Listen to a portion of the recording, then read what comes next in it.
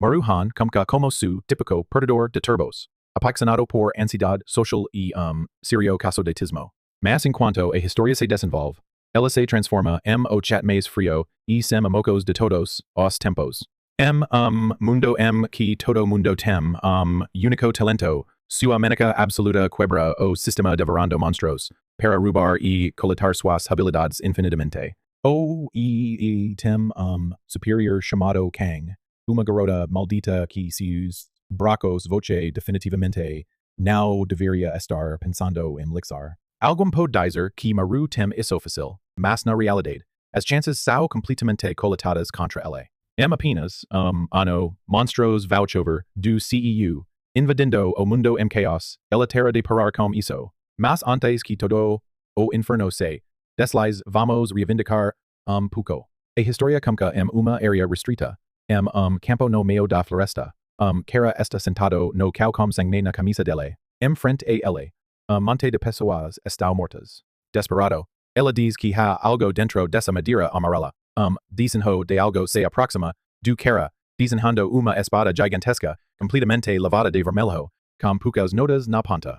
O garoto pede ajuda, mas naquele momento, uma criatura estranha saiu das florestas e pegou su pe. O cara foi atrapalhado na fumaca, deixando caminho atrás. Algum tempo depois, su corpo foi encontrado morto. Grupo de amigos olhou para ele, comentando que ele não deveria estar andando por AI. Dos alunos comenta que agora eles terão de marcar isso como uma casualidade. Enquanto o cara com cabelo negro diz que, jogando as imagens, eles terão de começar a trabalhar antes que chegue tarde. E AI que o bonito escuta o som de água ao su lado, os tres viram ao redor, ala comca a mover, com a mão na sua porta, ila pula, fio e faz, corte na mão. O fio se torna lavado e então su sangue paris interagir com a espada, começando a flutuar em su braco. Uma das gavetas aponta para a fumaca e diz que ela está vindo. A garota leva passo para frente e responde que ela irá lidar com isso. Aquele pequeno fio paris ter absorvido su braco inteiro e agora, se tornou uma espada enorme. No su pescoço, mostra que ela é parte da forca de trabalho de fumaca negra. A cena então muda para lugar completamente diferente. Predio, uma entrevista de trabalho para serviço público na cidade de Seul está acontecendo. Monte de pessoas estão na sala de espera enquanto os números são chamados. No banheiro, algum diz que eles se sentem como se estivessem a morrer. Ela não quer entrar, ele só quer ir para casa. Su coração está a explodir. Com a mão na perna, o coração acelera. Ele diz que isso é impossível. Ele vai ao banheiro, espalha água no rosto e tenta se acalmar, repetindo a si mesmo, que sim, ela pode fazer isso. Ela só precisa tomar mais algumas drogas, e mesmo que haja muitas, pelo menos elas funcionam. De repente, ele olha para o lado e pequeno pássaro cai em uma árvore. O pequeno animal olha para ele, o cara olha de volta contentamente. Após segundo de silêncio, o animal abre ombro grande, perguntando o que ele está olhando para ele dizendo que ele está envergonhado. No entanto, o cara não está agitado, apenas comentando que ataque de pânico realmente são desastre. Enquanto isso, no caminho para a sala de entrevista, o relatório da notícia mostra quatro caras que estavam acampando fora perder uma província. Nosso protagonista continua caminhando, dizendo a si mesmo que ele pode fazer isso. Su nome Maruhan. Ela tem 29 anos e a pessoa mais mídia possível. Ele é apenas estudante comum de uma escola regular que graduou de uma universidade mediocre e está lutando para encontrar trabalho cara afeta a sua mãe. Estou assustado. E eu não sei o que é maior, o coração dela o jolo dela. Este e o quinto ano que nosso cara está tentando se tornar servo público e apenas agora que ele tapa de entrevista. Nesse momento, uma mulher entra na sala e chama o nome dele. Ele imediatamente se levanta emocionado, dizendo que ele está aqui. Enquanto repetindo para si mesmo que este o momento, ele definitivamente vai conseguir. O cara camina lentamente, dizendo a si mesmo que vai ser fácil, e que ele se enfrenta como grande chefe atrás do computador. Olhando para ele, o cara se afasta e o entrevistador pergunta por que ele quer se tornar servo civil. Ele se afasta, gritando qui quer dar de volta para a comunidade e ajudar a sociedade. Sim, e isso.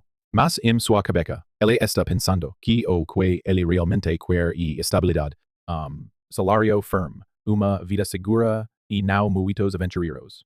Então o entrevistador pergunta o que ele faria se superior tivesse feito algo errado. Maru responde que, honestamente, ele iria apontar o que a pessoa fez, errado e tentar encontrar uma solução, mas ficaria flexível e positivo. Ele sabe que se ele disser que não faria nada, esses caras não iriam aproveitá-lo. Então, ele está apenas mentindo como se ele realmente fosse envolvido em negócios de outras pessoas.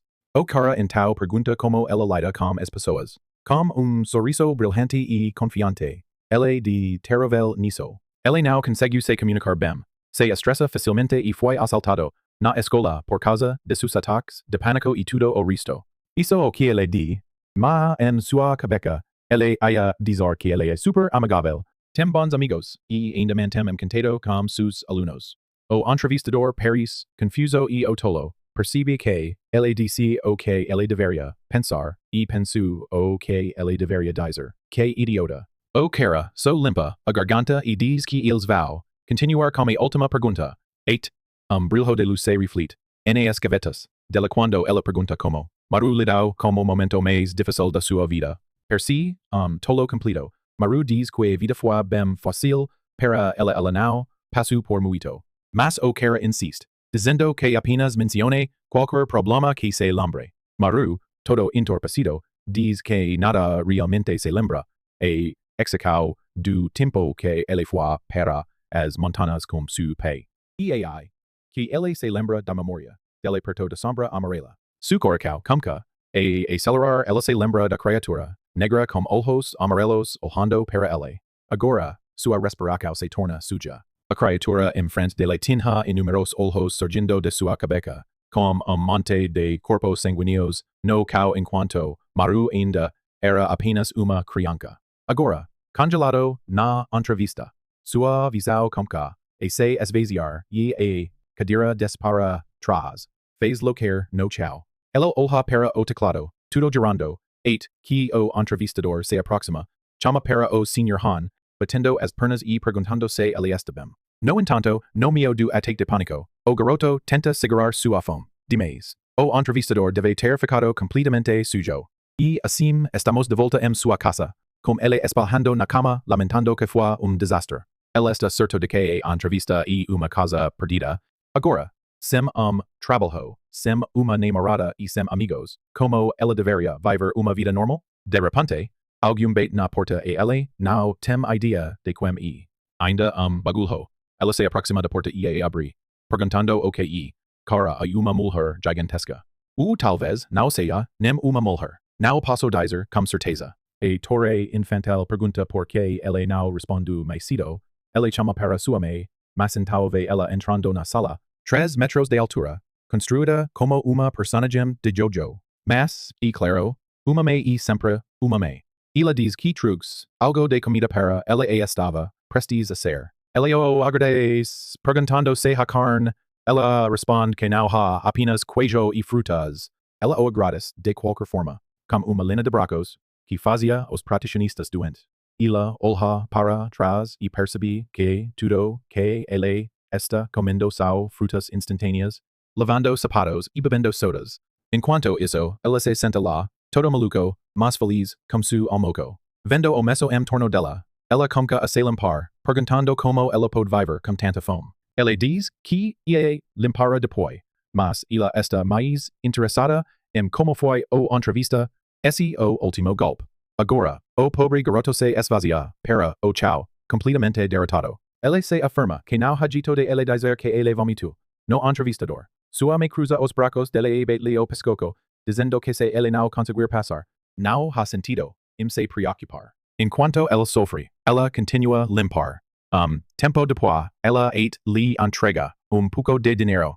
Ela se movimenta por sua amizade, mas refusa, dizendo que ele é adulto agora e precisa trabalhar. Mas, cara, ela apenas estreia o breco massivo dele, ativando todos os músculos, Ele imediatamente acita. Ila esvazia su braco, gigante e comentava, que se ele falhasso, entrevista. Então o malvado deve ter sido certo. Ila então lhe diz que ele tem que visitar a Montana. Por momento, ela parece assustado, mas no próximo, já estábamos lá. O sol está brilhando e o cara está vestindo uma camisa e calcas. Agora, isso verdadeiro otaku. Enquanto ele se pergunta a quantos anos tem passado, ele percebe que nunca imaginou que ele estaria aqui de volta, frente a Montana, onde tudo aconteceu. Mas AI ele se lembra que sua me falou com excelente malvado, consultando por que ela não conseguiu trabalho. A resposta do malvado foi que não foi por causa de seus ataques de pânico ou ADHD. Foi porque seu pai, que morreu há 20 anos e desapareceu misteriosamente, deixou uma barreira sua alma que precisava ser limpada. Et que ele fez isso, ele não seria capaz de se mover para a frente na vida. Para se tornar servo público, ele tinha que fazer uma oferta na Montana para apaixonar a alma de seu pai. Mas depois de andar tanto, ele não tem ideia de quando ele finalmente chegará a sua destinação. Et que, depois de tempo, ele se senta frente uma porta e diz, isso é tudo. Ele abriu e pausou por segundo, olhando para o lado. Nesse momento, ele percebe ver uma versão idêntica dele mesmo, dada a sua transparência, e o aco que uma alma uma memória. O garoto pula para a entrada da casa e começa a abrir a porta.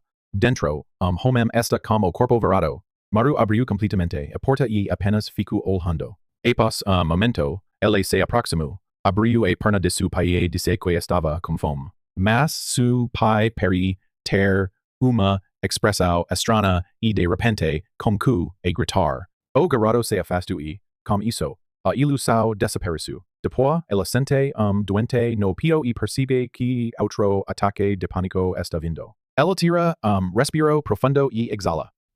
Pouco mais calmo agora, ela chega no seu saco, pula o líquido e o põe uma execara. Ele o joga torno da casa, dizendo ao seu pai que espera que ele esteja se divertindo onde quer. Ela explica que ele só veio por sua meio pedindo para seu pai descansar em paz.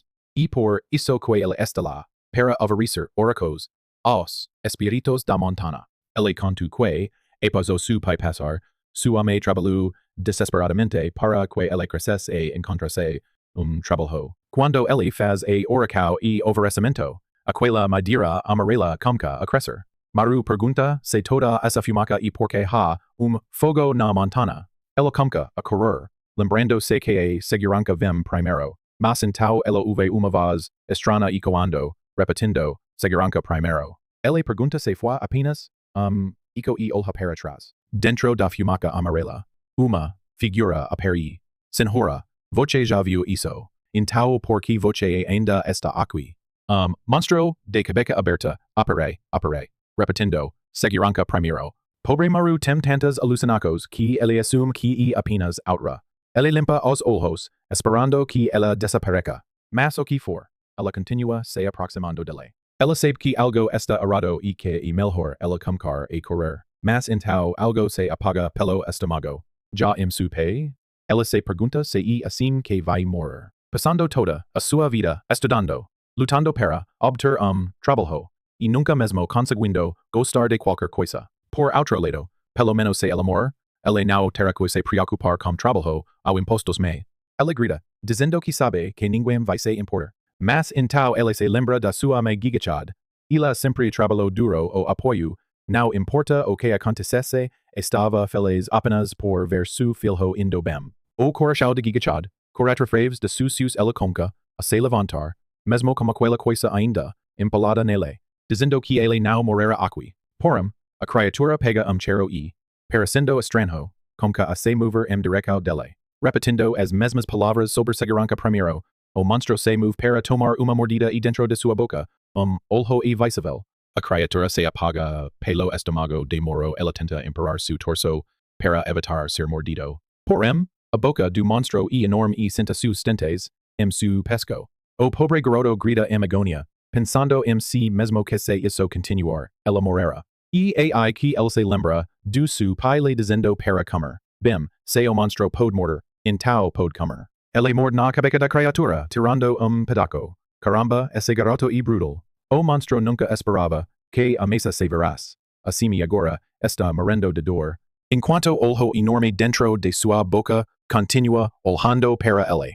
De dentro de sua iris, uma energia escura se espala, sendo da cabeca. A mente demoro e sudamente inundada, com visos de inúmeros corpos siendo atirados por esas criaturas. Uma especie de carnívoro onde os monstros matam, do outro, olhando sobre tudo isso, estranho olho verde, observando o campo de batalha de cima. Moro tenta comprender o que ele está vendo. Quem está falando com ele e se ele pode já estar morto. Sua boca está cheia de gosto metálico, ele se pergunta. Se esse é o gosto de morte, que algum chama su nome. Mas uma vez, ele se pergunta quem pode ser essa vez. Devagar ele abre os olhos e guia a esquerda pergunta o que ele está fazendo em uma área restrita, com a boca ainda sangrando. Moro está confuso e rapidamente se levanta choque. Ele imediatamente olha volta, perguntando onde aquele monstro foi, ou a criatura, que surgiu da madeira amarela. O cara, na camiseta hawaiana, quer saber o que Moro viu, e o que ele di. Moro explica que, misto amarelo apareceu ao seu lado. Ele foi atacado por monstro e agora ele so acordou. Ele estava certo de que iria morrer, porque su estômago tinha sido apertado. As pessoas que o encontraram intercambiaram olhos e sinalizavam, com o outro. O cara na camiseta hawaiana comenta que quando o alarme saiu sobre demonio, ele pensou que era uma alerta falsa, mas aparentemente não foi. Além disso, parece que esse garoto o matou. A garota responde que impossível. Claro, voce pode ganhar o poder de demonio através da sua sangue, mas voce não pode imediatamente usar suas habilidades. O cara olha para Moro, chama su nome e pergunta se ele sabe o que aconteceu ontem. Estando lá na camiseta quebrada, como tipo de desafiador de moda, Moro se pergunta o que ele quer dizer com ontem. Depois ele olha para o celular e quase pula. Ele está inconsciente por dia inteiro.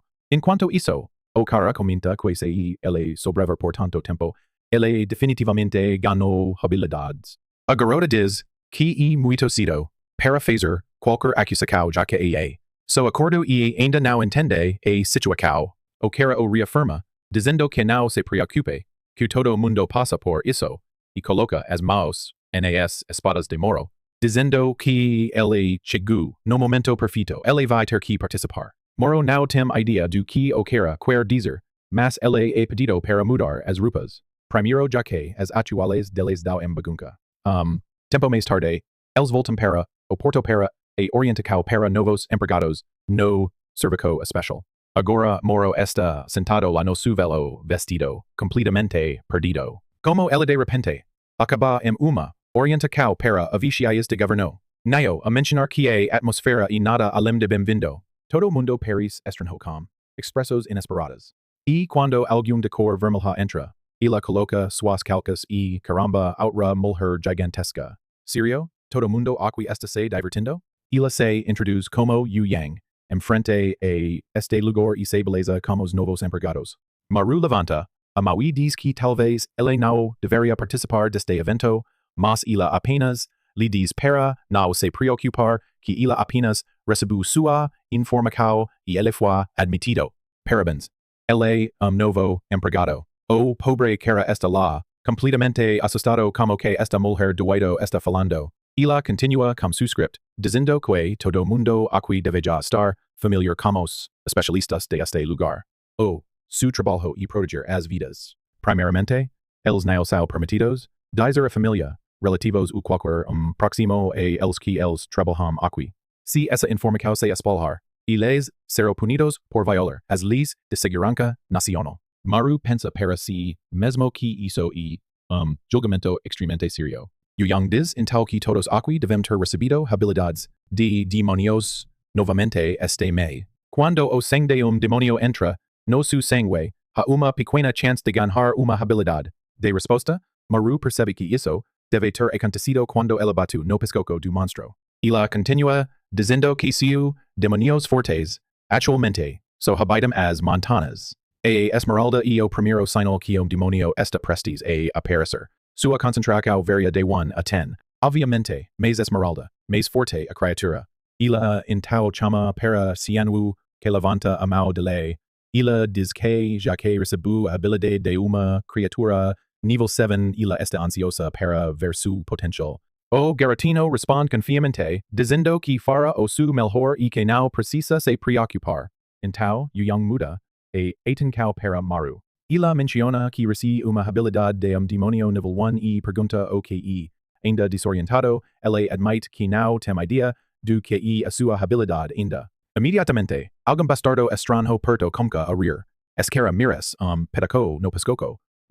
Talvez não. Algo me diz que seria peculiar. Melhor, de XO pular. Maru se sente irritada, mas decide ignorá-lo. Depois de tudo, sua prioridade é ser, desse lugar, o mais cedo possível. De repente, alarm alto brilha na sala. O yang diz que o momento perfeito. Este o aviso que demonio apareceu. No próximo momento, eles estão subindo a montana. Ela anuncia que hora do teste prático. A oportunidade perfeita para testar suas habilidades novas. Claro, o que pergunta por que diabos.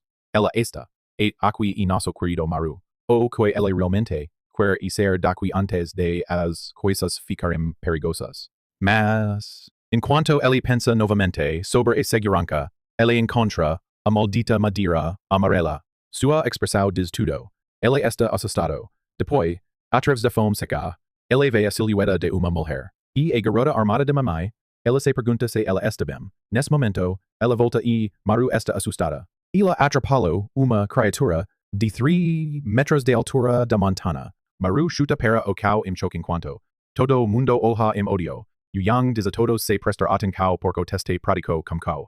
A criatura em frente deles parece forte, mas apenas demonio de um nível, o mais fraco que há. O capitão Kang já tinha penado contra a perde. Então ninguém precisava se preocupar. Kang, no entanto, estava mais interessado no garoto com o rosto estragado. Aquele que de alguma forma matou demonio sozinho ontem. Ela estava curiosa sobre o potencial de alguém que ganhou poderes. No momento exato em que enfrentaram uma criatura, pois isso foi extremamente raro. O yang, por outro lado, estava animada. Ela ordenou a todos como queiram a usar suas habilidades, mas nosso garoto estava apenas parado lá no frio, olhando para aquela criatura massiva, pensando que essa mulher tinha perdido a mente. Como ela deveria lutar com algo assim? Ataque de pânico surgiu de trás, su pesco se acertou e respiraco ficou difícil. Olho. Ele se encontrou em cima de rio vermelho. Uma criatura, com lombos negros, se aproximou. Parecia ser uma espécie de híbrido de mulher e cachorro, coberto de cabelo estragado, assustador como o inferno. Ela estava apenas parado lá, sofrendo quietamente, quando o monstro quase colocou sua mão na cabeça dele. A criatura percebeu sua escada inteira, mudou para o lado e le disse para comer. Então os bastardos tiveram uma situação de Naruto Kyuubi acontecendo na cabeça dele, mas no exterior, ela estava dando uma sensação de Tokyo Ghoul serio, porque enquanto todo mundo estava tenso, ela estava, praticamente, brincando dizendo que queria comer. E now, pequeno brincamento, now, isso era uma saliva ilustrada de alta qualidade. Alguém tocou su ombro, estragando-o. Era Xianwu, perguntando se ele estava rindo por medo. Honestamente como nunca, Maru respondeu que não. Ele estava apenas assustado. Cara, eu já quero bater essa merda de Xianwu por pensar que Maru é patético por estar com fome em momento como esse. Agora que eu sei que nosso garoto e Tokyo Ghoul, talvez ele realmente, miraca pético. Maru se acalmou, perguntando o que diabos foi e por que ele estava tão com fome. No topo da montana, o yang chamou a atenção de todos, para que pudesse usar suas habilidades. Ela precisava explicar as básicas. Ela clarificou que a existência do fogo amarelo foi graças aos demonios. Obviamente, quanto mais forte o demonio, mais fogo ela produziu. Ela depois tirou fio e disse que não era tudo. Fazendo pequeno corte em sua mão, ela explicou que aqueles que receberam poderes de demonios também tinham quando dentro do fogo. No entanto, uma ferida mortal ainda ia matá-los, então eles precisavam ser cuidadosos. Adicionalmente, o poder deles foi somente ativado dentro do fogo enquanto lutavam contra criaturas. Fora disso, eles irão nada mais do que pessoas comuns. Sun Wu, o homes humilde na Coreia, afasto-se e pergunto quanto tempo ela iria continuar a falar. A parte mais importante deveria ter sido mencionada primeiro, como ativar o poder. Ela depois disse que iria dar uma tentativa. Pegando su próprio líquido, sang como que a flor e o fogo amarelo se movia para ele. O segredo era deixar o fogo entrar, no sang dele.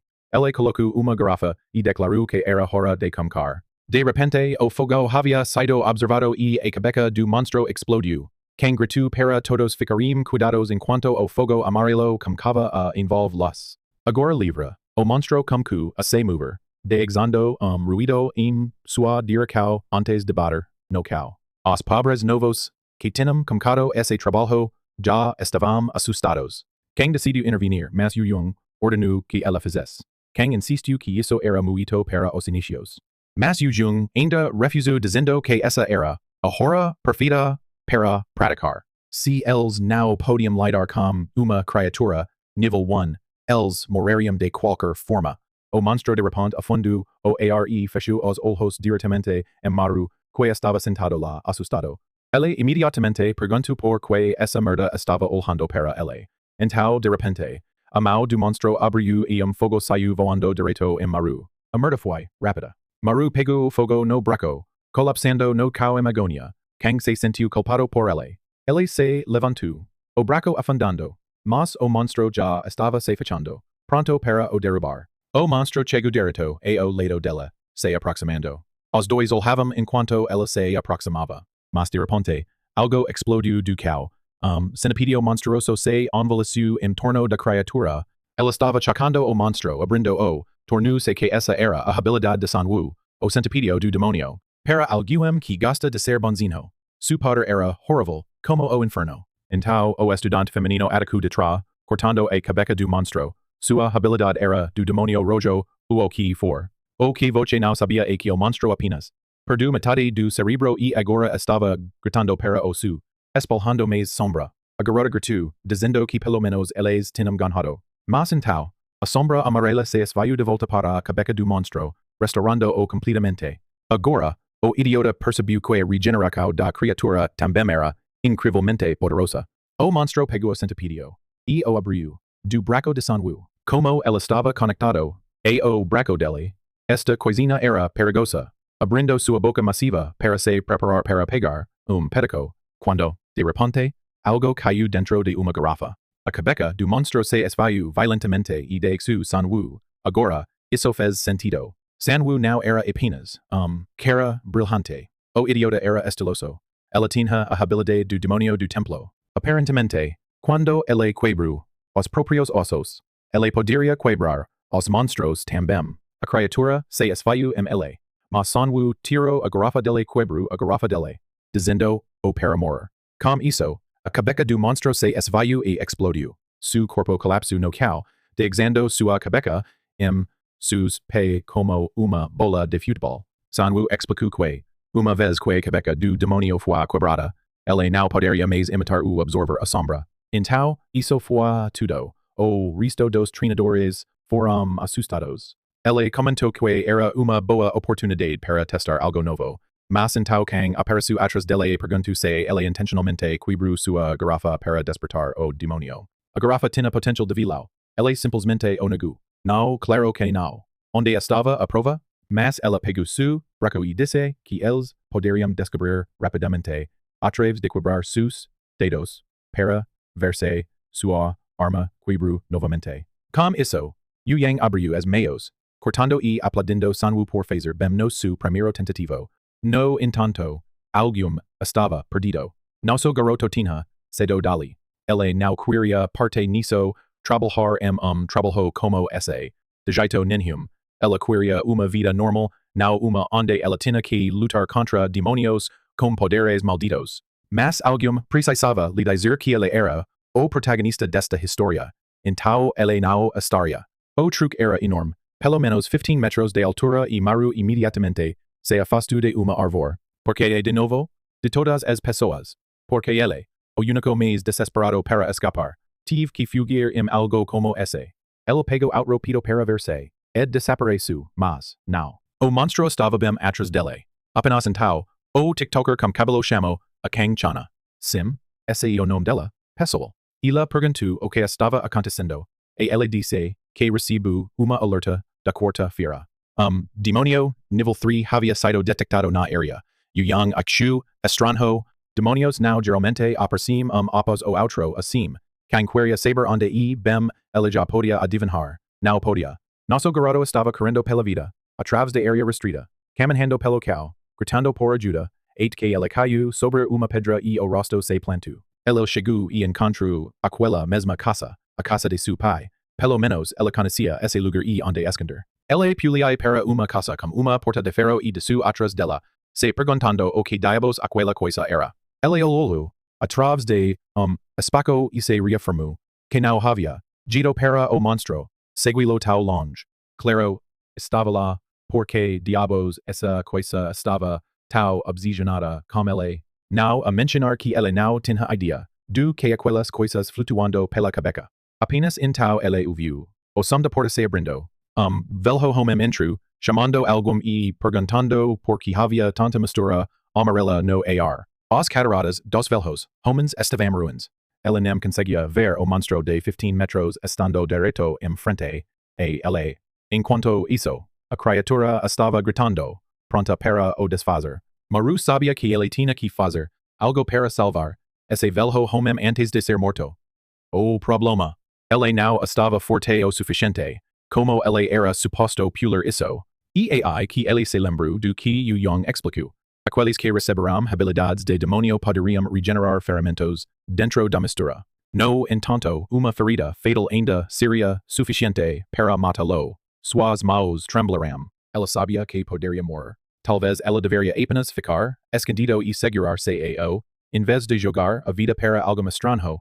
O velho homem se afastou para a distância, perguntando se era a meio de Changsik.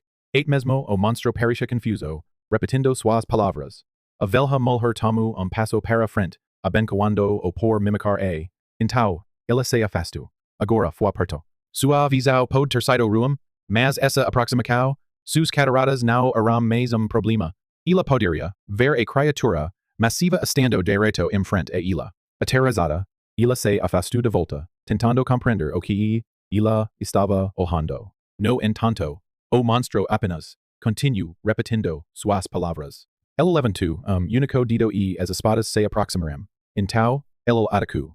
O sangue se espalhou. E não foi por milhão de dólares que Maru se afastou de frente e tomou o golpe. Com certeza, enquanto a velha mulher abriu seus olhos lentamente, ela encontrou o garoto sangrando em seu braço. Ela perguntou se ela estava bem. Ela respondeu sim, mas ele se afastou de ela, perdendo braço e se afastou de todo lugar. Cara, esse garoto sofre. Tentando ficar consciente, ele disse velha mulher para correr, perguntando-se por que ele tinha sido envenenado com uma habilidade nível 1. Su poder era tão inútil quanto os resumos que enviou para as empresas. No fim, ele ia morrer e ele não seria capaz de salvar a velha mulher. Tudo que ele queria era para algo mais forte aparecer e salva-lo por uma vez.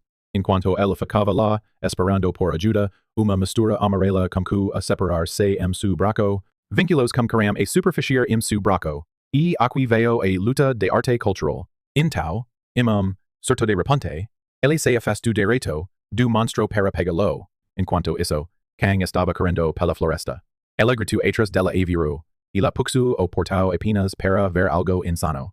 Maru estava festejando no braço do monstro, assustada.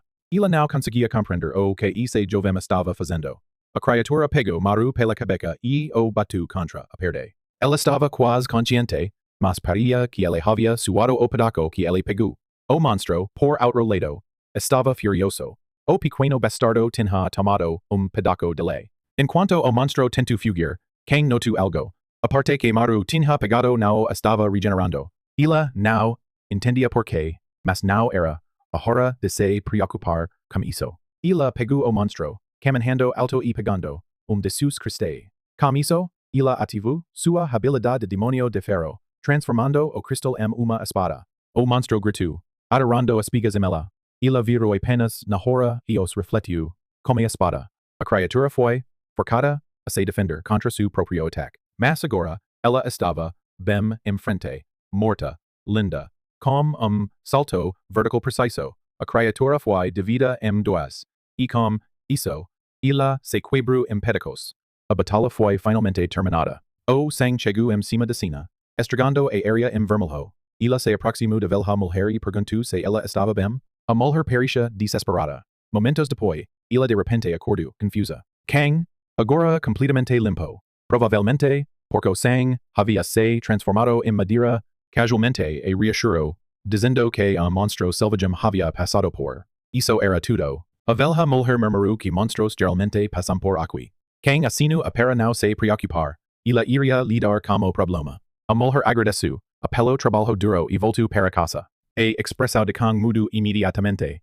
Ela se transformou em maru, determinada para descobrir o que esse garoto era. Ela nunca ouviu de algum com uma habilidade nível 1 regenerando, braco inteiro de lugar nenhum. Na teoria, sua habilidade deveria ter sido fraca. Cutto nosso garoto gritando frustrado. Ela apenas recebeu uma mensagem dizendo que iria começar trabalho amanhã. Mas depois de lembrar que o monstro espalhou que quase o matou, ela não tinha interesse em aparecer para aquele trabalho. Maru colapsou em sua cama, murmurando que não havia jeito de ela ir para aquele trabalho. Mas do outro lado, ela realmente precisava de trabalho. Desperado por trabalho ou não, ela estava muito cansado de pensar, então ela decidiu dormir. No entanto, se houve uma coisa que esse garoto nunca conseguiu, era momento de paz. Como sempre, ela estava sonhando, como aquela guerra onde os monstros vermelhos derramaram e assassinaram do outro. Uma voz chamou, dizendo para ela voltar. De repente, ela acordou com suor frio cantando olhando para as maios, incapaz de fazer sentido do que ela tinha apenas experimentado. A manhwa já tinha chegado. Ela olhou para fora, apenas para ver que toda a montanha estava em fogo. Em meio a os árvores que estavam queimando e os puxos, uma criatura feita de fogueiras estava caminhando, colocando tudo em fogo. Depois, uma garota suja apareceu, jogando água nela. Para ser honesto, esses pequenos puxos não iam fazer muito. Mas ela não estava sozinha. Outra pessoa chegou e lançou ataque de gelo. A perna do monstro se queimou, tornando-o popsicle de tamanho exagerado. A garota chamou o líder, notando o quão estranho era. Criaturas como essa não deveriam aparecer à noite. Mas o cara lhe disse para não se preocupar com isso ainda. Primeiramente, eles tinham que parar o fogo de espalhar. O monstro estava começando a derramar o gelo. Ele tirou duas espadas, dizendo que iria cuidar disso. Ele chamou para a criatura, mas logo naquele momento, algo surgiu da sua cabeça. Olho sinistro enviou, comando, traga aquela pessoa. De repente, o monstro se libertou. O capitão e a criatura se fecharam, para o outro, preparado para derramar, o outro, pronto para derramar. Pelo menos, o cara conseguiu bloquear, mas então, ela foi enviado voando em árvore, caindo forte contra ela. Ela foi recado. A garota suja chamou o líder, pânico, mas a criatura se afundou e formou uma caldeira no seu rosto. Lava começou a espalhar e o capitão percebeu que o monstro estava se tornando maior e mais forte. Enquanto isso, na quarta-feira em sul, os monitores estavam flutuando vermelho, apontando alertas de emergência. Young pediu relatório de estado. Com todos esses sinais de alerta, era óbvio que as coisas estavam indo rápido ao sol. Membro do equipe reportou que montanas estavam sob ataque simultaneamente. A forma como essas criaturas estavam aparecendo tinha sudamente mudado. Isso só começou a acontecer esta semana, mas ninguém sabia por quê. Membro do equipe interrompeu, dizendo que eles estavam recebendo chamado urgente de Busan. Young respondeu, perguntando qual era o problema. E foi imediatamente convidada como Hey Big Sis. O chamada era Ba Myung-sik, diretor da divisão de Busan. Ela queria saber quando ela estava planejando visitar sua cidade. Ela gritou, o convidou, ela disse para chegar ao ponto. E aí que explicou o que estava acontecendo. Havia portal aberto por 3 dias. Young estava impressionado. Como isso era possível? Os alcançadores só continuavam saindo. O time comando de área estava cansado, lutando sem parar, sem fim em vista. Young perguntou por que o portal não estava fechando, e eles identificaram a causa. Myung-sik diz que o monstro com o qual eles estavam lidando so continuava repetindo a mesma coisa de novo e de novo. Ele, 8 enviaram uma garota, com habilidades de interpretador, para descobrir o mensagem do monstro. Traga aquela pessoa. Enquanto a criatura continuava vagando, Yong perguntou quem era exatamente essa pessoa. Myung Sik admitiu que era o problema. Eles não tinham ideia. Ela não sabia quem era, mas quem for precisava aparecer rápido. Yong então fez chamado para alguém no helicóptero. O cara pegou, perguntando o que era o problema. Ela rapidamente explicou a situação na montana. Sem hesitação, o cara passou para a ponta do helicóptero e simplesmente disse: "Eu estou indo." Ele disse que ele iria chamar de volta uma vez que ele tinha lidado com as coisas. E, com isso, ele saiu, flutuando pelo ar como uma estrela de tiro. No caminho, ele passou por uma onda de misto amarelo. Esse cara não tinha medo. Então, de repente, ela ativou a inversão espacial, suspirando, se no ar. Ela caiu graciosamente, no topo da porta. As pessoas abaixo estavam chocadas. Quem e esse monstro que acabou de entrar e saiu de lugar nenhum? Uma das mulheres gritou para ela descer. Era perigoso. Enquanto isso, o demônio amarelo gritou, aparentemente satisfeito pela sua chegada. Ela se afastou da mulher, procurando uma batida quebrada. Ela quase conseguiu escapar. O problema foi que agora o monstro estava bem acima dela. Ela não tinha jeito de escapar. Mas então o novato chegou e o ar fininho abriu sua espécie espacial e derrubou a coluna espacial do monstro. A criatura se afastou. Ela casualmente parabéns a todos por su trabalho duro, dizendo que eles poderiam descansar agora. De aqui em diante, ela iria lidar com as coisas. O capitão estava emocionado com a garota que queria saber quem era esse cara. O capitão explicou. Este era o primeiro especialista de habilidades. O fundador da forca de trino. O cara se afastou, colocou uma mão no cau e disse vamos acabar com isso. Ele era o mais forte especialista de habilidades. Diretor John Mildo. Linhas vermelhas se espalharam pelo cau, se aproximando da sombra. Elas cresceram mais altas, et que elas caíram em cima da lua. De longe, todas as pessoas as viram, se perguntando o que diabos aquela coisa era. O cara com óculos admitiu que nunca havia visto isso em pessoa antes. Mas, em teoria, essa era a habilidade mais poderosa de espacial na existência. John estava desenhando caminho direto para a sombra vermelha. Enquanto isso, de volta na montana que estava queimando, o monstro de magma havia crescido ainda maior, e a equipe de água de gelo não conseguia aguentar mais. A garota havia colapsado. O cara chamou para que ela se levantasse, ou ambos iam morrer. O monstro de gelo se encarregou de novo.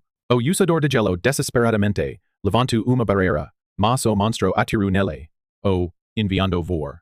Ela continuou atacando, batendo em ela repetidamente, et que o escudo se quebrou. Ele se quebrou no chão respirando. Ele sabia que era isso. Era assim que ele a morrer. Mas então, uma barreira apareceu atrás do monstro. John atirou na cabeça do monstro através dela, atirando toda a coisa para o lado. E exploso enviou corvo se espalhando pelo sul. John declarou que era hora de se cuidar desse monstro. Não apenas esse, mas todos eles. Ele ativou cada uma ideia de barreira. Através da província de Gangwon, garoto estava sendo atrapalhado por monstro. A criatura falou algo em uma língua estranha. Então, batu o no pieto. Mas naquele momento, uma barreira se abriu atrás dele e o monstro foi atirado dentro. Através de todas as montanas sabatek, a mesma coisa como a acontecer. Os monstros estavam sendo puxados para o mesmo lugar. Por lado, isso era bom. Agora todos eles estavam concentrados. Por outro lado, isso era extremamente perigoso. Dos membros do equipe notou que os sinais perigosos estavam desaparecendo. E o diretor calmamente disse que isso apenas significava que ele tinha chegado com segurança. A boa notícia, o plano de John funcionou. E agora todos os monstros estavam em lugar. A má notícia, o plano de John funcionou e agora todos os monstros estavam em lugar. Mas John estava emocionado. Agora era a hora de começar. Os demônios gritaram e adoravam em direção dele. Mas et ao seu redor, ele simplesmente apontou para e abriu uma barragem espacial. Depois, como a graca de bailarino, El executu giro de Michael Jackson, cortando todas as diarcos ao mesmo tempo. As quebecas do demonio voram para oar, enquanto o resto do equipe assistiu desconfiança. Ele nunca tinham visto algum tal poderoso antes. John então aproximou a criatura de magma e chamou para o tradutor. Ele lhe disse que iria lidar com isso.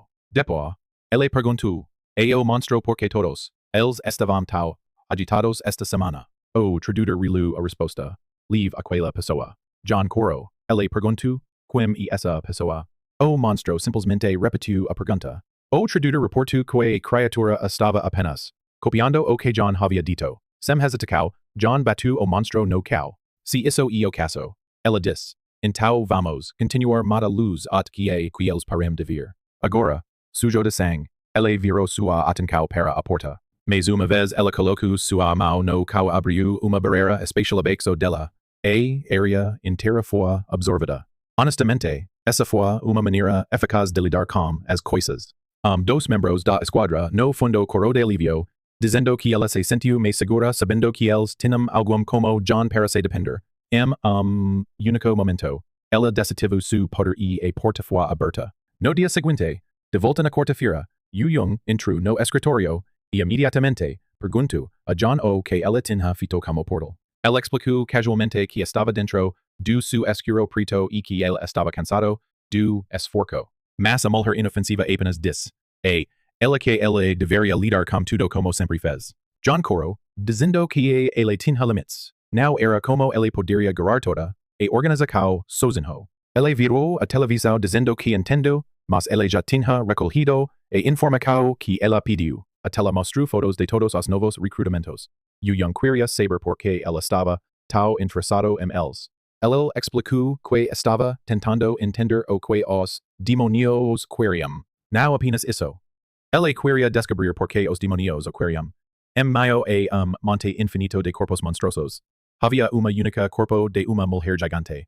A mesma Renai estava assistindo, ainda repetindo sua mensagem livre-lo. Enquanto isso, no primeiro dia do Maru no trabalho, Maru chegou ao trabalho. Sua mãe tinha curado quando ela descobriu que ele tinha trabalho de governo. Ela não pôde lidar detalhes, mas ela estava tão feliz que simplesmente podia refusar. No momento em que ela chegou, ela foi imediatamente convidado por cara de camisa hawaiana que perguntou por que ele voltou. O cara se desculpou dizendo que ela não queria covarde no seu time. Maru só sentiu o cheiro de álcool. O verdadeiro chefe o convidou a Xian Wu, ainda fumando. Imediatamente disse que ele não queria estar aqui. Ele queria ser transferido para a cidade principal, mas o líder apenas corou dizendo que ele não tinha ideia de por que nível 7 tinha sido enviado para este lugar também. Claramente, havia algum tipo de problema com ele. De qualquer forma, os dois foram bem-vindos ao time de Gangwa. Maru perguntou exatamente o que ele estaria fazendo aqui quando não havia demonios para cacar. Assim que o líder abriu a porta, Maru viu todo mundo na oficina matando zumbis e dissectando criaturas. Mas então, a realidade chegou. Era apenas uma oficina como qualquer outra. O cara com a camisa hawaiana se apresentou como Go Diopman, o líder do time. A garota com óculos era Yun Hwan, que tinha 7 anos de experiência. O cara de planta que também tinha estado aqui por 7 anos era Kim Yebak, e o TikToker. Nos já o conhecíamos, Yoshiak. Ela tinha 1 ano de experiência. Go Diopman lhe disse para se juntar e sentar onde quer. Maru, sujando, encontrou chau. Ele perguntou se todos tinham sido tão estressados no primeiro dia. Nervoso, ela convidou seus novos co-trabalhadores, tentando dar uma boa impressão. Mas então, Shang Wu, sentado diretamente atrás dele, brilhou e lhe disse para parar de olhar para ele. Pobre Maru foi machucado. Shang Wu, entretanto, estava envergonhado de ter sido enviado a este lugar isolado. Então Maru voltou sua atenção para Yoshiak, que estava ocupado brincando com marcas de desenho online. Ela perguntou o que exatamente era o seu trabalho. Yoshiak casualmente apontou explicando que eles eram uma unidade especial que lidava com o vermelho fogo. Havia 13 divisos espalhadas por toda a sol e aqueles que estavam no nível 7 eram assinados para missões especiais. Quanto a ilha, era principalmente para pessoas incompetentes, ou para aqueles que eram apenas estranhos. Maru imediatamente se relacionou e explicou por que ele estava aqui. Mas ainda assim, algo sobre este lugar se sentiu. Momento, ambos se vieram as cabecas. E caramba, aquela garota treino duro. Maru, se sentindo esquisito, se afastou. Mas ela olhou bem para ele. Juan lhe disse que ela deveria ir em casa após su descanso na estação. Mas ela só se sentou dizendo que não tinha razão para ir em casa de qualquer forma. Kang Chana assistiu tudo e só se afastar, quietamente observando o fato de que Maru tinha acabado aqui. Algo estranho tinha acontecido. Ela havia acordado sem lembrança do dia anterior. Enquanto isso, Maru estava chocada de saber que ela estaria recebendo pagamento. O salário era bom, mas o fato de que existia de exo muito claro que sua vida estava constantemente em perigo. Depois, Yosuke mencionou que era 5 vezes o salário normal. A expressão de Maru mudou completamente. Isso era, monte de dinheiro. Yosuke envergonado lhe disse para de incomodá-lo. Ela estava ocupado. Maru, entretanto, estava apenas se perguntando o que diabos ela deveria fazer neste lugar. O tempo passou. Ela estava se acostumando com coisas. Você nunca imagina que ele chegou a trabalho tão fácil que pagou tanto. Depois, Godepman se afastou anunciando que o dia de trabalho estava terminado. Ele se aproximou dos dois nubes, perguntando se eles tinham qualquer dificuldade ou perguntas. Xiaomu simplesmente disse não.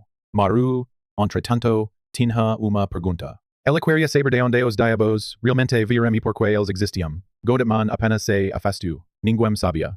Xiaomu adicionou que a maioria das pessoas acreditava que vieram de cima. Maru percebeu que ninguém sabia de onde essas criaturas vieram, mas ninguém parecia se importar. A humanidade estava perdida. Foi frustrante. Mas, de alguma forma, essas pessoas estavam fazendo seus trabalhos, não importa quantas coisas bizarras foram. De volta, a quarta-feira. Yu Yang dirigiu o elevador para baixo. Ela encontrou Zhang estando em frente de uma capsa cinza. Ele perguntou o que ela pensou. Ela olhou para alguns relatórios comentando que as aparências do monstro parecem ter estabilizado. Zhang, no entanto, continuou olhando para o misto amarelo flutuante, perguntando quando caiu essa surpresa de criaturas. Yu Yang sugeriu que talvez eles estavam se aproximando da verdade. Zhang não estava tão certo. Ele estava olhando para anjo caído, preso e suspendido de lado com cabelo branco e murmurou que ele não estava convencido. Zhang queria que todos os líderes ficassem alertados, por enquanto, se o resto da organização descobrissem esses detalhes. Isso causaria caos absoluto. A cena então mudou para Maru, que estava perguntando sobre o que eles estavam falando. Os outros estavam cozinhando barbecue casualmente explicando que foi exatamente por isso que eles tiveram que celebrar o máximo possível. Yu Yang mencionou que por causa dessa profecia, eles tentarão apreciar a vida todos os dias. Confuso, Maru pediu para eles realmente explicar o que estava acontecendo. Hu Daping finalmente respondeu. Havia uma profecia que, ano, os demonios começaram a chover do sul. Inúteis porque se abriram em todo o mundo, e a terra seria queimada de sangue. Maru imediatamente pensou que isso parecia incrivelmente assustador. Hu Daping lhe disse para manter essa informação secreta. Era segredo muito classificado. Enquanto isso, Yu Yang encorajou todos a beber que ele vomitassem. Yusuke queria ir para casa. E Kang Xiang avisou os de ser cuidadosos, já que eles tinham trabalho a manhwa. Aparentemente, a maior deficiência de Xiang Wu era o álcool. Ela já estava despertado e morreu. Maru, no entanto, continua dizendo a todos para parar de beber enquanto perguntava por que ninguém parecia ter medo dessa profecia do apocalipse. Uma luz brilhante se apagou em cima de uma montanha. Portal se abriu no sul, fumaça amarela começou a ser, inúmeras maios surgiram de dentro. No momento que o primeiro monstro com cabelos brilhantes começou a aparecer, todos os telefones brilharam com alerta de emergência. Yu Yang saiu, desapontado, reclamando que desastres de noite eram irritantes, porque ela só queria algum tempo para se relaxar. No entanto, Kang Xiang parou dizendo que ela estaria de volta em breve. Xiang Wu imediatamente disse que ele estava indo com ela, mas ela refusou, dizendo que ela queria levar Maru com ela. Maru não queria nada a ver com isso, ainda assim, ela estava pressionado em frente contra a janela do carro, se perguntando como ele acabou ficando nessa mesa. Kang então chamou seu nome, reassurando o que el neo precisaria se preocupar dao muito como proficia. Maru respondu que isso não era algo a ser tomado ligamente, mas ela desconfidentemente que ela estava certa de que as pessoas no topo já estavam fazendo as preparações necessárias. Ele pode não saber, mas inúmeras indivíduos poderosos trabalharam nessa organização. Agora, tudo o que eles tinham que focar era localizar os demônios e matá-los. Maru estava assustada, mas ela também estava absolutamente assustado como qual legal ela era. Ela então mencionou que ela queria ter tipo especial de habilidade e ela estava animada para ver o que ela poderia fazer. Maru estava emocionada pela primeira vez que alguém realmente esperava algo dele. Então, ela casualmente disse, e eu nunca vi alguém comer como você antes. Ela se perguntou se era algum tipo de habilidade de demônio glutinosa. Maru não tinha ideia do que ela estava falando. Ela explicou que literalmente parecia que ele tinha o poder para comer demônios. Ele odeia o som disso, mas então a cena foi cortada para monstro sendo empalado. Quem incrivelmente empalou o monstro e se tornou com ele. Você realmente vai me fazer dizer isso, coma. Assustada, ela explicou que sua habilidade parecia evitar regeneração, então ela queria vê-lo em Macau. Era hora de ele tomar uma mordida. Maru hesitou, empalhando o tentáculo do monstro. Nesse ponto, ele pensou que talvez ele também fizesse o seu trabalho. A criatura era assustadora, mas ele se disse para apenas pensar nela como comer octopus em restaurante. Ela se apoiou. Os dentes se apagaram, mas apenas se apagaram. Kango empalou, dizendo que realmente ele precisava apalhar como ela quis. Maru gritou, disse que entendeu e desesperadamente como que apalhar. No dia seguinte, de volta no escritório, Maru estava morrendo. Su corpo inteiro machucou. Haitian Wu imediatamente se apelou e disse que o viu que Maru apelou ontem. Que idiota. Maru nem se importou. Ele apenas perguntou a Haitian Wu o que exatamente ele esperava de ele. Xian Wu sofreu. Algum como ela nunca deveria ter sido enviado aqui. Eles deveriam assinar algum realmente útil. Ela deveria ser agradecido que o comandante Kang tinha o menor interesse em sua habilidade. Então ele saiu e chamou Maru de lixo inútil. Maru estava completamente cozido, mas, para ser justo, o cara tinha ponto. Ela precisava acordar e começar a tentar mais duro. Foi quando o alarme rangiu. Kang parou para chamar su nome. Mas Maru estava no banheiro. As mãos em su rosto tentando descobrir como ela iria se acostumar a comer monstros. Ela tinha uma habilidade.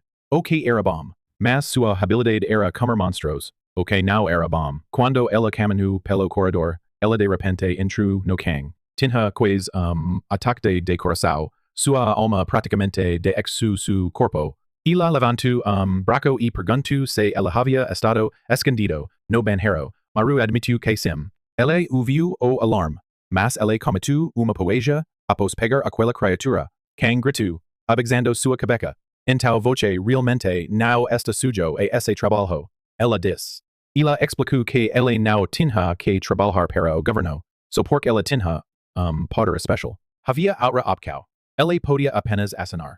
Contrato dizendo que ele não falaria sobre isso com ninguém. Então ele poderia viver sua vida, sob constante surveimento para o resto dos dias. Maru estava chocado. Ele pensou que a alternativa seria pouco mais fácil do que isso. Kang adicionou que isso era melhor do que morrer no campo de batalha. Pessoas com su nível de fortaleza geralmente não duram muito. Da forma como ele estava agindo. Ele poderia facilmente ser enviado em uma missão para salvar alguém e acabar de exando eles morreram por erro. Se ela realmente não podia fazer isso, ele precisava deixar o trabalho agora. Quem se aproximou e disse, nós não precisamos de pessoas que são inúteis. Droga, pobre Maru, ela foi assinado em todos os lugares que ela foi. Enquanto isso, na oficina, Kang pensou que Maru provavelmente havia desistido. Voce que esse foi o começo do seu arco de motivação, mas não. Ela estava sentado em uma ponte, realmente feliz por uma vez. Talvez ele realmente não tenha sido cortado por isso. Talvez viver sob surveillance. Fosse melhor do que morrer no campo de batalha. Pobre cara não tinha ideia que ele era o protagonista dessa história a escapar era impossible. No momento exato, o telefone toku, era a sua me. Ela se levantou, já pensando em como, ela não queria, continuar lutando contra monstros. Ela respondeu com, o que voce está fazendo? Ela disse que ela estava em uma viagem de caminhão para Inwang Mountain, Maru se afastou. Ela colocou uma mão sobre seu rosto e grunhou. Ela já tinha lhe dito para parar de subir montanhas. Mas então, a qualidade do telefone somente piorou. Sua mãe pausou, confusa, perguntando por que havia tanta madeira amarela no ar. Imediatamente, seu coração caiu. O telefone foi cortado. Oh, não. Agora o arco de motivação estava chegando. Inwang Mountain. A equipe de segurança. A equipe de segurança já estava à vista, preparando-se para lidar com demônio. Os guardas estavam congelados, inseridos em dúvida sobre o que fazer.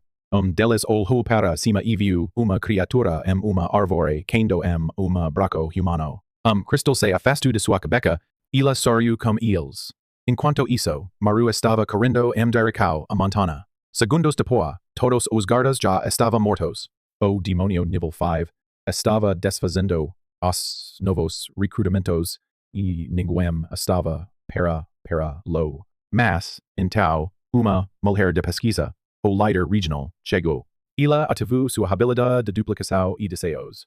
Sobreviventes, para chamar o apoio, enquanto ela apagou o monstro. Deles correu para usar a linha de terra, já que os telefones não funcionavam nesta área, e era a única opção. De volta a quarta-feira, Yu Yang recebeu o pedido de emergência e imediatamente começou a coordenar a resposta. Ela explicou que os civilianos estavam em perigo imediato. Se o demônio nível 5 chegasse a cidade, haveria massacre. Eles estavam correndo de tempo. Todo mundo precisava ir agora. Enquanto isso, Maru chega. Mas adivina quem já estava lá? Maru. Ele saiu de táxi, correndo com velocidade para a entrada. Ele chegou ao grupo de tour de piscina e olhou franticamente para sua mãe. Não ouvindo, ele pediu a uma das guias para o deixar. Sua mãe estava dentro. O guia refusou, dizendo que era muito perigoso. Havia animais selvagens no berro. Animais selvagens minacera. Maru sabia a verdade. Não eram anime, eram demônios. Enquanto os guardas estavam ocupados, segurando a entrada principal, ela já estava pulando uma montanha do outro lado. Era a pista mais rápida. Quando ele pulava, ele implorava que sua mãe estivesse segura. No meio de uma mistura, no meio da mistura amarela, alguém estava lutando como jolho apagado. Era a mãe de Giga Chad. Ela desceu casualmente, dis a mulher ferida para pular no seu rosto e o levo. Então ela pausou, percebendo algo se movendo no fogo. O que é isso? Ela imitou. Abraço para ela. Maru chegou, se preocupou. Sua mãe se tornou choque. Como diabos voce me encontrou? Ele explicou que tinha visto sua postagem em redes sociais. Ela queria perguntar sobre seu novo trabalho de governo, mas ela desculpou. Neo e importante agora. A outra mulher sorriu dizendo então esse é o filho que voce estava falando sobre? Estou tão feliz por voce. Trabalho de governo e grande negócio. A mãe de Maru afirmou sim. Agora, tudo o que tenho a fazer e encontrar uma esposa. Mas ela não é muito popular com garotas. Maru coro, podemos nos focar aqui, temos que ser, agora. Então, ele sentiu algo. O demônio estava certo em cima dele. Ele olhou feco o olhos com ele.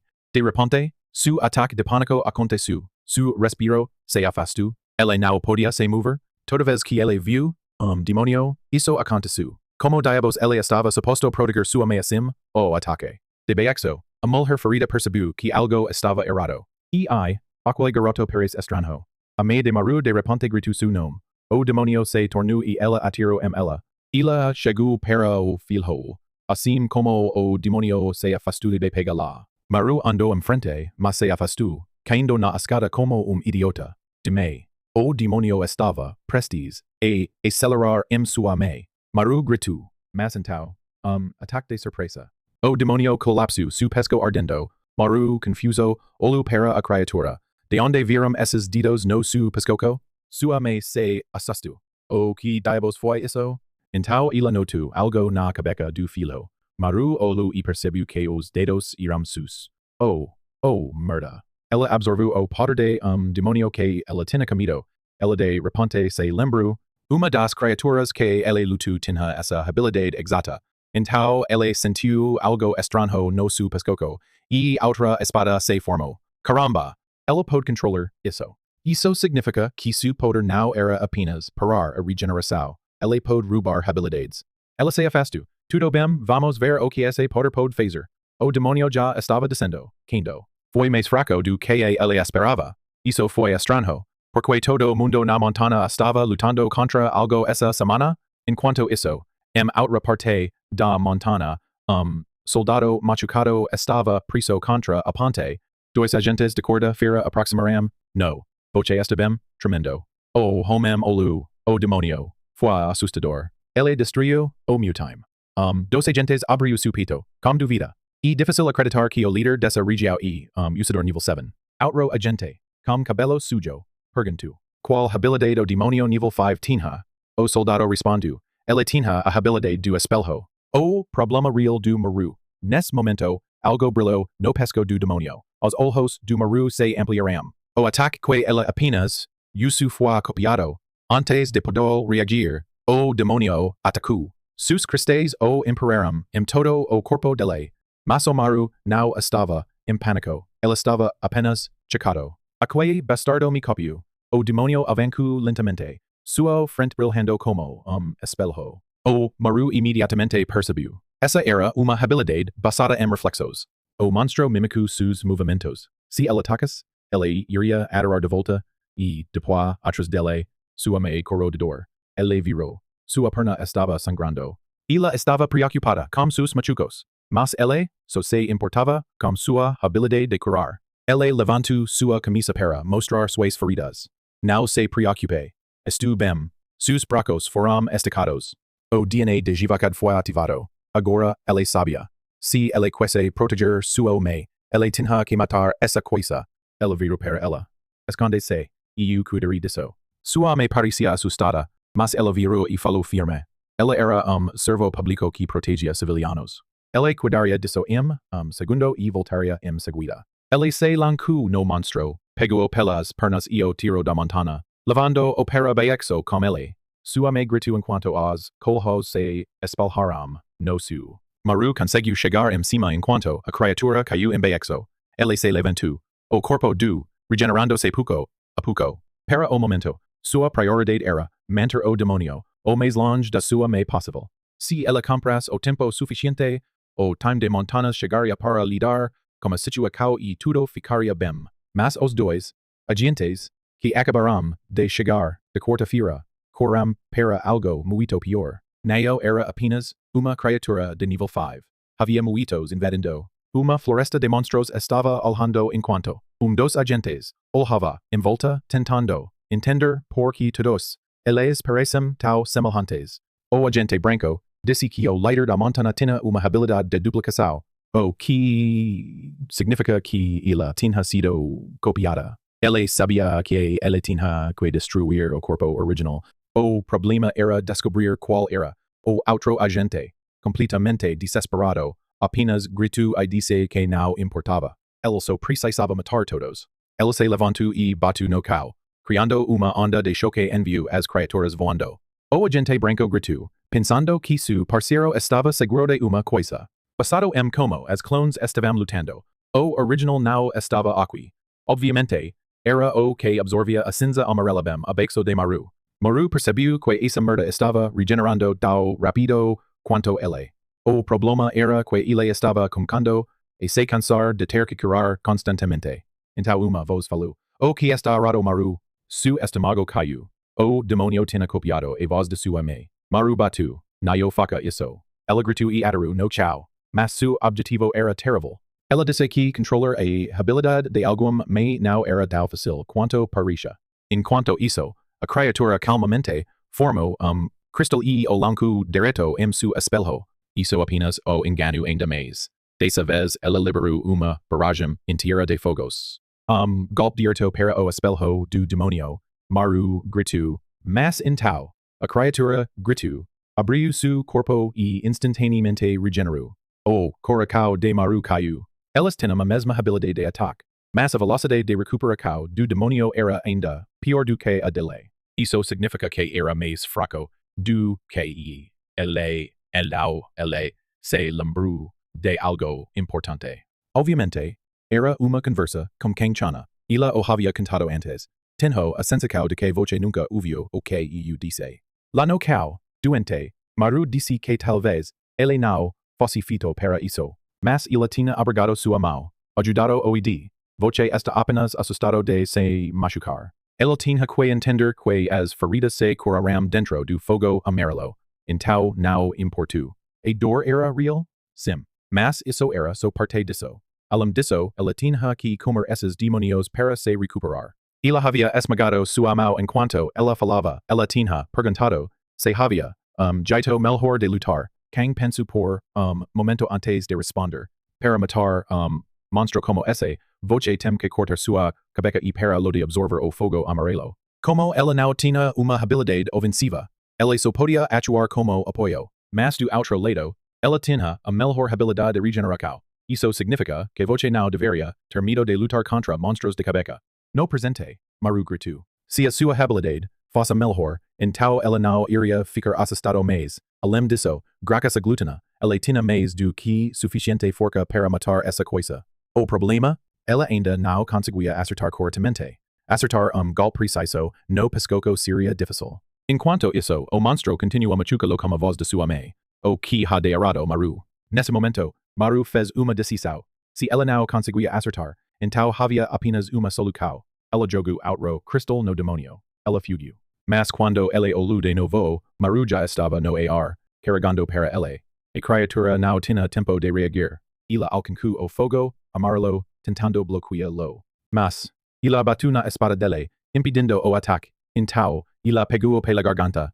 O monstro se aproximou da sua cara e perguntou: por que você luta assim? Ela pressionou contra uma pedra. E então Maru as ambas para a montana, batendo o no cal. Maru não conseguia respirar. Ela não conseguia ativar a glutena. Mas você não pegou essa coisa. O problema? O demônio não estava perto o suficiente. Então ela bateu na espada dele primeiro. Maru não conseguia pegar de volta. Então, ela derrubou uma espada do seu rosto e bateu a criatura para o lado. Seda de sangue da sua ferida. Ela tentou parar a sangue, mas o monstro apenas olhou para ele. Então, a ansiedade atingiu o suavizal se escutou. Sua ferida não estava se curando. Havia o monstro copiado sua habilidade para bloquear a regeneração, olhando para o pouco de sangue. Ele não sabia quanto tempo tinha. Se ele falasse aqui o que aconteceria. Então, ele se lembrou de outro momento. Outra conversa com Kang Chana. Ela correu e perguntou: quantas vezes você vai morrer? Ele explicou. Foi ataque de pânico. Ele não conseguia controlar. Seu rosto se escutou. Sua mente se afastou e tudo o que ele sentiu foi a certeza de morte. Sua resposta? E exatamente por isso que você precisa sobreviver.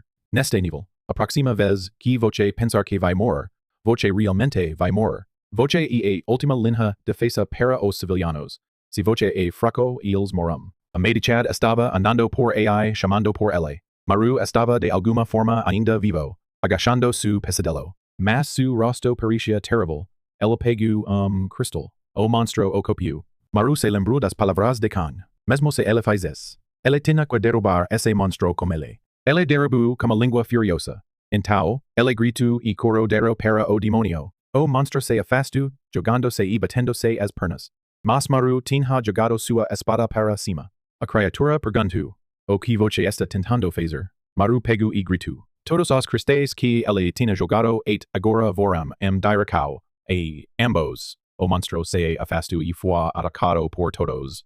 Na verdade, ambos os atacaram, mas, pelo menos, a última espada que ela tinha jogado de cima caiu e abriu suavemente a cabeça da criatura. Sus pernas separaram, su corpo se quebrou. Maru, agachando-se, se afastou para trás e caiu. Na quarta-feira, os agentes viram o monstro se desintegrar e perguntaram se eles tinham matado o original. O brilhante disse que não. Algum o matou em outro lugar. De volta na montana, Maru se afastou lentamente.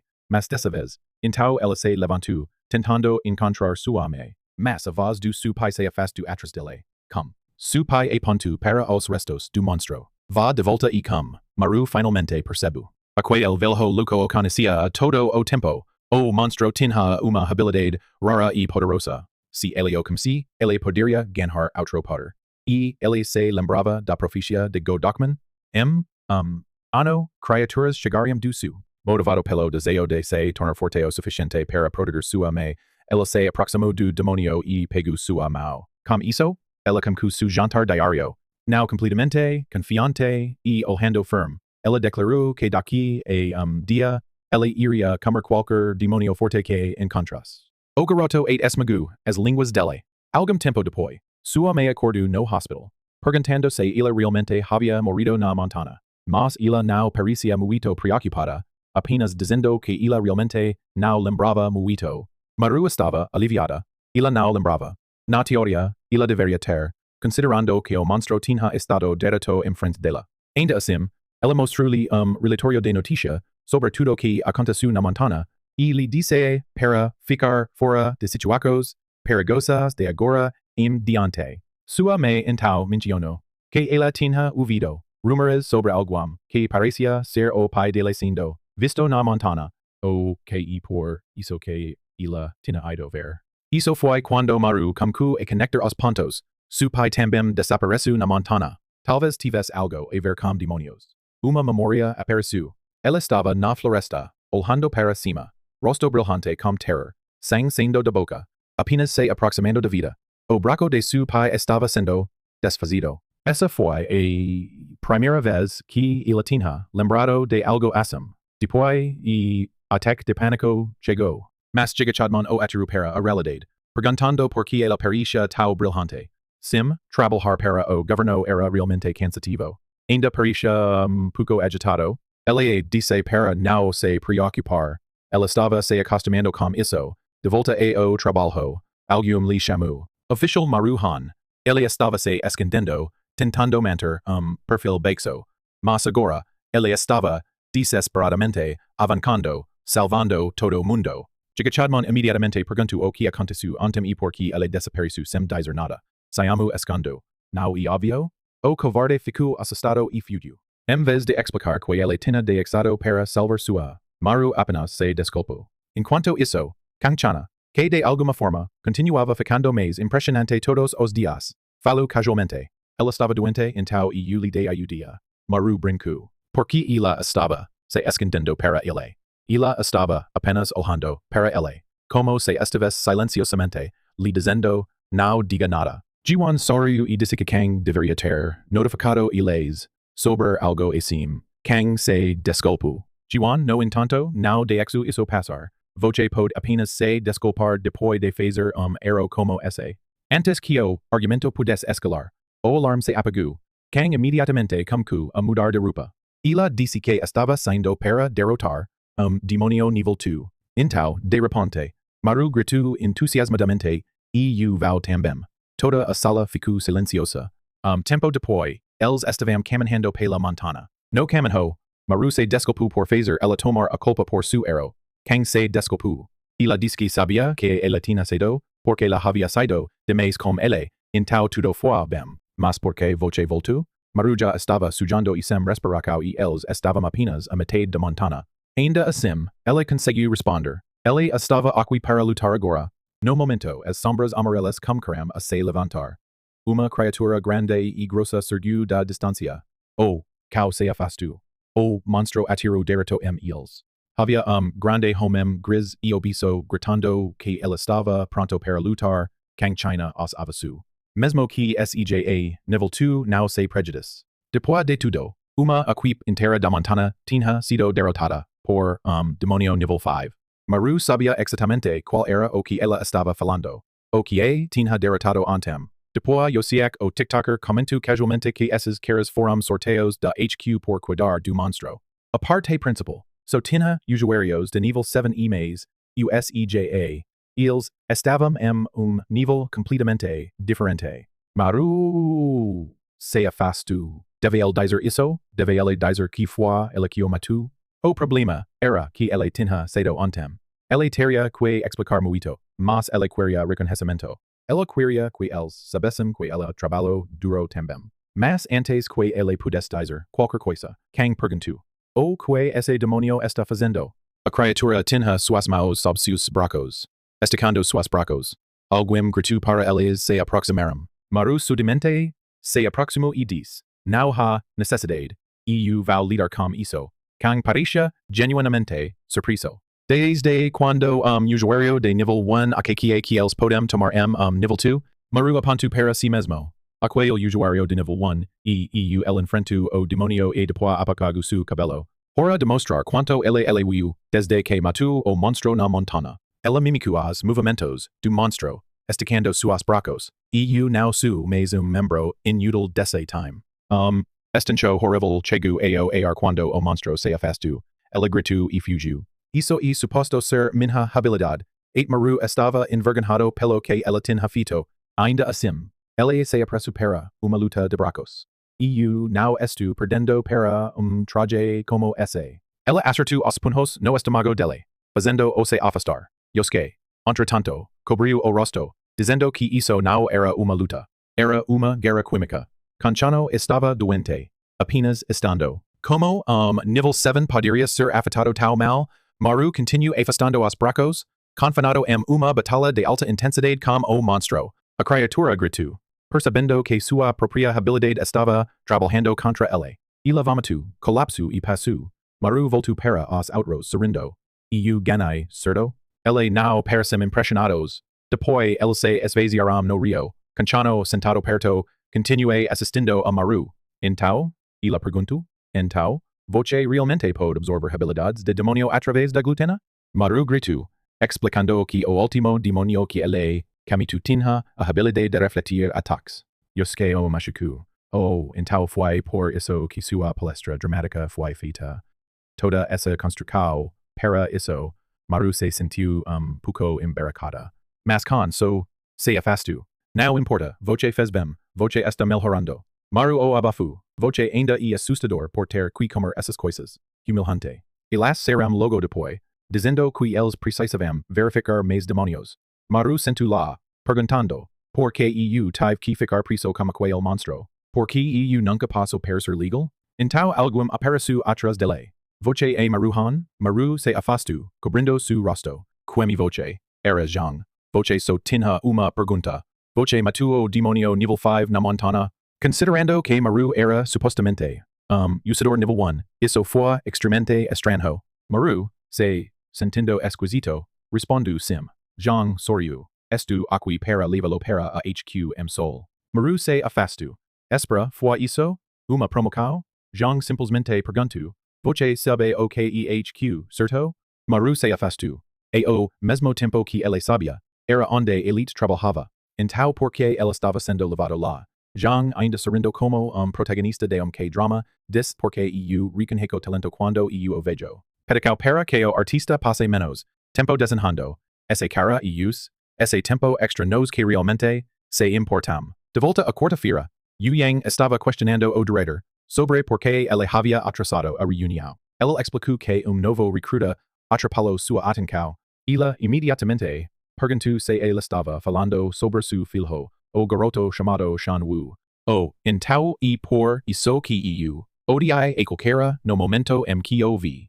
Ele levou a empatia me alto. O diretor explicou que o garoto não havia falado com ele desde o divórcio, mas a pessoa que ele estava interessado não era ele. Era outro novo recruta. Yu Yang levantou breco. Você acha que a aparência de demônios de alto nível pode ser relacionado com esse recruta? Ele gritou e eu tenho uma sensação. Quite da ilha gangway. A cena mudou para outro portal de madeira amarela. Dentro do que parecia uma casa, uma pequena criatura entorpecida afastada nas sombras. Algo que parecia gremio mutado maldito. De volta a esticao de policiais. Maru estava gritando como idiota, absolutamente emocionado que ele tinha sido convidado para trabalhar na quarta-feira. Isso era enorme. Isso, na realidade, o atrapalhou. Se eles o chamassem lá, isso significa que era ainda mais perigoso do que aqui. Ela tinha que lembrar. Segurança primeiro. Agora, ela estava em lugar de trabalho lindamente pacífico. Ainda assim, sentiu muito bom para ser reconhecido por algum no topo do topo. Então, Samuel estava olhando para ele do outro lado da sala. porque voce estava caminhando por AI com aquel sorriso estúpido todo dia. Era obvio o quanto esse idiota arrogante odiava ver jovem de nível 1 aproveitando uma vida fácil nesta oficina. Mas para antes, Maru lutou de volta. Voce e o incompetente. Voce queria trabalhar na HQ, mas voce não está lá. Então voce não tem o direito de dizer nada. O rosto de Samuel se esquirçou. Ele Peru, fumando. Diga isso de novo. Como se ele estivesse sentado lá e Tomás, leituras, morei de algum jovem. Tem habilidade de bracos sujos. Maru se afastou. Quem diabos leituru essa informação? Ele olhou em volta. Assim que o Yoshiak. Como a escrever em su computador. Pretendo estar ocupado. Maru sabia imediatamente. Era aquel idiota. Sentindo a raiva de mil filhos. Ele se afastou. Yosuke imediatamente correu para a vida dele. Enquanto isso, Godeokman estava rindo su cara e Juan disse a todos para parar de bolgar Maru. Maru coro? Se aliviou. Juan voce realmente e uma pessoa boa. Então ela aplaudiu as meus e disse, pelo menos voce não está escondendo na sala de banhomes. Agora voce sostinca pouco. Isso e progresso. Maru sentiu sua alma deixar su corpo. A embarcada nunca acabou. Para fazer as coisas piores, ele odiou como quem estava indiferente a tudo. Mesmo depois de ter ajudado ela naquele dia, ela ainda era visto como inútil aqui. Ela olhou para a informação decantado de Jung. Jung havia dito para ela enviar uma mensagem quando ela tomou uma decisão. Então Kang pero e anuncio que uma criatura nível 2 tinha aparecido. Então Senwu pegou su braco e disse, estou indo nessa hora. Ela estava cansado do su cerebro nesse escritório e sentiu que ele ia explodir se ele permanecesse mais tempo. Então ele voltou para Maru. Voce está vindo também. Temos que trabalhar na equipe de bondagem. No caminho para a montana. As dois estavam sujando sabo sol bruto enquanto eles pularam. Mas quando chegou a cacar monstros. Senwu estava mais animado do que estávamos quando primeiro vimos. Kang China. Maru, ao contrario, não queria passar mais segundo perto do psicopata. Ela queria terminar esse trabalho e ir para casa. Então Senwu Peru e disse, isso não vai ser tão fácil como voce pensa. Maru seguiu su olhar. A casa inteira à frente estava coberta de pedra amarela. Maru pensou que deve haver mais do que uma pessoa dentro, mas Senwu ignorou. Ele andou em frente ele a disse para acelerar. A porta se abriu. Maru hesitou em ficar na frente. Algo se sentiu errado. Dentro da porta, havia muito pedra amarela, o suficiente para ser uma criatura nível 4. Elas caminharam dentro e Maru murmurou que eles deveriam voltar. Essas coisas poderiam aparecer de lugar nenhum. Mas Senwu continuou caminhando em frente. Então eles chegaram na porta vermelha. Maru sabia. O monstro estava atrás dele. Senwu abriu a porta. Fachada. Maru passou em frente dele. Isso é perigoso. Não sabemos o que está dentro. Mas Senwu já colocou suas garrafas. Se voce não quiser abri-la, eu vou apenas abri-la. Ele virou o dedo para abri-la. Nosso garoto ficou assustado, mas nada aconteceu. Ele ficou confuso enquanto Maru lhe disse para parar de atuar todo confiante quando ele nem pôde abrir uma fechadura. Senwu então vai dar uma olhada pela porta. Sentado no fundo da sala, voce pôde ver o pequeno o protagonista o puxu para lado, dizendo que ela queria dar uma olhada também. Sentado no fundo ela disse que a coisa parecia fraca. No entanto, o cara avisou que julgando o quanto de madeira, essa criatura era pelo menos nível 7 mais alto. Assustado, nosso garoto queer saber por que algo que e forte está nesta ilha. Senwu responde que ele não tem idea, mas agora ele entende por que su coração estava correndo. Há muito tempo, ele tem sido ansioso para lutar contra monstro realmente forte. Nosso garoto já começou a correr, dizendo que lunatic ia colocar as suas vidas em perigo. Então e melhor chamar a quarta-feira imediatamente. No entanto, quando ela abriu a chave, não estava abrindo. Ele, como a bater o pesco contra ele, querendo saber por que eles não podem ser do jeito que viram. E aí que ele percebe que, obviamente, deve ser o trabalho do demonio escondido na sala. No entanto, Senwu estava batendo e batendo, tentando forcar a porta aberta, gritando para os reclusos que vieram para que eles pudessem lutar. Maru, ao contrario, não quer passar nem segundo contra aquele demonio, muito menos contra aquele psicopata, especialmente sabendo que Hikikomori nivel 7 demonio. O blackhead estava apenas, parado la e então de repente, como a repetir algo sobre ser sozinho. Ele continuo dizendo sozinho, enquanto su rosto como a distorcer. Olhando para su dedos, senwu ve que sua cabeça inteira já estava quebrada. Então a porta não tinha esgoto nela. O que diabos foi que essa coisa foi feita? No entanto, Maru está batendo uma cadeira contra a janela, mas, infelizmente, mesmo isso não está funcionando. E ele se pergunta se as pessoas da oficina vão chegar em qualquer momento. 2 horas passam e ele já está furioso, inseguro se aqueles bastardos so esquecerão deles. Uma oficina, men grita que eles têm problema. Joan olha para trás e diz que eles realmente esquecerão. Sobre o dia de treinamento, Busan. Todo mundo começa a passar pelos arquivos e trabalhar, dizendo que eles estão prestes a resolver tudo. Kang Chan bate o teclado, se levanta, corre, pega o arquivo e o envia para o cara. Ele agradece a todos pelo trabalho, duro e diz que o verão. Joan se senta no sofá e diz que após o trabalho duro, eles deveriam aproveitar bom café em paz. Todo mundo se relaxa por segundo de paz, e ai que todos se perguntam onde esses 2 foram nas últimas 3 horas. Ela se envergona, dizendo que exatamente por isso que você não deveria enviar campeão sozinho. E estranhamente, ela os chama no TikTok e diz a Kang Chan e outro cara para ficar lá. Graças a Deus, tão linda e maravilhosa como sempre, graças ao artista por colocar mais esforço. Ela se levanta e diz que está indo também porque ela tem uma sensação ruim. Ela passa por Joan, que olha para ela e lai, avisa que esse lugar estava muito perto desse outro lugar. Então ela realmente está indo por chance? Agora parece ter algum tipo de trauma? Ela apenas se levanta e lhe diz para se apressar. Se eu tivesse que pegar trilhão de dólares, diria que sua família foi matada por demonios e por isso que ela está tão determinada para matá-los. A cena muda para a casa e todo mundo está já dentro perguntando onde os dois estão. Atrás da sombra no fundo. Eles vêm uma sombra se aproximando. Eram os idiotas, desesperados gritando para eles. Não deixar a porta ficada. Mas estava muito tarde. A porta ficou direto su rostos e os idiotas perguntaram por que eles tinham se afastado assim. Já afastados no cal, Joan quer saber o que aconteceu com eles. A situação é explicada e eles ficam na porta. Eles percebem que, aparentemente, o demônio não quer ser. E aik, Kang Lee diz a todo mundo a pular para trás. Pula pequeno braço fora do seu corpo e forma uma katana. E la tira nele, mas obviamente nada acontece.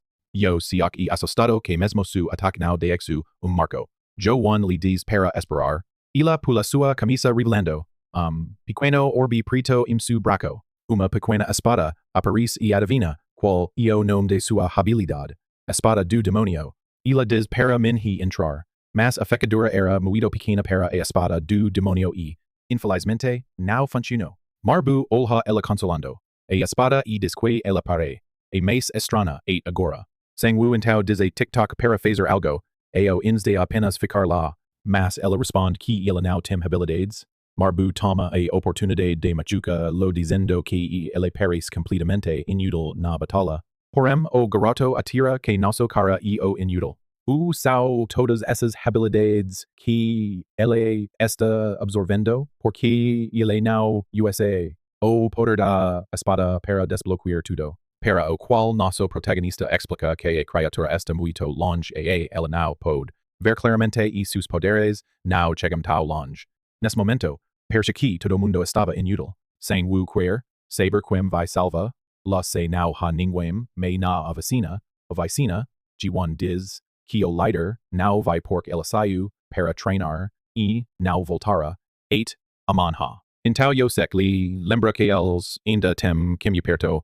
O velho homem espetacular perguntam quando ele chegou lá e ele responde que ele chegou porque ninguém voltou ainda. Todo mundo pensa que esse cara estranho não tem presença, o que faz impossível notar quando ele chega.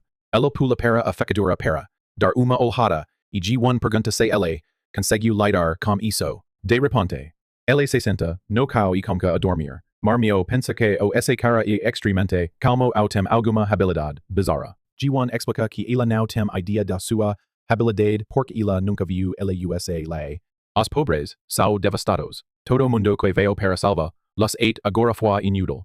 G1 applaud, as maios e lei, diz para se, concentrar e encontrar, caminho juntos. Mas se hun apenas, lhe lembra que eles já tentaram tudo então não há caminho. Ela pergunta se ele está preparado para morar, sem fazer nada. TikTok sugaré esperar. O lighter enquanto nosso garoto pica os bracos com medo. No fundo, ela se pergunta por que Kang estava apenas sentado ou não fazendo nada. Algo sobre isso foi estranho. Eu sei que porém quer entender por que o demonio não está se movendo ou tentando nada contra eles. E quando, de repente, tremor bait todos. Kang imediatamente abriu a porta. Olhu e parece que toda a sala estava se movendo. As paredes e o teclado estavam se deslocando e a casa parecia estar se escotando. E quando se hun afirma que agora o propósito dessa raquicha solitário e óbvio vai continuar se escotando e se escotando o espaço e que a casa seja reduzida e apenas sua sala. Marmi realizes que dado que não pode destruir as paredes e las vão ser amaldiçoadas e da morte. Ninguém tem idea o que fazer e nosso garoto desesperadamente precisa de uma solução. Então vimos. Flashback. A 4 anos atrás com duas mulheres. E menino mais fofo que Kang chega e obeiacha. Com salto alegre. E então, o que pode ser, a irmã dela chega para abraca lá. Uma família feliz no meio das montanhas. Você já sabe que isso não vai acabar bem. Os dois estavam claramente muito próximos e falaram sobre crescer junto com sua avó. Kang viu, desenhou na perde ele disse para parar de fazer isso, ela se escutara. Mas sua irmã respondeu que era o portreito da família feliz. O desenho estava bem na perde, que agora estava se escutando. Era na mesma casa que ela cresceu, aparentemente, e naquele momento ela ativou o poder da sua avó, tirou uma espada enorme e bateu na perde. Mas o lugar continuou se escutando e sua espada como a quebrar.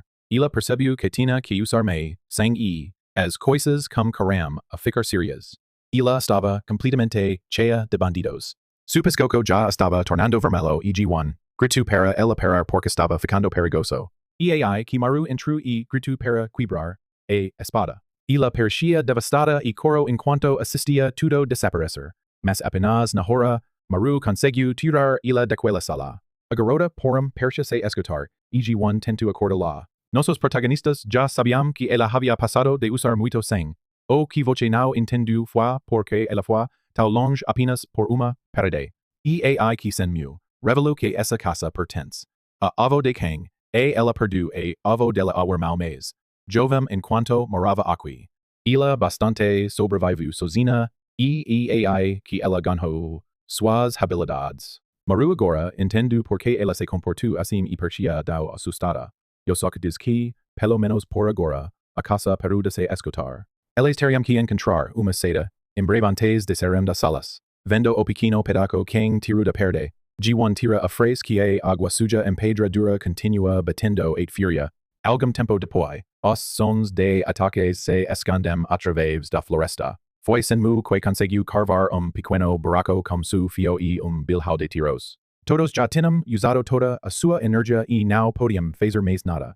Fio cai na perna de Maru e Senmu diz que su turno agora. Ele se levanta, sus bracos ainda em forma ruim, morrendo de fome. Maru diz que ela está bem. Su fio cai na perna de Maru e Senmu diz que é su turno agora. Quando ela olhou para o lado, outro estava se aproximando. Tinha corpo masculino. Olhou para ela e parecia ter consciência e inteligência. Elas tinham propósito além de matar pessoas. Ela sabe que se a profecia for verdadeira, aquela criatura aparecerá de novo. Agora ela entende porque ela e parte de se time da ilha apesar de ser usador nível 7. Ela pergunta se ele está decepcionado que sua razão é algo tão clichê. Mas Maru diz que não. Ela está lá porque ele não conseguiu escapar e porque o salário é bom.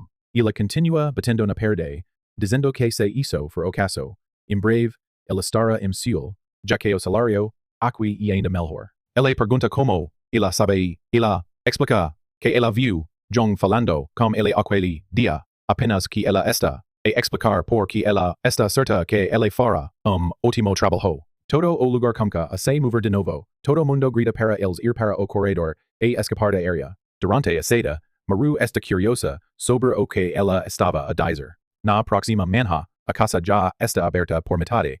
Todo mundo está cansado, se perguntando se isso vai acabar. Yosuk diz que sua única chance de ser vivo e o lighter, mas porque ele anda não está aqui. Enquanto isso, Kim Yobak ainda dorme tranquilamente. Nosso garoto está cansado dizendo que, enquanto todo mundo está tentando escapar, aquele cara não está nem acordado.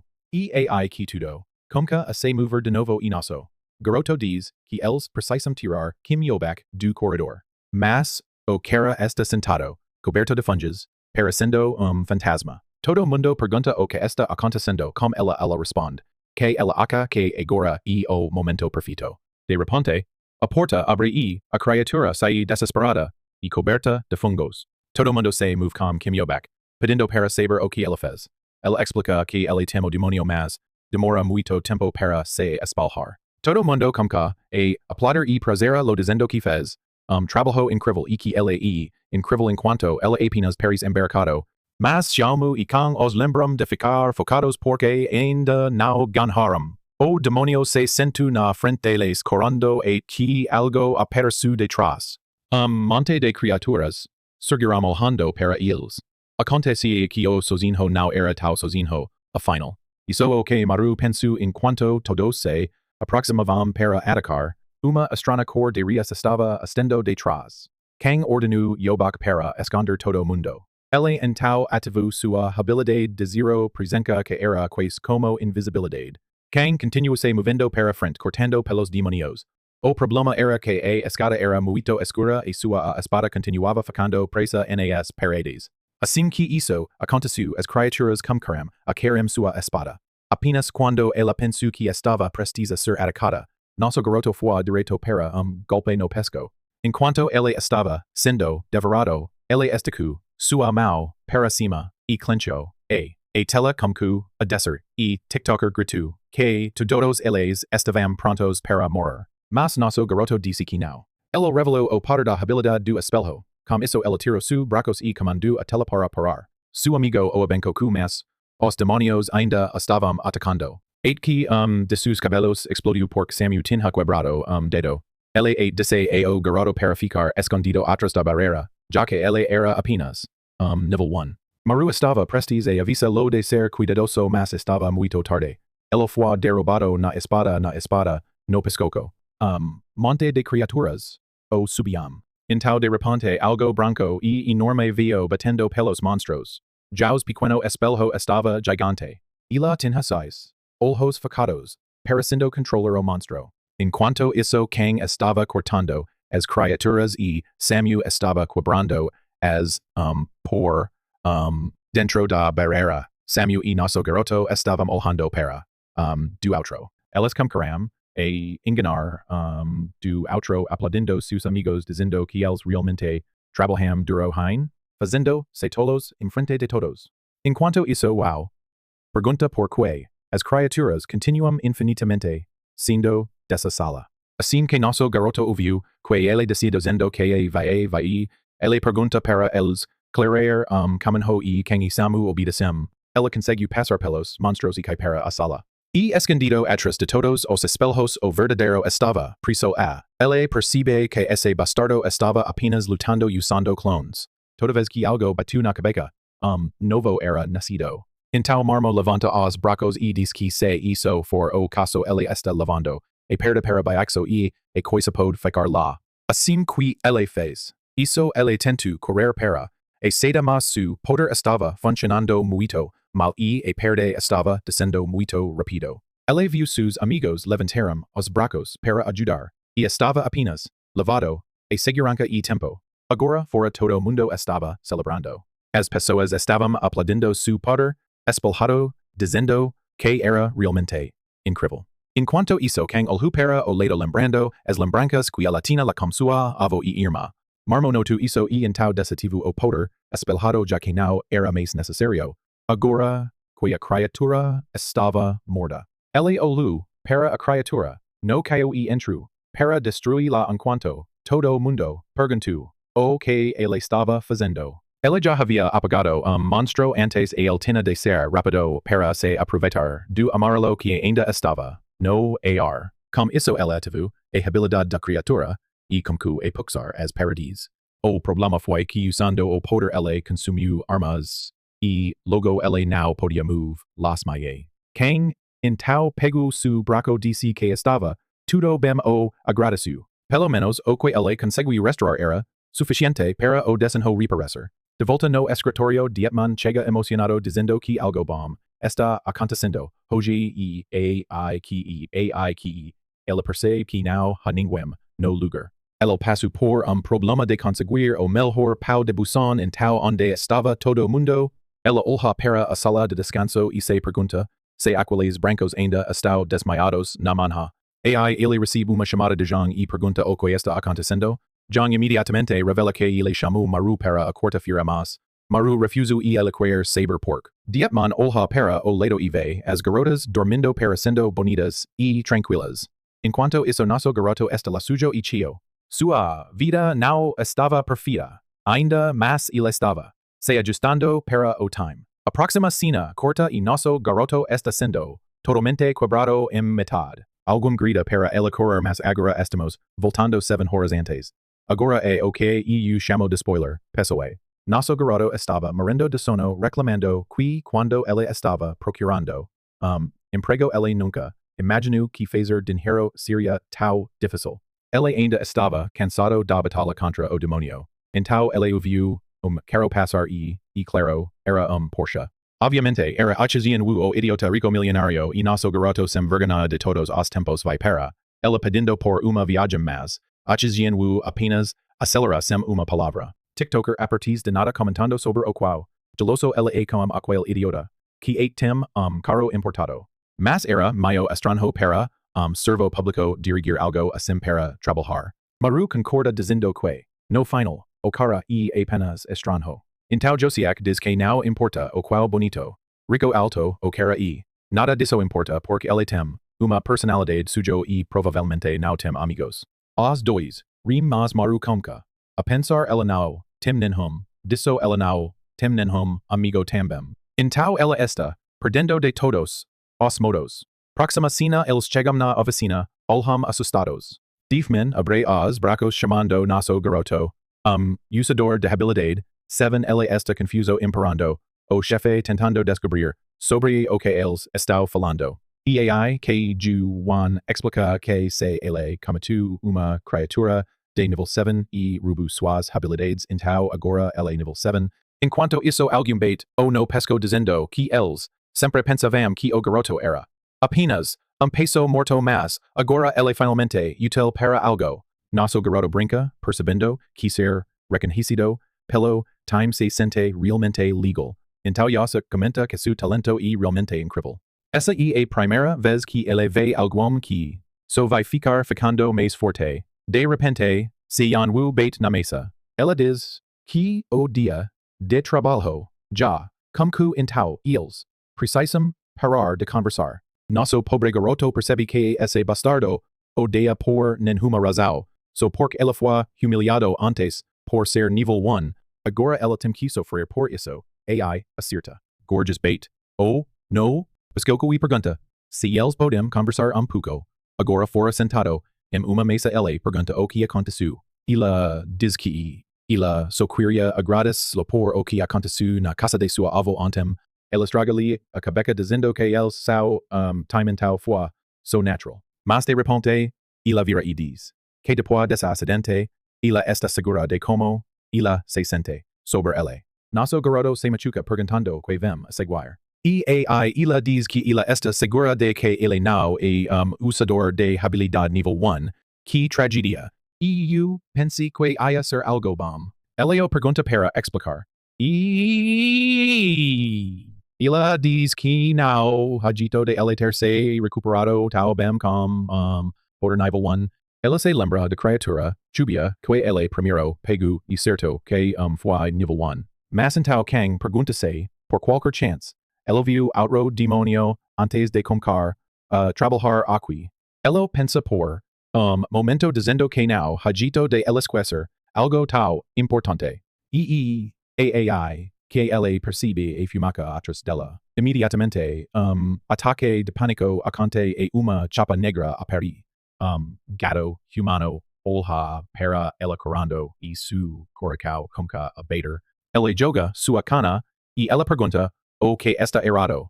Ele lhe diz para não se preocupar. Isso que às vezes sua mente faz coisas assustadoras. Mas ela lhe chama para se machucar. Agarra sua mão. Ele diz para não se preocupar, porque ele está seguro com ela. E eu gostaria de estar seguro também. E agora, ela está certa que há definitivamente algo no passado dessa cara. E AI que diacman aparece perguntando se eles estão ficados com sua pequena data de trabalho. Completamente frustrado ela diz que não. Eles não tem aquele tipo de relacao. E Kang apenas casualmente diz que ano haverá chuva, e demonios neste lugar em tal relacos, e apenas voce faz sentido. Ela nem está considerando nada assim. Suas palavras o acertaram mais forte do que ataque de ten demonios. Aquele soco foi brutal. Agora ela está apenas sentado morto no chão. Diacman, desculpa, e nosso garoto tenta se defender dizendo que ele já explicou. Neo e assim. Ao mesmo tempo ele realmente se sentiu triste por essas palavras. Algum tempo passa e Diacman menciona que antes de sair ele deveriam verificar as notificações.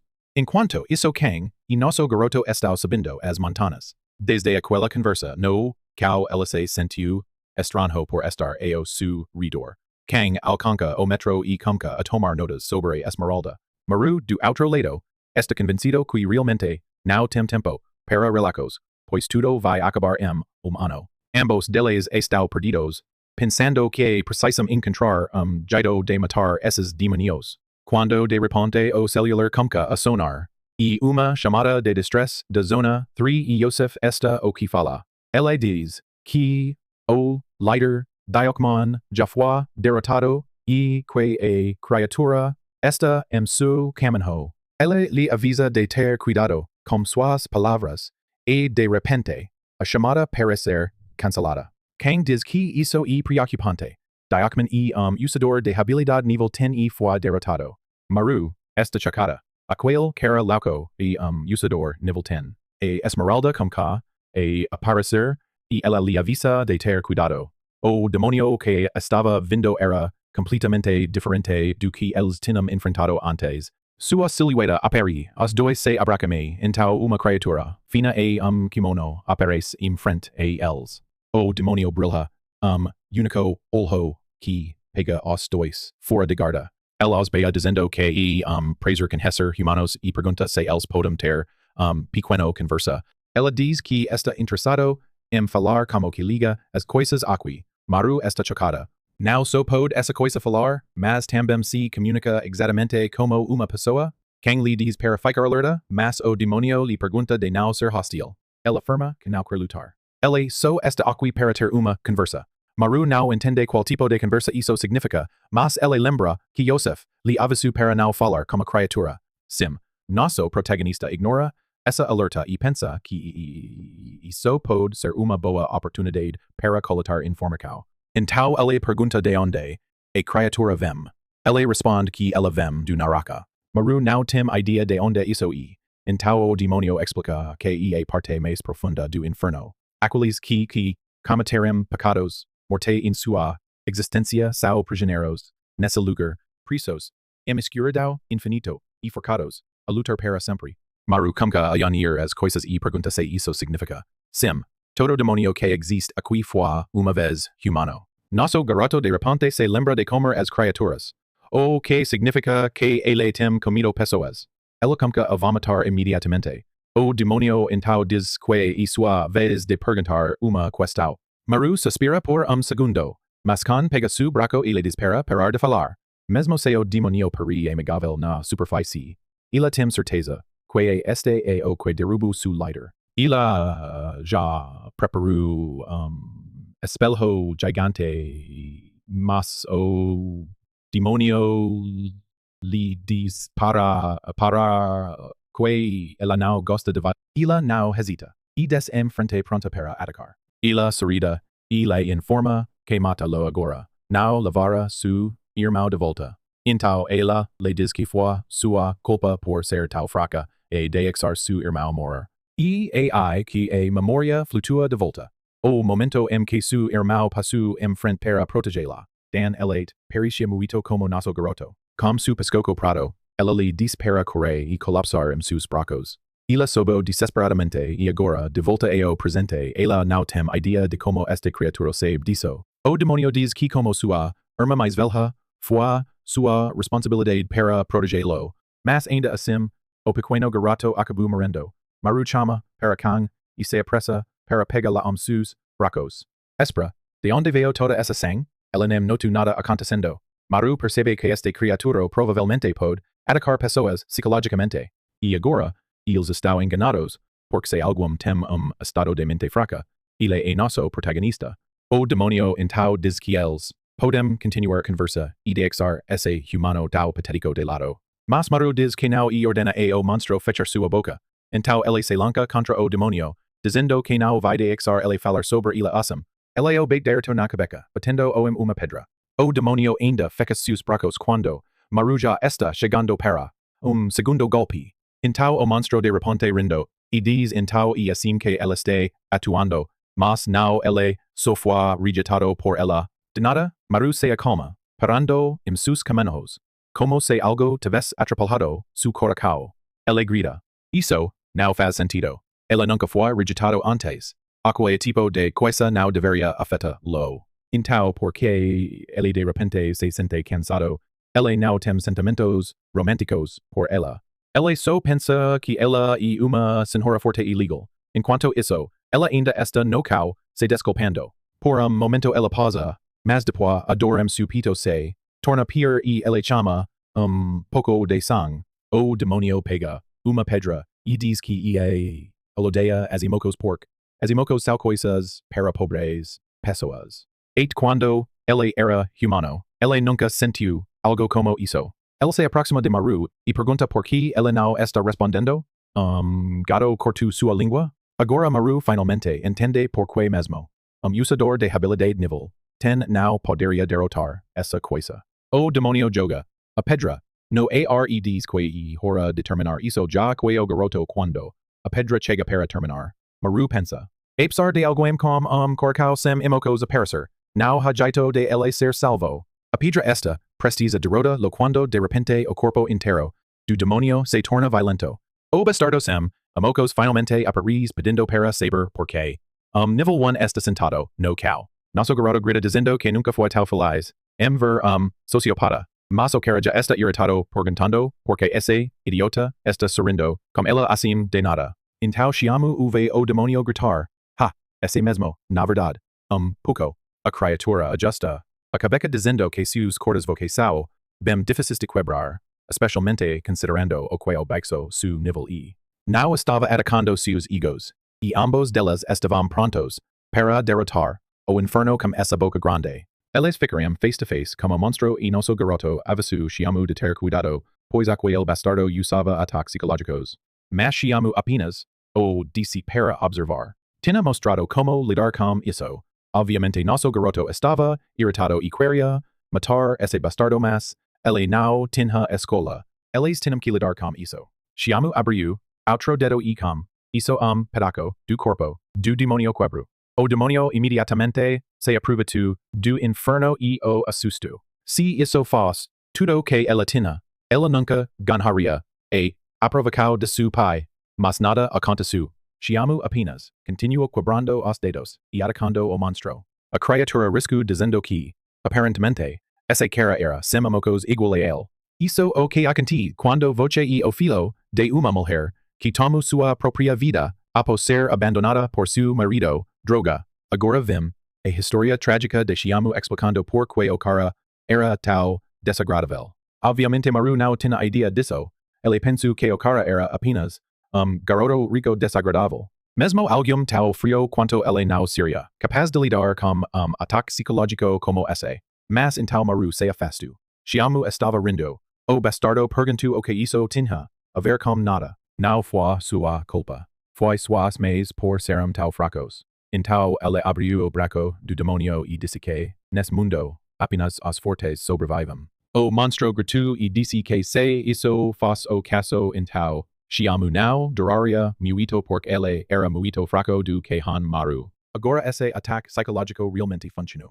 Mas nosso garoto pulu, no caminho e bloco o ataque, dizendo que ele tinha compreendido, o patrão.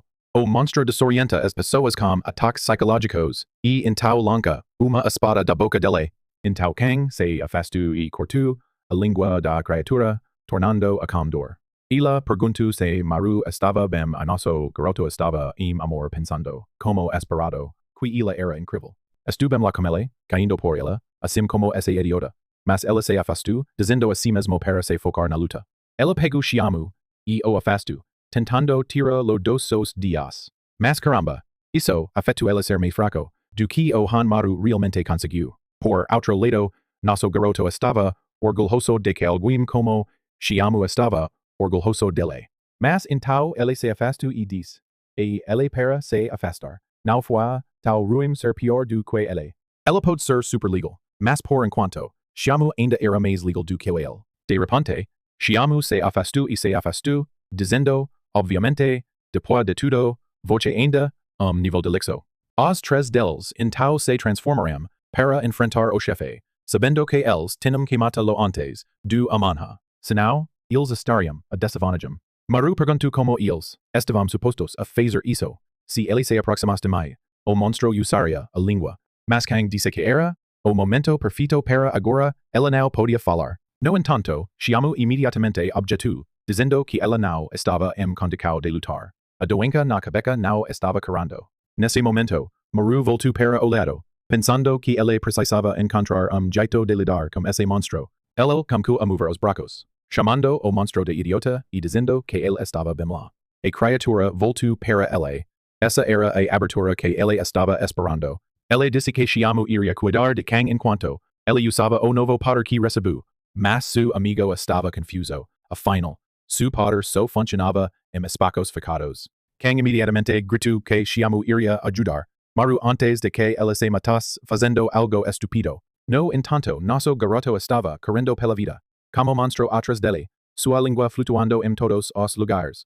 Ele estava examinando seus entornos, procurando espaço fechado. Mas infelizmente, não havia nenhuma construção por AI apenas enquanto ele estava tentando descobrir uma solução. Quero passo por ela. Foi Xiamu que bateu as bracas e lhe disse para entrar. Sem hesitação, Maru caminhou para o carro, furioso que esse bastardo estava arriscando uma viagem tal carro. Comportamento típico de criança rica.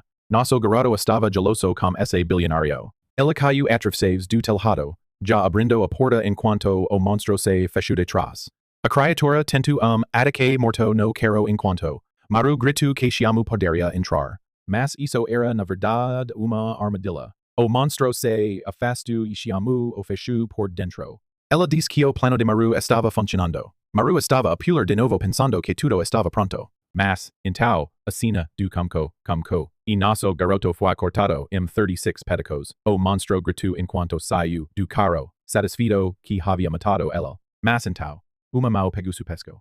A criatura olhou para trás, e entendeu Maru. E aí que vemos o que realmente aconteceu. No momento em que ele entrou no carro, Maru havia ativado sua habilidade de clonagem. Agora, vários muros estavam atacando o monstro, pegando-o de todos os lados e puxando-o de trás por dentro enquanto o devastava. O monstro gritou em agonia, desesperadamente, procurando o verdadeiro, que estava escondido no trasero. Xiamu estava batendo na janela, e Kang chegou, perguntando onde estava Maru, como estava sendo consumido. O monstro pensou que isso não era necessário. Eles poderiam sentar e conversar pouco. Era o Maru naturalmente violento, como seu pai? E então, ataque psicológico aconteceu. Maru foi sudamente atrapalhado em uma memória. Lágrimas em seus olhos. Seu pai o levantou pelo collar, gritando o para parar. Parar o que? O monstro o perguntou. Como ele se sentiu quando seu pai desapareceu sem uma palavra? Maru não queria ouvir nada disso. Ela bateu as suas próprias orelhas para fez-lo ficar morto. Com sangue de seus olhos, ele disse que o monstro havia parado de brincar com as emocos das pessoas. A criatura parecia estar movendo sua boca tentando fez-lo ler suas línguas. Mas ele apenas, gratuit disquisis ataque. Não significavam nada se ele não conseguia entender o que estava sendo dito. Com isso, ele apagou seus bracos e o teclado, como que a colapsar. Fora, com tento paralo, mas Sionwu pegou seus bracos, dizendo-lhe que não havia nada que eles podiam fazer. O caro continuou batendo violentamente. Nosso garoto tinha se transformado em pudelo vermelho. Nesse momento, Kang percebeu que o pudelo vermelho estava desaparecendo. O caro estava completamente apagado e ela passou em frente, dizendo que eles tinham que salvar Maru. Sionwu, já pronto para desistir, disse que o garoto tinha estado morto por tempo. Mas Kang insistiu. Enquanto ainda havia pudelo vermelho no ar, havia uma oportunidade de salvá-lo. Ela quebrou pedacos do caro, pedindo para saber por que esse idiota se machucou assim. Eles houveram abatida do destino e Sionwu, imediatamente, entrou em ajuda pensando na mesma coisa. Enquanto isso, nosso garoto estava em outro lugar totalmente. Ele não tinha ideia de onde estava, então ele tentou lembrar os movimentos da última boca da criatura. Ela o avisou. O abismo estava procurando por ele precisava lembrar o chamado. Perdendo consciência, ele se perguntou o que diabos e essa coisa chamado. De repente, o monstro gritou para ele acordar. Sus olhos se abriram, ela se encontrou em lugar vermelho. Sus roupas começaram a queimar. A mal surgiu do estômago. E então, aquele mesmo gato vermelho começou a se afastar dele. Maru, claramente não em forma melhor, pediu para saber o que diabos era aquela coisa. O monstro passou para ele perguntou. Você se lembra? Flashback. De quando ele era criança, quando ele viu aquela criatura, o monstro olhou para ele para su pai. Maru, com medo, disse o su pai, isso estranho, devemos correr. Mas su pai o pegou pelo collar e disse não. De migdag em frente, eles estavam a lutar. Correndo, Maru pediu para saber o porquê. Foi ai que su pai o contou. Porque eles precisavam obter aquela habilidade única do bastardo. Ele levou seu filho e disse que ele ido para o abismo. Então ele jogou o garoto em frente a o monstro. No momento em que ele levantou a cabeça, Maru estava segundos de ser devorado. De volta a o presente, Samuel estava quebrando os dedos de novo, usando o que resto de pedra amarela para quebrar o caro quebrado. Após derramar toda a coisa no fundo, havia Maru, enchida de sangue vermelho, vacuando como corpo, ficando com ele. Samu declarou que não havia mais pedra. Ele não se recuperou. Ele olhou para o lado, sabendo que o garoto não tinha mais esperança. Enquanto isso, Kang pegou a mão de Maru, perguntando se ele podia ouvi-la. De repente, su dedo se afundou. Foi aí que os dois perceberam. Como demonio, Maru estava produzindo sua própria pedra amarela. Sus bracos quebrados começaram a girar, se afundar, se alinhar. E os garotos se levantaram. Ambos estavam assustados.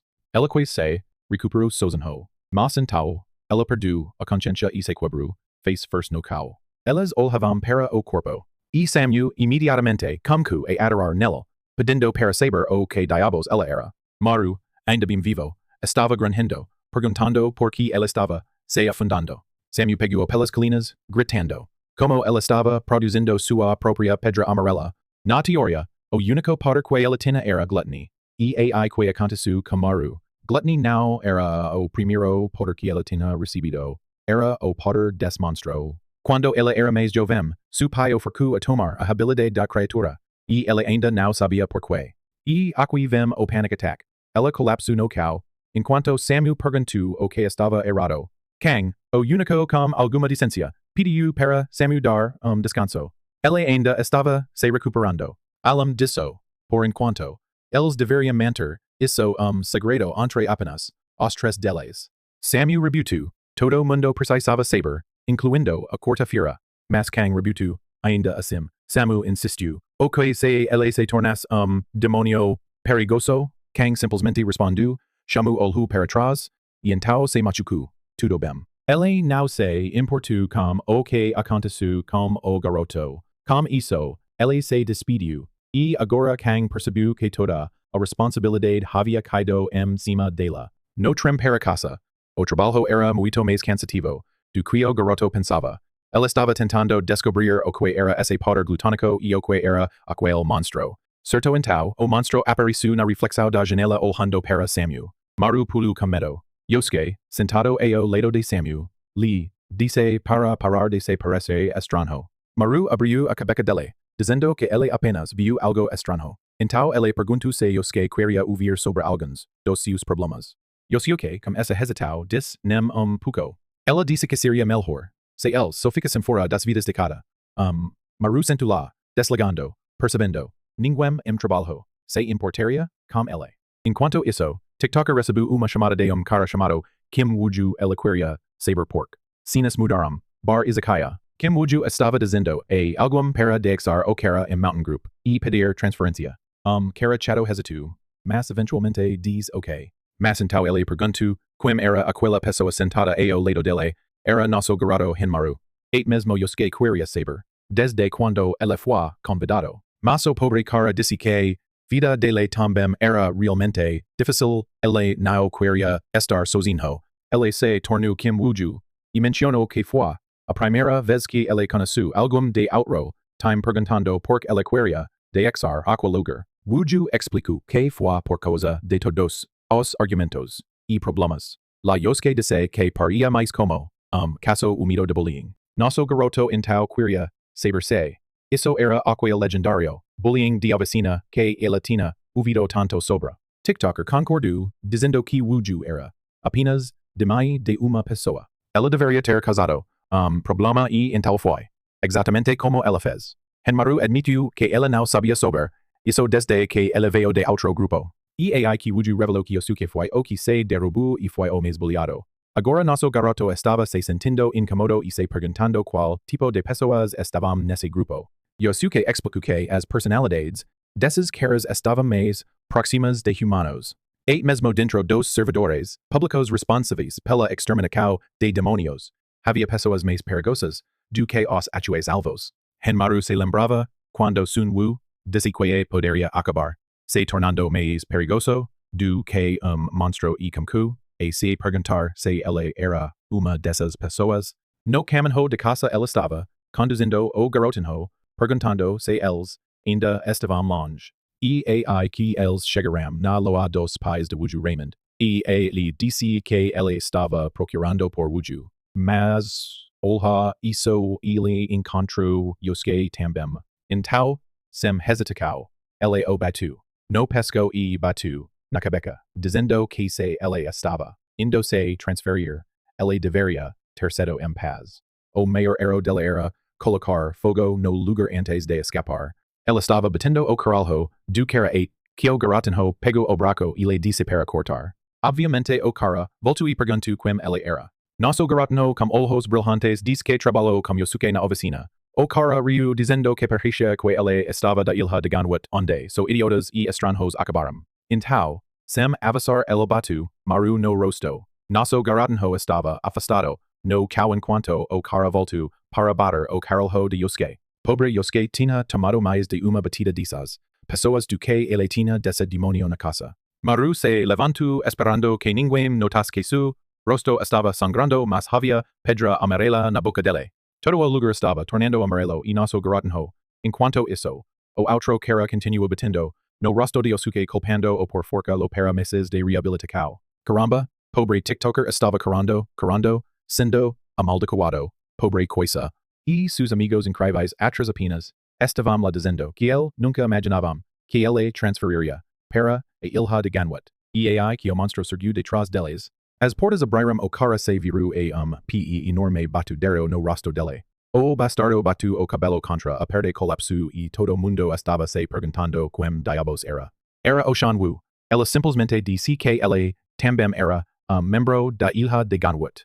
Então ela caminhou para Maru e le disse que se ela continuasse se enganando, assim ela iria se matar. Maru imediatamente escondeu o cao e perguntou por que ela estava lá. Shan Wu respondeu que ele o seguiu apenas em caso ele causasse problemas.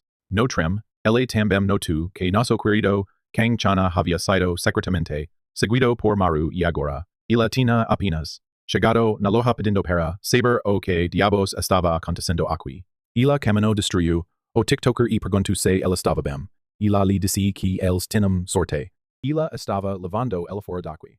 Mas então os pesquisadores Militares conversarum dizendo que su amigo também estava morto então ela não estava siendo facilmente. O nerd tremblante disse que Shanwu também causou lhe problemas então ele estava aqui para resolver o problema. Kang sofreu dizendo que, aparentemente, eles queriam se disciplinar de novo. Apenas quando a Muller estava a dizer que esta vez as coisas não iriam ficar bem, então, Wesselhead se levantou. Ela olhou para Shanwu e declarou hoje a voce vai morrer. Ela se encarregou de empate. Mas Shanwu gritou e disse esto esperando para isso. O Brolho estava a comunicar e Amaru estava de lado completamente perdido no que fazer. Ela estava a pular mais. Kang lhe disse para ficar fora disso. Se ela se transformasse as coisas poderiam ficar perigosas. Ela precisava ser cuidadoso. Para que ela tinha tomado a camiseta enquanto ela passava e mudou a pouco. Pobre Shanwu agora era su turno para fazer como que su culo fazes. Cara entrou com uma cadeira gritando que hoje foi o dia em que Shanwu morreu. Mas tiroteo de canaveo de lugar, ninhum batendo o bastardo direto, nas costas. Armado com Cao Kang tinha imobilizado o primeiro cara e derrubado o segundo, no pio. O nerd tremoroso estava rolando no cao com dor enquanto ela os avisava. E melhor parar isso as coisas terminariam mal para eles. E quando, homem mais velo apareceu perguntando, porque eles estavam lutando contra civilianos enquanto ele estava apenas no banheiro. Kang perguntou quem ele era e o que era, se apresentou. Ele era o líder de Gaoying Mountain. Kang se sentiu aliviado e estava a explicar o que aconteceu. Mas se te fez bilhão de dólares aqui cara era muito pior do que os tres no chao. E sim exatamente o que aconteceu. Ela bateu a direto no rosto. Cara voce não faz isso. Voce quermor. Estu a entrar nessa história e matar voce sozinho voce pequeno pedaco de lixo. Es bastardo, escrevendo o nome na minha nota de morte. Então, ele atacidade de avisá-la. Ela não era civiliano então ela não deveria estar atirando em seus filhos. Então ele olhou no cao, completamente derrubado e se afundou. Ha tempo desde última vez nos vimos. Maru olhou para o lado viu Kang batido. No cao e imediatamente, como que a absorver. O cinza amarelo. Não havia jeito, no inferno que ele iria deixar esses caras baterem o su amor assim. Shalmu disse para ele parar porque era. Luco mas muito tarde. Maru já estava atirando em su líder. O homem não parecia muito afastado perguntando o que o garoto acaba que ele iria fazer. Então ele tomou golpe direto no rosto espanto o corto e deixou su cabelo quebrado. Nosso garoto perula respirando e exhalando cinza amarelo. Todo mundo estava em choque. Shalmu já sabia, isso apenas fez tudo pior. Enquanto isso, Maru estava tentando ajudar Kang. Ela decide que ela lhe disse não usar aquele cinza mas ele simplesmente se desculpou. Ele ficou envergonhado, vendo ela ser batida e queria a vingança. Enquanto espantado contra a perde o líder lumínico como que a rir. A pior parte, ela também estava absorvendo o cinza amarelo. Ele disse que era impressionante, humano que não era, demonio que poderia liberar esse cinza. Ele passou dero para Maru e disse que estava curioso para saber o que ele realmente era. Então ele perguntou se Maru queria se juntar a o seu time. Maru imediatamente lembrou que o grupo desse cara estava cheio de pessoas piores do que demonios e ele direto disse o bastardo que nunca se juntaria a time cheio de lixo. O líder não parecia se preocupar e apenas coro dizendo que isso era uma pena. Dao ruim porque agora ele não iria deixar. Maru caminhar tal facilmente. Agora que havia bastante cinza amarelo ao redor talvez eles deveriam resolver isso com uma luta. We Mountain versus Gangwa Mountain depois de tudo lutar apenas, com demonios fico bom de vez em quando. Mas Maru já podia ver que o grupo inteiro estava começando a se transformar como monte de psicopatas. O líder se sentiu com pouco de suco pelo menos, e o que parecia. Depois ele disse que era hora de começar a competao. Kang estava completamente contra isso mas ele ignorou ela e explicou as regras. Seria uma luta de 3 contra 3, quem ganhava conseguia manter Yosiak. Se eles ganhassem eles esqueceriam tudo que ele fez de volta na oficina. E eles também esqueceriam sobre o garoto como o poder dos demonios. Depois de tudo, Maru deveria saber que se a quarta-feira descobrisse. Sobre isso não havia jeito de deixar lo fugir. En tal era, no su melhor interesse, lutar para manter as coisas quietas. Kang já podia ver que esse bastardo nem estava ouvindo ela. Xiang Wu perguntou por que Tiao, tiraram, o lighter imediatamente. Kang explicou que seria, que as pessoas tennessem, defende lo e se tornaria uma luta total. Depois su lighter disse que deveriam pensar nisso como uma competição amigável. Quem surrender primeiro perderia. Mas não mataria porque matar era para pessoas ruins. Xiang Wu e Maru interromperam os olhos. Esquerra não sabia o que ele estava dizendo.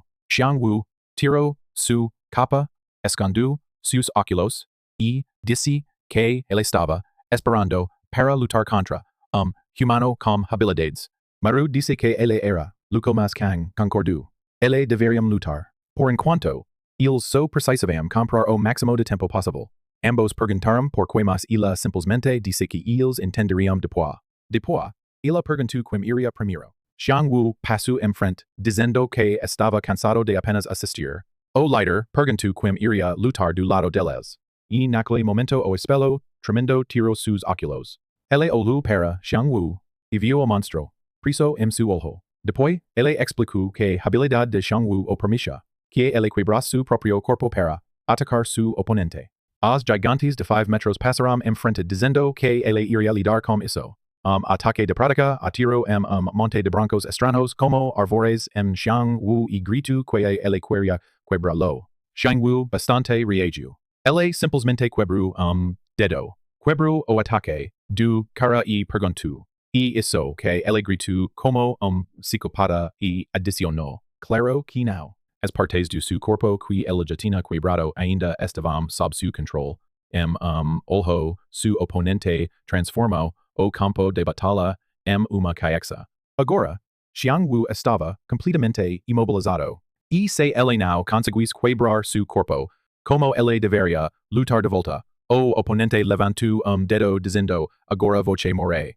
Mas Xiang Wu gritou e respondeu, ainda há muito para quebrar. Então ele se abriu em seus próprios dentes, quebrou em metade e quebrou o ataque do cara inteiro. Na mesma instância, ele pegou seu oponente pelo pescoço e gritou, agora você vai aprender o que e como ter seu quinto vertebra quebrado. Droga! Os pés do cara se abriram imediatamente. Xiang Wu lhe disse para ficar em seus pés e não passar tão rápido. O próximo movimento era fracasso no pescoço. O cara estava fumando na boca. Lá em seguida, Kang pegou a mão de Shinwu e lhe avisou. A essa velocidade, você vai matá-lo. E assim, a primeira ronda acabou. Eles ganharam. O gigante de 3 metros não fez nada, mas derrubou o pescoço. Agora ela estava fumando no carro como idiota. O líder perguntou se eles podiam ir para o próximo jogo. Kang disse a Xiang Wu que ela desacelerou. Ela apenas parou por tempo. Ela passou para a frente e lhe disse para enviar o próximo lutador. O outro lado examinou ela e notou que ela tinha a habilidade de transformar sua sangue em espadas. Xiang Wu e Maru interromperam. Uma luta entre garotas quentes nunca tem perdedor. Então o oponente derrubou duas partes de suas próprias pernas e preparou-se para a batalha. Kang avisou que eles não deveriam usar espadas. Era muito perigoso, mas a sangue de Maru invocou uma armadilha de ossos que subiu em cima de uma espada esqueletal e declarou que ela não se importou. Então ela lancou-se em Kang. Ela bastante tempo para reagir. Ela só conseguiu formar uma pequena espada para sua primeira defesa. Então, a espada esqueletal derrubou e derrotou as pernas. Droga. 10 segundos para a luta. Kang já admitiu. E eu não consigo continuar com isso. Ela derrubou seu oponente fazendo a espada esqueletal virar para trás e imediatamente avancou de novo. Maru tentou lançar alguns ataques, mas Kang derrubou-os com facilidade planejando lançar uma pequena espada e retornar. O problema foi que, droga, a pequena espada que ela fez se transformou em pouco inteiro de sangue. Os caras da outra equipe começaram a chamar para o Officer Park perguntando se ela estava bem. Kang tentou se desculpar dizendo que ela não podia controlar bem. Sang Wu e nosso garoto o felicitaram. Ela realmente conseguiu comprar monte de tempo. Ela se envergonhou admitindo que foi a primeira vez que ela lutou contra humano. Os membros da equipe oposta começaram a ir embora enquanto o cara com habilidade de ojos estava sentado la choke, preguntando qual tipo de lugar insano eso era. Ele uviu que a ilha de Gangwa estava cheia de fracas. Mas su líder permaneceu dizendo que agora, Sohan Maru estava por trás. Kang apontu que não fazia sentido. Já estava tu e o ele já tinham vencido. Mas o cara revelu que essa competição idiota foi, so porque ela queria ver os poderes de Maru, e além disso, a luta dela foi a mais importante. Value 3 pontos. Kang queria recusar, mas o idiota passou para frente e disse bem 3 pontos e, mas ela queria lutar contra o líder do outro time. Todo mundo pensou que ele era, idiota enquanto o líder apenas saiu. E ai que o nerd decidiu ver o poder de Maru. O demonio apareceu dentro do olho e ele imediatamente começou a sangrar. O pobre cara se envergonhou perguntando se aquela coisa era realmente humana. E nosso garoto estava apenas sentado lá perdido, no abismo do inferno. O líder andou para Maru. Ela preferia mandar o melhor lutador então ela chamou o pobre Wuju. Ela perguntou sobre os paz de Wuju e o líder, assinou o que eles estavam em segurança, em casa. Então ele imperou o garoto para frente e ordenou os a lutar. Yosuke gritou para o líder para isso. Mas o cara disse para calar a boca. Ele iriam lidar com ela depois. Então o líder disse ao Wuju que se ela lutasse bem, voce o deixaria transferir. Agora estando face to face, Maru estava completamente confuso. Ela podia ver cabeça des demonio, psicológico atrás de Wuju. Ele estava mostrando-lhe tudo o que voce deveria. Dizer para quebrar a mente do pobre cara. De frases sujas como voce. Meres morar para frases. Brutes como voce não pode. Não har aquela garota no olho. E voce também pode ver lembranças. Wuju corando. Batendo café na cabeça de Yosuke. Sua boca sudamente começou a abrir ela sentiu a espada se formando dentro. Ela tentou parar isso, mas só continuava sendo. Mesmo cobrindo sua boca, ela se encontrou perguntando voce não está feliz. Wuju, pelo menos Yosuke foi assaltado. Ele provavelmente assistiu a sofrer todos os dias e pensou que ela tinha sorte. Droga, seu poder estava completamente fora de controle. A língua ainda batia em Wuju's coração. Nosso garoto se apressou tentando ajudar o pobre cara. Mas Wuju apenas gritava, e me desculpe. Antes de Maru conseguir entender porquê, o corpo de Wuju explodiu em uma explosão venenosa. O corpo inteiro de Maru começou a quebrar. Sua carne estava quebrando. Kang lhe chamou. Mas o líder lhe avisou para não interferir. A ronda ainda não estava terminada. Ela caminhou para Maru correndo, ver quanto tempo ele iria durar. Ele se afastou e o machucou. Breve seus órgãos começaram a derrubar. Ele lhe disse que, talvez, também surrender. Mas mesmo com metade de seu rosto, quebrado Maru disse ainda não me desculpe. O líder se afastou e disse queria ver outro de seus poderes então. Tudo que ele tinha que fazer era atacar o garoto e ele ganharia. Essa era a regra? Mas então Maru disse que ele não se importava com as regras mais. Ele lançou tapa no líder dizendo que se ele o matasse então eles ganhariam. Ela estava a cara com ela quando o líder simplesmente disse infelizmente, isso não vai acontecer. Ela pegou Maru pelo collar e o ordenou a seguir as regras. Ela repetiu 8 vezes e, no mesmo instante, toda a sala foi derrubada no chão. Xianwu se afastou perguntando qual e o poder que estava criando essa forca quebrada. Mesmo, ela estava tentando respirar. Xianwu tentando imitar para eles respirar com cuidado. Porque essa era a habilidade do líder. Usador nível 9 como poder de gravidade. Olhando para todos eles sorriu e disse, isso lugar. Agora que eles estavam todos pinados, no cal, as coisas estavam finalmente ficando divertidas. Ele olhou para o nosso garoto percebendo que ela já se recuperou. Então ela disse algo estava errado como o corpo desse garoto. Ele decidiu testa, lo aumentou, a gravidade apenas, no Maru. Com isso os pernilos do nosso garoto começaram a separar, mas honestamente, depois dessa cena, de caro, isso não foi nada. No entanto o líder percebeu algo. Quanto mais dor Maru sofreu mais denso. Se tornou esmeralda. Parecia que o demonio que ele tinha ganhado seus poderes era muito especial. Isso trigou uma memória. Aquele monstro estava o assustando, mesmo que ele fosse. Demonios sus ojos eram diferentes dos outros. Nosso garoto estava se esforçando para levantar-se apenas manejando puxadas. Sabe apressado. Ele estava basicamente em uma montagem de treinamento de Goku.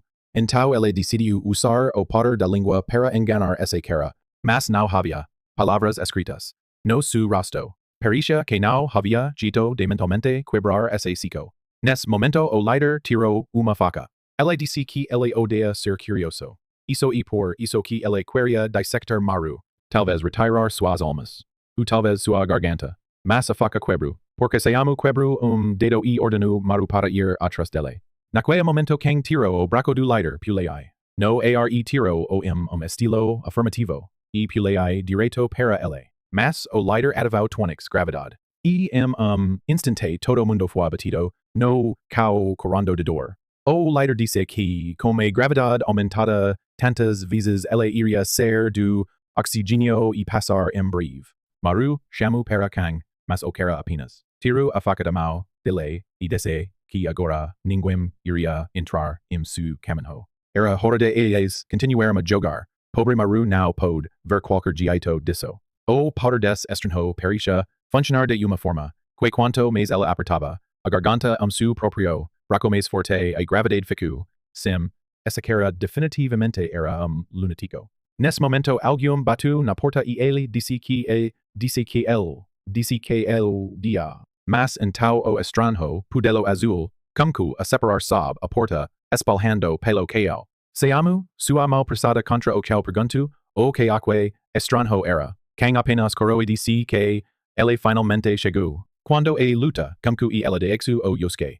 Ela enviou mensagem para o grande chefe. Nosso chefe vestido de camisa hawaiano, Godiakman estava sentado na porta sangrando de olho. Sua habilidade era o demonio da escuridão. E quando algo tem escuridão no nome você já sabe que é superpoderoso.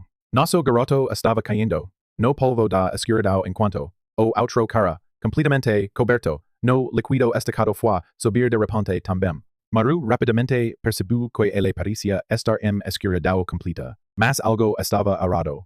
Ele se sentiu, percebendo que ele não podia ouvir ou sentir nada. Não havia som. Era como se ele não existisse. O garoto de escuridão estava tentando entender o que estava acontecendo et que Diokman apareceu bem atrás dele pegou sua garganta. Aparentemente, sua escuridão era inútil aqui. Instante ele se despediu do céu. Depois Diokman se tornou nosso garoto, que ainda estava lutando e pedindo ajuda. Ela pegou a garganta de Maru também e o matou frio. Depois ela casualmente chegou na sua porta tirou as duas olhos que faltavam e o colocou de volta no seu rosto. E escuridão começou a falar e todo mundo estava de volta na realidade. Diokman simplesmente comentou que Esmeralda Vermelha havia finalmente parado. Kang coro e disse que ele finalmente chegou mas Diokman o ignorou e chegou direto a o ponto. Ela pediu para saber por que ela e Sunwoo não reportaram os poderes de Maru. Aparentemente, eles estavam cansados de trabalhar como servos públicos. Kang se desculpou e perguntou se ela podia, pelo menos, falar com o líder do outro time. Mas Diokman imediatamente fechou essa ideia, dizendo que agora que as coisas tinham escalado tão longe, isso não iria ser resolvido tão facilmente. Uma cena mudou edifício enorme e todo mundo estava olhando para o nosso garoto que estava fechado em uma cadeira. Ela estava se perguntando o que iria acontecer com ele agora. Dentro de uma sala com 88 cadeiras mas apenas 4 pessoas sentadas, Diokman falou dizendo que de agora diante eles estariam a cargo de Han Maru, droga. Mas Diokman imediatamente respondeu que ele não aceitou isso. Maru não tinha ideia que esse cara tinha tanta autoridade. Diokman bateu na mesa dizendo que Maru estava produzindo Esmeralda. Algo como essa era extremamente perigoso. Outras pessoas poderiam acabar vendo esses poderes demoníacos. Mas Diokman, ajustando sua união hawaiana, argumentou que esse incidente aconteceu apenas por causa desse outro time. Esse time estava cheio de pessoas, horríveis, e Jong sabia isso melhor do qualquer.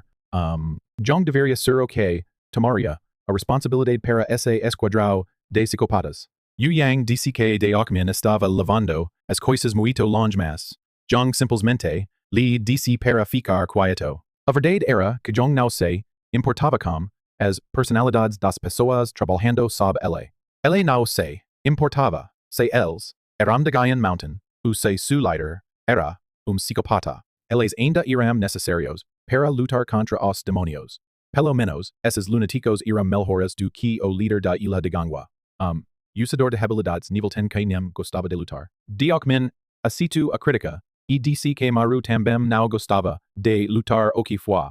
Exatamente, por isso, que ele precisava ficar na ilha. Além disso, as duas pessoas pertodelariam, as que poderiam controlar sua personalidade, melhor já que eles eram seus amigos. Jong perguntou se Diokmin estava disposto a tomar responsabilidade se Maru causasse desastre. Diokmin, simplesmente Peru, disse simi caminho para a porta. Enquanto eles estavam saindo, algum chamou Jean Mui lhe disse para ficar atrás por momento. Sim, de jeito nenhum. O pobre cara estava prestes a ouvir o filho do pai falar. Fora, Maru perguntou como as coisas estavam e, como ele também complicou sobre a ligação ridícula de Diokmin. Diokmin apenas lhe informou que eles receberiam acos disciplinares e que seus salários seriam cortados. E assim, Maru se divertiu. Ela corou su coração, mas Diokmin lhe disse que ele tinha sorte de que aqueles caras da outra ilha tinham causado tudo isso. Se ele se enganasse assim de novo, não haveria nenhuma salvação para ele. O diretor Xiong era muito mais assustador do que ele imaginava. De volta para Xiong Mu. Xiong perguntou o filho se ela poderia matar Han Maru se ela nunca perdesse o controle. Ayong Mu tamu segundo, viru a cabeça de uma forma esquisita, e disse não. Então ele se levantou, e disse se isso era o que Xiong tinha para dizer, após 20 anos. Ela estava sendo, mas Xiong lhe disse para sentar. Isso não era uma conversa de pai e filho. Era uma ordem do diretor. Maru não era me algum que poderia ser considerado usuário de habilidades, norme. Humano que poderia produzir cinza azul não era diferente de demonio. Eles precisavam ser cuidadosos, porque talvez ele fosse o inimigo. Sina mudada, uma casa diferente. Isso seria o novo dormitorio para a quite de Gangwa. O lugar era meso, rupas em todos os lugares, vasos de sodas vazios rodando. Maru entrou assim que o líder disse que de agora em diante ele iria morar lá com ele. Maru já estava comido sobre, onde a Maudu cara estava descansando. Ela perguntou se ela realmente tinha que ficar lá. Diokmin lhe disse sim. Foi a única maneira para ela manter olho nele e garantir que ela não causou problemas. Então ele colocou uma mão na espada de Maru, e isso deu ao garoto trauma instantâneo. Diokmin sorriu e disse que de agora em diante, eles iriam passando 24 horas muito perto de do outro. De volta a base, Jiang estava olhando para ele e assistindo ele queimar. Ele parou lá todo entorpecido e perguntou se ela tinha algo a dizer. Ela lhe acusou de morrer se ele comcas e soltar arroz vermelho lá na oficina. Yosie disse que eles deveriam parar de enganar como garoto porque essa foi, exatamente, a situação que fez o arroz começar a crescer. Maru estava apenas estando lá irritado, inseguro de quem ele odiava mais. Assim que ele soltou o sofrimento, Kim Yebak perguntou se ele havia comcado e soltar arroz. Diokmin imediatamente pegou o rosto dizendo que ela queria dar uma olhada. Sim, essa cena parecia peculiar. Normalmente, só veria esse tipo de desenho em histórias mais saudáveis. Andando pelos corredores, Maru estava fumando, ela estava agora sendo tratado como monstro. E ao longo do caminho, ele correu direto para Shunwu, que ainda estava pensando sobre o que tinha dito. Que Maru era extremamente perigoso e talvez inimigo. Por outro lado, nosso garoto já estava ficando irritado e perguntou se ela era apenas outra pessoa a que para lhe dizer não causar problemas. Mas Shunwu apenas se afastou e disse que ele não se importava com ele. Isso irritou Maru ainda mais. Espastardo sempre sabia como entrar na pele dele. E aí que ele notou que Kim Wooju havia transferido o seu escritório. Kang disse que desde o primeiro dia ele poderia perguntar se ele estava curioso sobre qualquer coisa. Então Kang virou para nosso garoto e disse que ele queria olhar nos olhos dele. Ele se afastou, dizendo que ele não estava lancando nenhuma sombra. Então não tinha nada a se preocupar. Mas perto, tão bonito. E ali disse para não ficar envergonhada sobre como que estava agindo. Todo mundo estava se sentindo inseguro porque eles não poderiam proteger a ilha se outro desastre como esse acontecesse. Ele parou lá, esquisito e afastado, dizendo que sabia disso. Agora, sentado sozinho no escritório, ele estava miserável. Ele tinha de trabalhar mais do que todos os outros. Dukman's maneira de lidar como problema foi por não enviar lo qualquer missão. Ele anda estava se afastando quando dois caras de corta feira caminharam para o quarto. Ele virou para perguntar quem eles iram. E de repente, deles pulou cima dele, batu o no rosto e como uma batida total. Que diabos cara? O cara pegou o no collar, gritando para ele liberar o fogo amarelo. Marva estava prestes a lutar de volta, prontos para fez lo, mas então ele se lembrou do que ela disse. Ela não podia causar problemas mais. Então ela não fez nada. O cara wig pediu para ele liberar o fogo ele derrubar a escada dele, mas então balde bate dedo na cabeça de wig, mandando o vor. Então ele ajudou Maru e disse o perdor o cara. Ele era pouco ignorante. Ele eram os dois estandares do headquarters.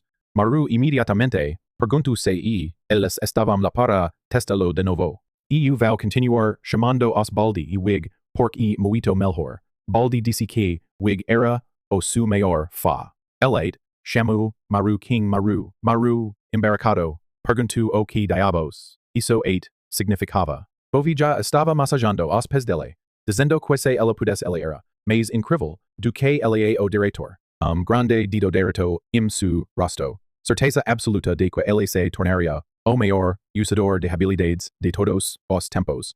Nosso garoto estava desesperadamente frustrado depois de ouvir isso. Algum tempo passou e, em breve, todos estavam voltando para casa. Maru olhou para o lado e viu Wuju estando lá. Ele perguntou se algo estava errado. E, de repente, a cena mudou para 2 metros que medem níveis de coro vermelho. Estranhamente, não estava funcionando. Wuju se desculpou, dizendo que ela deve ter feito algo errado, mas não disse a ninguém porque ele não queria ser culpado. Maru lhe contou que este lugar era diferente. Ninguém o misturaria por pequeno erro, ou talvez ele fosse apenas esquisito. O garoto chato de repente se olhou frustrado, perguntando o que Maru havia dito.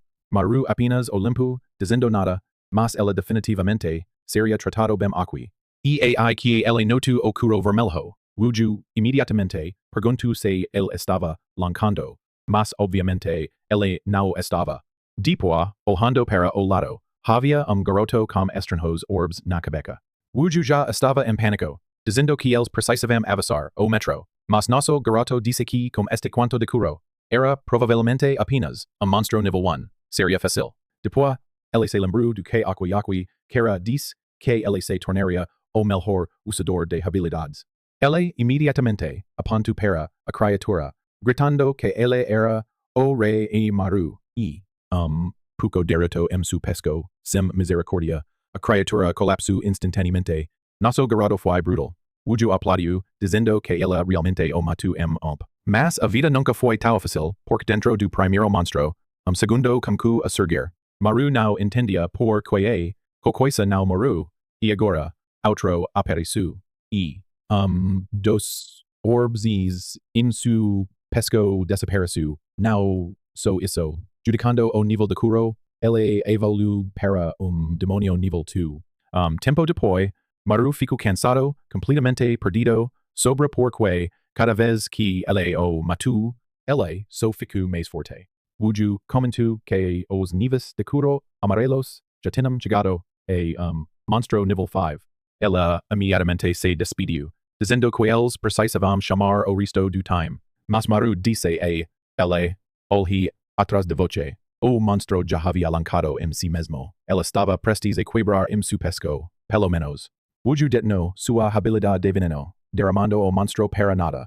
Mas, a mesma coisa aconteceu de novo. O corpo se aqueceu e de dentro, outro apareceu ainda mais forte. Essa foi a evolução de Hakusho, e a pior parte, ainda tinha 4 pedras restantes na cabeça. Ela já estava no nível 6 e Wuju não tinha ideia de como os dois eram capazes de lidar com isso. E aí que nosso garoto genioso finalmente percebeu. Ainda tinham 4 pedras restantes. Si a matematica estiverserta, 6 mais 4, igual ateno que significa que eles estavam enganados. Ele wuju precisavam ser do inferno imediatamente. Maru disse que iria distrair o monstro enquanto wuju chamava de apoio. Mas wuju gritou que não havia dito para ela tomar a monstro de nível 6 sozinho. Mas Maru foi atirado, declarando que ele era que Maru e mais forte do que ele pensava. Com isso, ela saiu como criatura, imaginando que, desde que ele a comatu, ela deveria ter uma habilidade similar agora. Ela derrubou, mas a criatura se derrubou muito mais rápido do que ele esperava. Então, ataque direto a tiro no estômago. Maru caiu no chão, completamente imobilizado. Antes de poder reagir, a criatura atirou ele com cão e pau, droga, Maru não estava dormindo de verdade. Ela também tinha os mesmos orbs na cabeça dele, mas ele não entendia porque não estava evoluindo mesmo depois de tomar apenas feridas fajadas. Aparentemente, sua regeneração foi muito rápida, nulificando os efeitos da habilidade. O monstro estava prestes a derrubar a cabeça, e Maru gritou, pedindo para atirar mais forte. O monstro foi para o ataque. Wuju se preocupou e gritou para ele ser cuidadoso, mas Maru apenas o disse para ficar de volta. Mas claro, o personagem do lado tinha que arruinar as coisas. Wuju usou sua habilidade de veneno. Isso parou o ataque do monstro, mas ele estava completamente imobilizado. Antes de ter a oportunidade de correr, a criatura atirou ele na cabeça e o derrubou no chão, da forma que Maru deveria ter sido machucado. Mas Maru, de trás, abriu seus bracos, e o redor da criatura, e derrubou seus dentes, direto seu pescoço. Mas uma vez o corpo da criatura começou a ferir.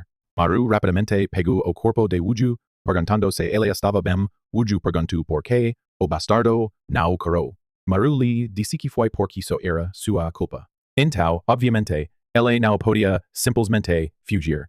Wuju lhe disse para Maru fugir e chamar de reforços. Então, ela se despediu.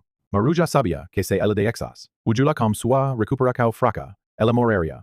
Ninguém estava vindo. Isso significa que ele tinha que se cuidar des monstros sozinho. Apenas 3 evoluções mais antes de chegar a sua forma final. Ele não podia deixar essa coisa chegar ao nível 10. Ele tinha que matá-la antes de surgir. Maru derrubou a armadura fraca e dentro ele viu uma criatura vermelha. Isso foi definitivamente parte do processo de evolução. Ele imediatamente se despediu para pegá-la e matou, e ameaça antes de que ela pudesse se desenvolver completamente. Mas então uma mão gigante tirou fora, de dentro e bateu uma cratera na cabeça de Maru. Caramba, agora isso era monstro. A coisa estava construída como gigachad. Mas dessa vez, era o corpo de Maru que começou a formar uma cocuna. Ela estava feliz. Agora ela estava finalmente evoluindo. Mas então o monstro o pegou pela cabeça e o levantou. Maru se abracou pensando que ele estava prestes a pegar uma batida. Mas ao contrário, os monstros o derrubaram para trás e o lançaram longe. Enquanto ele estava flutuando pelo ar, ele viu que o monstro estava indo direto para Wuju. Ele grita desesperadamente pedindo ao monstro para ficar longe. Porém, pobre coisa, ele vai direto para o chão no seu pescoço contra a árvore. Pelo menos a cocuna foi fia, e naquele momento ele surge, de tudo coberto de esmeralda. Lembrando que o momento em que a criatura estava se aproximando, ele começa a correr. Assim que ele começa a correr, ele percebe que ele está muito mais rápido depois de evoluir. Porém, quando ele chega lá, não há nada mais. A esmeralda está desaparecendo, o que significa que o monstro também se foi. Ele se pergunta onde e quando e naquele momento o celular toca. Ele vê alerta de monstro em outro distrito e se pergunta se eles já foram lá. E ao mesmo tempo, ele recebe uma chamada de Diokman que pergunta se ele viu o alerta de nível 7. Ele diz que semi que ele tem algo a dizer, mas o cara apenas lhe diz para ouvir e lhe avisa para não ir. Fique em casa. Antes que Manhwa possa explicar que ele já está lá, o cara se afasta. Nosso garoto decide pelo menos tentar encontrar Wuju enquanto os outros chegam para derrotar o monstro. E aqui, do bosque ao seu lado, ele ouve uma notificação de celular. Quando ele chega lá, ele encontra Wuju kendo. Ele se movimenta para virar o corpo e perguntar se o cara está bem. Mas vendo a Maui, o pool de vermelho, e claro que, bem, ela definitivamente não está bem naquele momento. Ela precisava de pedra amarela para ajudar o garoto a se recuperar. Ela começa a produzir sua própria pedra, pedindo para Wuju não morrer. No entanto, a pequena mau bait, no cau e, pelo que pare, voi passu, e, isso. A primeira vítima caiu e se ela tivesse sido enviado para a oficina para morrer, pobre garoto. Manhwa tira o vestido. Cobre su amigo e agora, ela definitivamente não está feliz com isso. Outra parte do bosque, Kang informa o líder que ela estava prestes a chegar. Então, onde ela estava? Diffman e o contado, no caminho, mas ela de ser cuidadoso porque o nível já estava subindo a 9. Ela ordena-lhe não enfrentar. A criatura sozinho a esperar su arrivo. No entanto, toda a montana começa a dancar o ponto que, mesmo na cidade, as pessoas sentirão e virão a tromba. O nível havia subido. E ten e agora Kang percebeu que ela realmente não seria capaz de lidar sozinha. Agora, Diffman estava preocupado e Yosiak, por outro lado, estava desesperado enquanto Senwa estava pedindo motorista de ônibus para acelerar. Infelizmente, Juan estava preso. No carro e sabia que ela não faria isso tempo. Kang estava correndo pelo bosque com o objetivo de parar esse monstro antes que ele chegasse a cidade. De repente, ela parou e viu uma figura se aproximando. Ela pensa que o monstro, mas então nosso cara se virou. Imediatamente, ela lhe diz para não chegar mais perto e sair daqui. Ela está pouco confusa e pergunta o que está acontecendo e por que ela está lá. O Homero e furioso. Aparece direito sua cara e lhe diz para ir antes que algo aconteça. Ela lhe pediu para se acalmar e pergunta o que está acontecendo, pois não hajito de ela fugir. E ai que é idade eis que o demonio da evolução chegou a sua forma final. Ela olha para o seu ombro e, no meio da sombra, vê a criatura se aproximando. Percy, bodybuilder de 6 metros de altura, com 2% de gordura corporal. Ela pergunta se ele realmente está lutando com esse monstro nível 10 sozinho. Para o qual Maru responde que ele vai terminar isso sozinho porque ela tem que matar essa coisa. Ela tenta adorar, no pito dela mas ela puxa a mão para fora, querendo saber o que ela pensa que está fazendo. Ela explica que ele como o demonio da evolução, então se ele sofrer uma ferida fatal, ele vai evoluir. Exatamente assim. Nesse momento, Kang percebe que Maru está estranha e pergunta o que está acontecendo. Ela pergunta para ela se acalmar porco. Resto do time já está chegando. No entanto, o garoto fica arrogante e diz que não quer ajuda de ninguém. Mas ela o bate no pito, perguntando se ele realmente abater aquela coisa, no coração sem pensar sobre as consequências. No momento em que as coisas estavam indo, ele ia perder sua humanidade. No entanto, ele apenas levantou o pieto e o levou para o pieto, dizendo que não se importa mesmo se ele morrer. Pobre Kang ficou em choque quando ele percebeu que a fumaça estava aumentando. Perto dela, ela viu monte de carcaços de Maru que já morreram muitas vezes. Como ela se pergunta quantas vezes ele fez isso, o chefe vem de trás pronto para bater. Foi moído rápido e sua única opção foi se defender. Mas não hoje porque chegou, pessoal. Ela bloqueia a batalha com puro esforço. Pegou o braço do monstro e o derrubou. O garoto ficou todo psycho e a criatura ficou assustada. No entanto, mesmo assim, ainda o pegou, no pito e o bato no cau. O caio inteiro foi destruído. Maru não parece muito afastada por isso. Mas nosso garoto se segura e começa a puxá-lo mais perto. No entanto, Dietman tinha apenas encontrado o corpo de Wuju. Ele se pergunta como isso aconteceu quando, naquele momento, som eco pela montana. Agora Kang estava começando a se sentir assustado, dizendo que isso não era o Maru que ela conhecia. Nosso garoto tinha batido no rosto do monstro e se derrubado nele.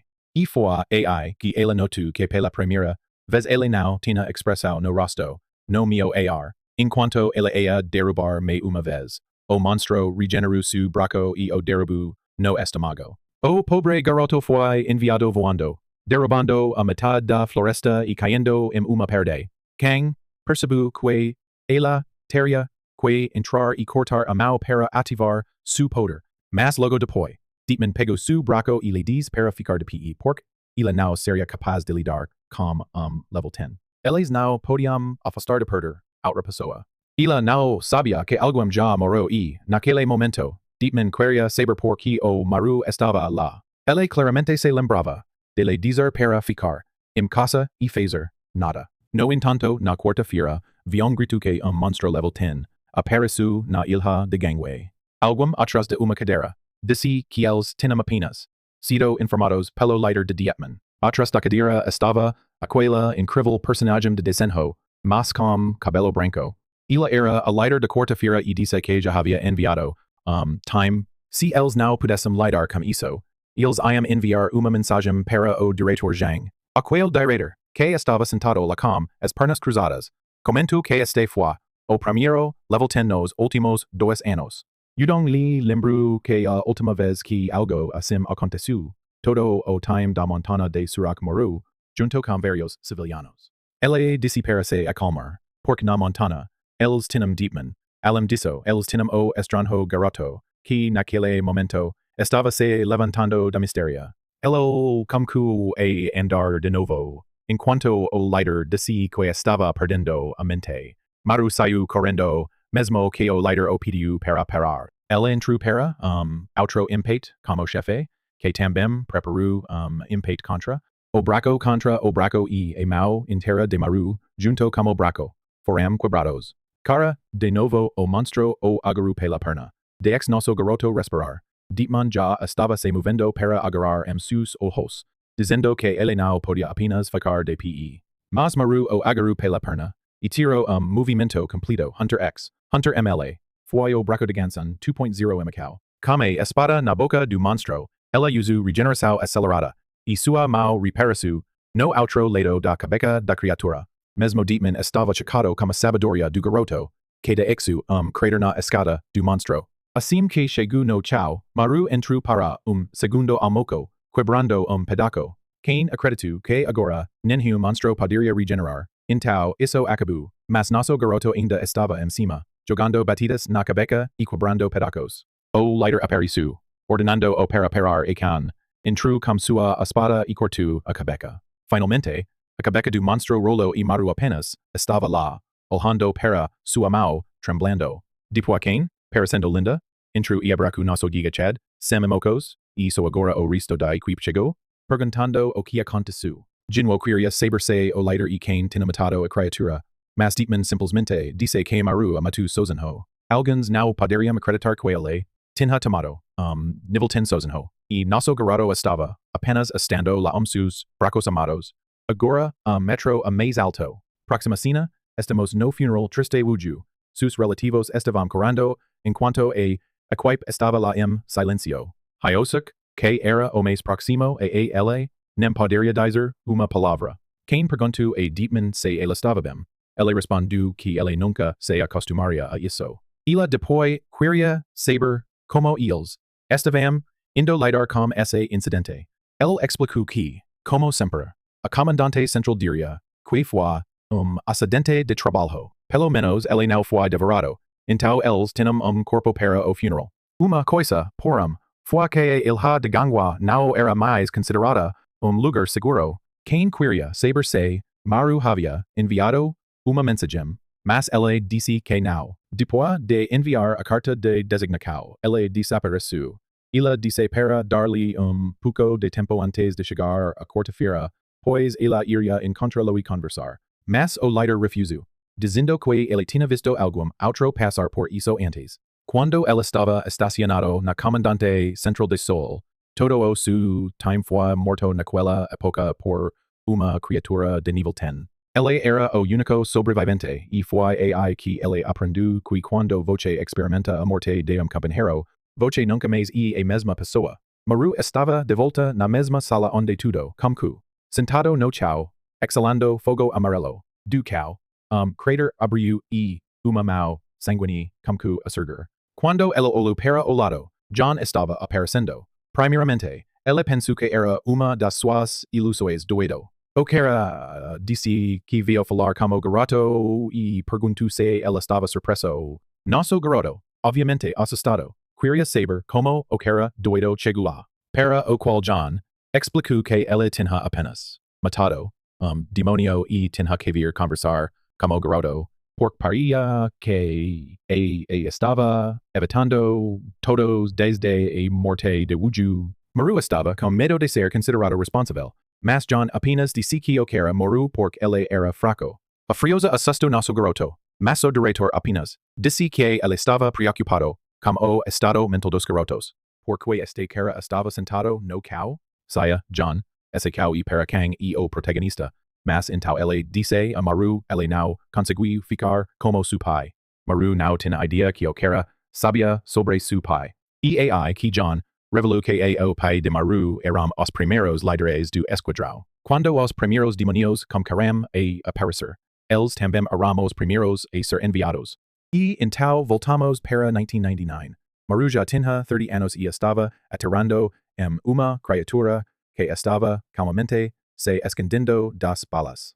O monstro continuou caminhando at que Han Suwan, o pai de Maru, lhe disse para continuar atirando. John estava apenas sentado lá como idiota at que su pai o pegou pelo collar e o ordenou para voltar e liderar o sexto esquadrão. Enquanto isso, outro camarada foi cortado em metade. Han Suwan tirou uma granada e lhe disse a todos a jogar o que eles tinham. A criatura estava cercada por bombas. Ducto e metade da floresta foi limpada. Tempo depois, o fogo estava subindo e eles decidiram verificar a condição da criatura. Mas quando Han Suwan chegou lá, em meio ao fogo, ele viu o monstro ainda parado, com metade do corpo perdido. A criatura abriu sua boca, como que a absorver o fogo e como que a regenerar. Imediatamente, eles ordenaram a todos a começar a atirar novamente antes que ele pudesse recuperar completamente. No entanto, ele se defendeu das balas, avancou e cortou todo mundo. Han Suwan não podia acreditar que algo assim existia. E John explicou que naquele dia, ambos dos seus esquadrões foram completamente aniquilados. Ela acordou entre todos os soldados mortos, com Han Suwan caminhando no meio. Ele se aproximou e perguntou se ele estava bem. Mas Han Suwan estava em choque, incapaz de entender por que todo mundo tinha morrido, perguntando o que monstro era.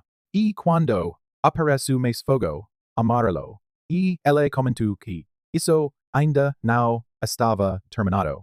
Imediatamente, ela se despediu e John seguiu, correndo saber porque ele estava agindo tão estranhamente. E quando ele também estava com medo de ver monstro gigante com cerca de 36 olhos cobrindo su corpo. Ele gritou que Han Suwan devia correr, mas ele virou e disse que se John quis sobreviver, ela tinha que aceitar. John não tinha ideia do que ele queria dizer. No entanto, em aquele momento, uma chave se abriu em frente e eles. Uma mão surgiu de dentro e quebrou o pescoço Jung. No passado, ela disse que o resto da história deveria ser óbvio porque Maru havia passado por a mesma coisa. Quando su sangue se misturou com os demônios, ela começou a trabalhar para o governo. Maru queria saber o que aconteceu com su pai, e John explicou que depois de tudo o que tinha acontecido, ela tentou falar com Han Suwan sobre liderar e organização, mas ela não queria. Parecia que o choque de absorver esses poderes havia destruído uma parte do seu cerebro. Naquela época, ele apenas falou sobre único objetivo, chegando em lugar chamado o abismo. O protagonista lembrou uma memória de ser atrapalhado enquanto su pai disse que era assim que eles chegariam no abismo. E John explicou que su pai se tornou demônio porque ela acreditou que era a única maneira de derrotar-los. Nosso garoto não parecia acreditar nisso. Mas Jung disse que era óbvio porque sangue de demônio corre através das veias de todos que usam habilidades. Em outras palavras, aqueles que possuem poderes podem, em qualquer momento, cair no abismo e se tornar demônios eles mesmos. Algum tempo depois dessa conversa, ele olhou para uma foto de su pai e perguntou se ela realmente se tornou demônio. Jung disse que se ele desistisse de lutar contra as criaturas, ele não seria diferente de su pai. Nosso garoto estava profundo em pensamento e no dia seguinte, na oficina, Yip Man estava lá assistindo. Aparentemente, o garoto, Adam apareceu para trabalhar novamente.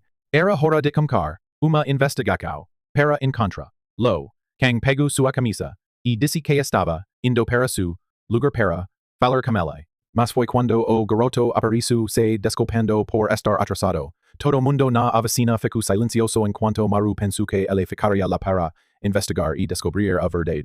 Ela refusou a acreditar nas palavras de Jung que su pai se tornou demônio. Mas o garoto não se desculpou e disse que a preparação estava quase completa. Man, havia uma criatura enorme restringida lá ele disse que, logo, eles veriam o abismo. De volta na oficina, a música não estava ótima, 8 que yung peru e disse que era hora de ir almoçar. Mas Maru, escondida em su leito, apenas respondu que ele não estava, com fome hoje e que ele poderiam ir sem ele. Enquanto os outros caminharam pelo corredor, eles comentaram que, novamente, eram apenas os quatro deles. Desde o acidente com Wuju, Maru estava se tornando estranha e ela estava se preocupando. Kang notou que não, só ele, mas todo mundo na oficina parecia pouco depressa. Algum tempo depois, Diekman abriu a porta e chamou nosso garoto, dizendo o de tirar o lixo enquanto ela preparava algum ramen. Bem, quando ela saiu como lixo, ela se foi para Kang. Ele não tinha ideia que ela morava lá. Ela respondeu que, claro que ela tinha. Afinal, era perto da oficina. Era conveniente. Na verdade, praticamente, todo mundo da oficina morava por AI. Ela viu que ela estava carregando o lixo e chegou para ajudar e suas mãos se tocam. Foi isso uma proposta de casamento?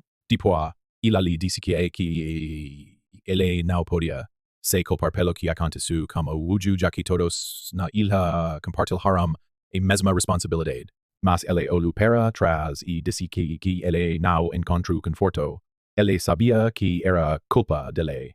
No entanto, ela saiu, dizendo que ela não estava tentando confortá-lo, mas em vez disso, lhe dizendo para ir em frente, porque assim que as pessoas sobrevivem neste lugar. Todos neste time já perderão algo importante em sua vida. Ela estava confuso sobre o que ela queria dizer, mas continuou as escadas. E havia outro alarme, meu Deus, essas pessoas não têm paz. O líder enviosa, Juan e Maru, porque ela tinha dor de cabeça, era apenas monstro de nível 6 e nosso garoto já estava colocando a roupa dele.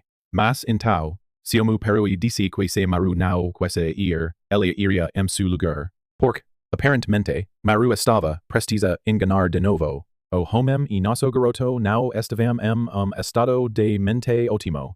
Ele apenas se afundou em sua cadeira, afastado. No entanto, Siomu estava ficando mais e mais irritado com esse garoto depressivo. Fora das montanas, Juan lhe disse para assistir suas palavras, já que Maru estava se afastando. Mas ele disse que não iria gastar tempo em se preocupar com algum tal quebrado. Eles só precisavam encontrar o monstro e matá-lo rapidamente. Cara, antes que ele pudesse, e mesmo terminar sua sentença, fio quebrou su pescoço e ele caiu no caiu. Quando ele acordou, confuso sobre o que aconteceu, ele olhou para o lado. Havia monstro vermelho enorme e Siomu estava morto. Ela quebra o dedo e machuca a cabeça do monstro, que pare more. Sus dois amigos se levantam, perguntando se ele realmente o matou. Ele responde que pare, que o matou. E ai, que Yosiap olha para o lado, perguntando o que aquela coisa.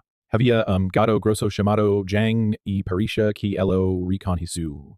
Ele explicou que era o seu gato, mas não fazia sentido que ele estivesse lá. Ele pegou o pequeno monstro, dizendo que era hora de voltar para a oficina, enquanto perguntava por que sentia se tal pesado hoje. Siomu lhe disse para não trazer aquela coisa para a oficina, mas Yohian disse para deixá lá ficar, já que ela parecia feliz. De volta aos berros, ele disse a todos para olhar o que ele tinha encontrado nas montanas. Mas todos pularam choque e Kang imediatamente, lhe disse para descer. A criatura suas mãos parecia mais como bebê demônio. Era o demônio de duplicação e, no momento que atacou, enviou uma espada todos os cabelos. Ele caiu, no caiu correndo, mas em visão de Osuk. Era apenas o seu pequeno gato escapando. Ele correu atrás dele para o corredor. Mas de repente ele bateu direto em uma porta. Agora mesmo DOP. Tinha sido batido, no cabelo.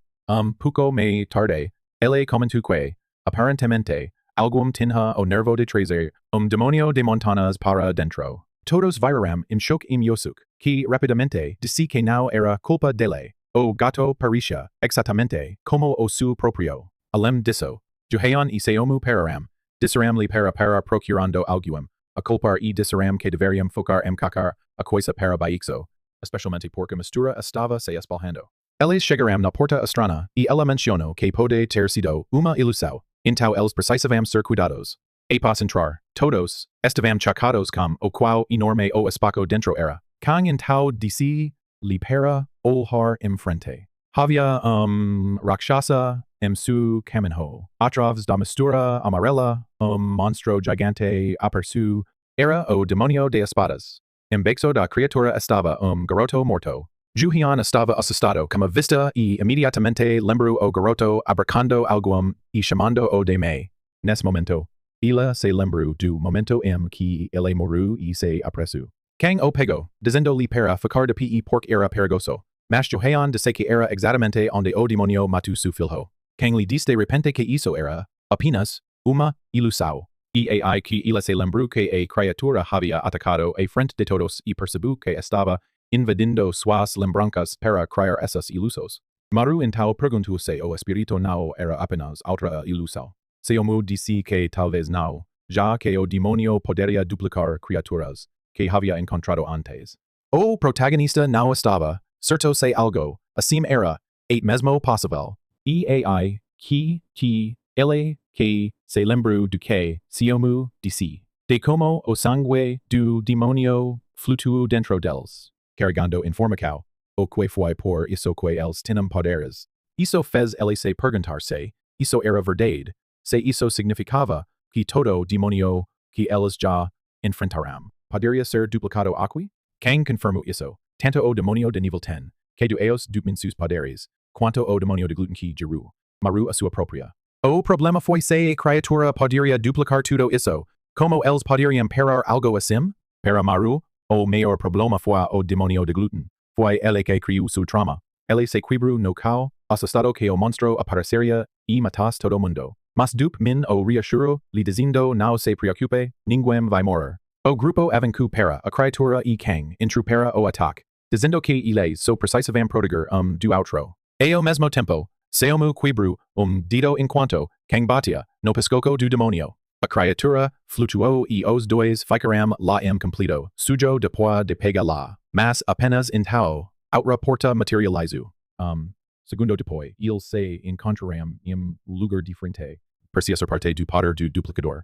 Kang perguntou a Ju1 se ela estava bem, ela respondeu que ela estava bem e já tinha se recuperado.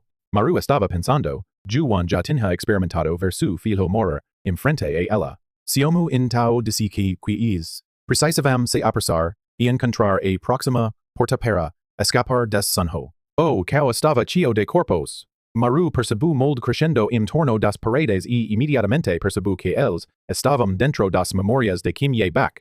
O homem estava lacorando por sua esposa. Ele se lembrava dos momentos que passou com ela e também de como ambos morreram no molde. Cara, isso foi trágico. Seomu apontou para cima, dizendo os para olhar para a parede. Havia uma criatura coberta de morcego su pesco. Os esporos começaram a cair e Maru acidentalmente inhalou.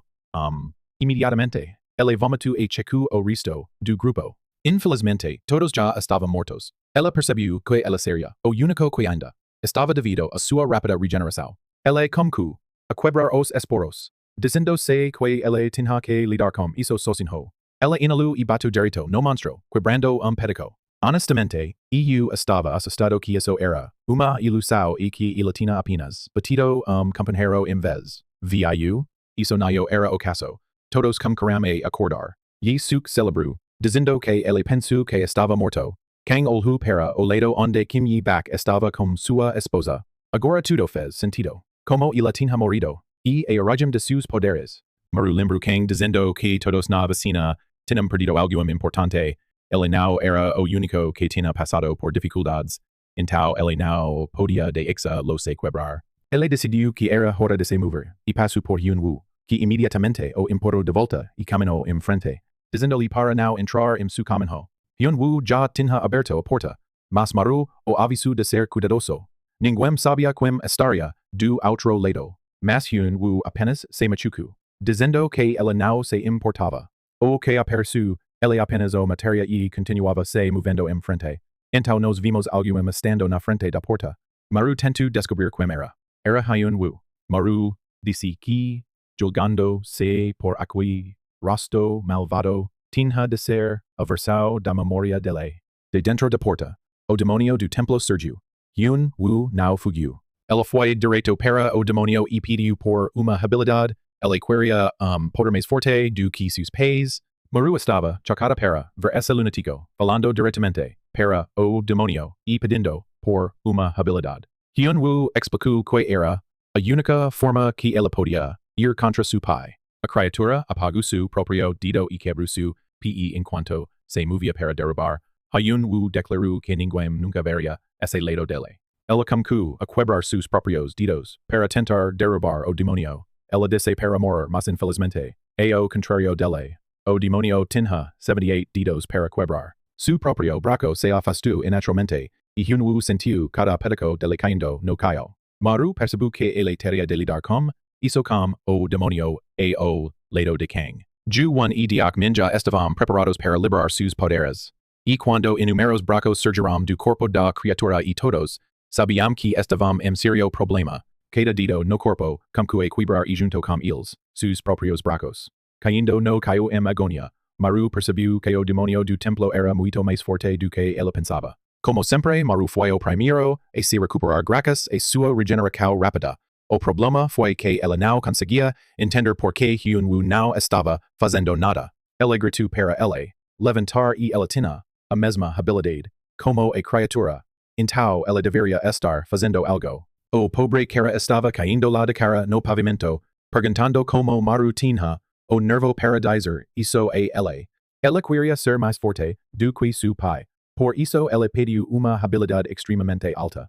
Mas AI e ela estava se humilhando de novo, perdendo mais uma vez para esse garoto. Se ela não conseguia lidar com isso, então qual era o ponto de ter habilidade? O demonio levantou o braço, criando mais maios. Maru sabia que iria atacar-lo depois, porque ele era o único que ainda estava. Os dedos se quebraram, e a dor era irresistível. Muitos cerebros se afastavam de que mesmo sua habilidade de regeneração estava começando a falhar. Ela se quebrou no chão, completamente imobilizado, enquanto o demonio calmamente caminhava atrás dele. Desperado, ela disse Diakman para fazer algo. Diakman explicou que ele precisava. Maru se sentiu completamente desesperado. Seu líder era inútil. Todo mundo gritava que Seonwan tinha que fazer algo, já que ele era o único que realmente entendia esse poder. Enquanto o demonio aproximava os três membros do time restantes, seus braços se expandiam, crescendo uma massa de dedos. E foi aí que Seonwan percebeu que ele tinha que agir. Ele quebrou dos seus próprios dentes para destruir o braço do monstro que havia apenas espalhado os dedos. Kang percebe o momento de distração. Se levanta e lança-se como criatura, cortando outro braço. O problema foi que não só ela era fraca, mas o corpo inteiro do demonio estava coberto de cabelo. Então sua espada apenas ficou presa. De repente, algo agarrou seu braço e o levantou para o ar. Ela não sabia o que estava acontecendo e Maru perguntou por que ela estava flutuando. Seonwan era o único que entendia. Do sangue que havia derretido, do braço do demonio do templo, inúteis maus tinham formado, agarrando, e segurando e, pior, toda parte dela que estava, presa estava agora sendo torcida. Imediatamente, Maru se levantou e se apressou para a criatura, gritando para cair, mas, então uma mão, o agarrou pelo braço. Isso o levantou para o ar ela não podia ver o fazer nada. Nesse momento, Seonwan sabia que se ele tivesse recebido o poder do demonio, então ele também deveria poder usá-lo. Ela se levantou pelo braço, deixando o sangue derretido no chão, e então as mãos começaram a formar, agarrando o monstro e segurando-o. No segundo que a criatura foi imobilizada, algo veio de lugar nenhum e o imperu direto no braço. Era o espada de Seonwan. E com isso ela declarou que parecia que eles tinham vencido. A equipe inteira estava muito cansada. Algum tempo depois, Seonwan estava sentado contra uma parede, mas pelo menos ela estava feliz que tinha aprendido algo novo sobre sua habilidade. Alguém o chamou, e foi Maru, dizendo que era bom que ele tinha aprendido tal bem. Na próxima vez, ela queria ver essa habilidade sendo colocada para uso próprio. Seonwan lhe disse que o demonio deveria acalmar-se. Ele saiu, deixando Maru envergonhada. Ele só estava tentando dar algumas dicas. Depois de descansar, eles foram para a próxima porta. Assim que eles se aproximaram, todo mundo sentiu algo estranho. Som acalmo, e Sionwan perguntou o que estava dentro. Como ninguém parecia reconhecê-lo, Kang adivinhou que talvez fosse habilidade de Maru. Ele passou em frente, curioso sobre o que ele encontraria. Após abrir a porta, Sionwan estava chamando para seu pai. Era ele, escondido em frente a uma criatura gigante. Todo mundo estava chocado para ver que esse demônio tinha olhos. Maru estava pedindo para ser libertado, lutando enquanto ele estava conduzido, mas seu pai só lhe disse que esse era o caminho para o abismo. Se ele queria proteger as pessoas que ele se importava, ele tinha que obter o poder do demônio de gluttony. Ao ouvir essa conversa sobre proteger outros, Maru percebeu que isso não faz sentido, considerando o que Sionwan disse. Ele se lembra que Sionwan tinha afirmado que seu pai havia abandonado sua humanidade. Parecia que o diretor, Sionwan, havia mentido a ele. Uma quarta-feira, Sionwan bateu uma mão na mesa, dizendo que era muito menos do que esperado. Era a velha senhora dos Incredibles, dizendo que eles tinham muito menos usuários de habilidades. Agora, enquanto o número de demônios continuava aumentando, Zhang respondeu qualidade era mais importante do quantidade. Mas ela contraiu que o número de usuários de habilidades de nível 7 era particularmente baixo, especialmente na região antiga. Ela perguntou qual era o seu plano, se ela estava deliberadamente tentando forcar indivíduos mais fortes a surgir. Zhang simplesmente disse que, se necessário, isso era exatamente o que ele estava fazendo. A velha senhora bateu na mesa, dizendo que a verdadeira loucura era deixar monte de civilianos morir apenas para que poucos pudessem se transformar em usuários de habilidades. Como o diretor desse lugar, ela deveria saber quão perigosas essas palavras eram. De repente, alguém bateu na porta. Uma jovem mulher entrou, informando o que os materiais que ele havia pedido seriam apagados porque ela tinham perdido contado como ilha de Ganwei. Imediatamente, a velha senhora ordenou-os para descobrir se esses bastardos estavam sendo de trabalho cedo. Enquanto isso, o grupo estava face-to-face com o demônio de gluttony, que gritava contra eles. Nesse momento, tudo o que eles queriam era ir para casa. E ai quiosque aponto e disse a todos para olhar para isso. Estranho o monstro de gluttony já estava derrubando. Segundos, a criatura caiu no chão e desapareceu. John acu estranho, porque o monstro desapareceu sem atacar? Diotman então comentou que esse demônio parecia diferente de qualquer outro que eles tinham encontrado antes. Todo mundo estava aliviado, pelo menos, de que eles não tiveram que lutar contra aquela coisa. E ai que uma voz chamou a senhora. De repente, eles sabiam que era a vez de Kang. Ela passou em frente, e lhe disse para esperar. Ela iria sozinha. Obviamente, Maru lhe avisou que era muito perigoso. Mas ela respondeu queria preparar-se agora para quando ela enfrentasse o verdadeiro. Elas poderiam ficar sentadas. Ela estaria de volta. Cara, elas realmente ficaram. Eu não teria feito isso. Maru estava certa de que seria realmente difícil para ela vencer, especialmente já que Sionwu tinha lutado tanto contra o demônio do templo. Ela decidiu tomar apenas uma pequena olhada no que estava acontecendo. Kang estava trancado na batalha com o monstro vermelho. A coisa estranha foi que outro demônio estava assistindo a luta. De novo, era desses com olhos. Não a mencionar como o demônio de gluttony estava começando a dissolver. No momento, a espada de Kang quebrou e o monstro se mudou para terminar com ela. Maru gritou para que ela tenha cuidado, mas ela insistiu que já tinha dito que iria lidar sozinha. No entanto, ela disse para prestar atenção. A criatura tinha algum tipo de habilidade defensiva. E se isso fosse o caso, então ela deveria ter esse poder também. Ela ficou pensando sobre isso enquanto a porta fechava. Sionwu disse que isso era o suficiente. Agora ela estava indo vencer. Ela ainda queria ajuda, mas ela não tinha escola, e todos só tinham que esperar. Algum tempo depois, a porta abriu e uma mão sanguínea atingiu. Sem lágrimas necessárias para a noite, ela surgiu bonita e viva. Ela se afastou e colapsou em os braços de Maru, que estava completamente arruinado. Sionwu estava frustrado. Ele precisava de ajuda enquanto ela havia derrotado o demônio que havia dado seu poder sozinho. Jo disse que agora, apenas eu suk e as criaturas do líder permaneceram. TikTok do confirmo. mas pergunto porque a porta ainda não apareceu. Sion Wu mencionou que criatura que encontraram na floresta tinha habilidades similares a Yosuke. Yosuke concordou. Fazia sentido. Desde a primeira vez que ele encontrou o demônio, ele também estava procurando por su gato. O que significa que, neste momento, apenas o demônio do líder permaneceu lá.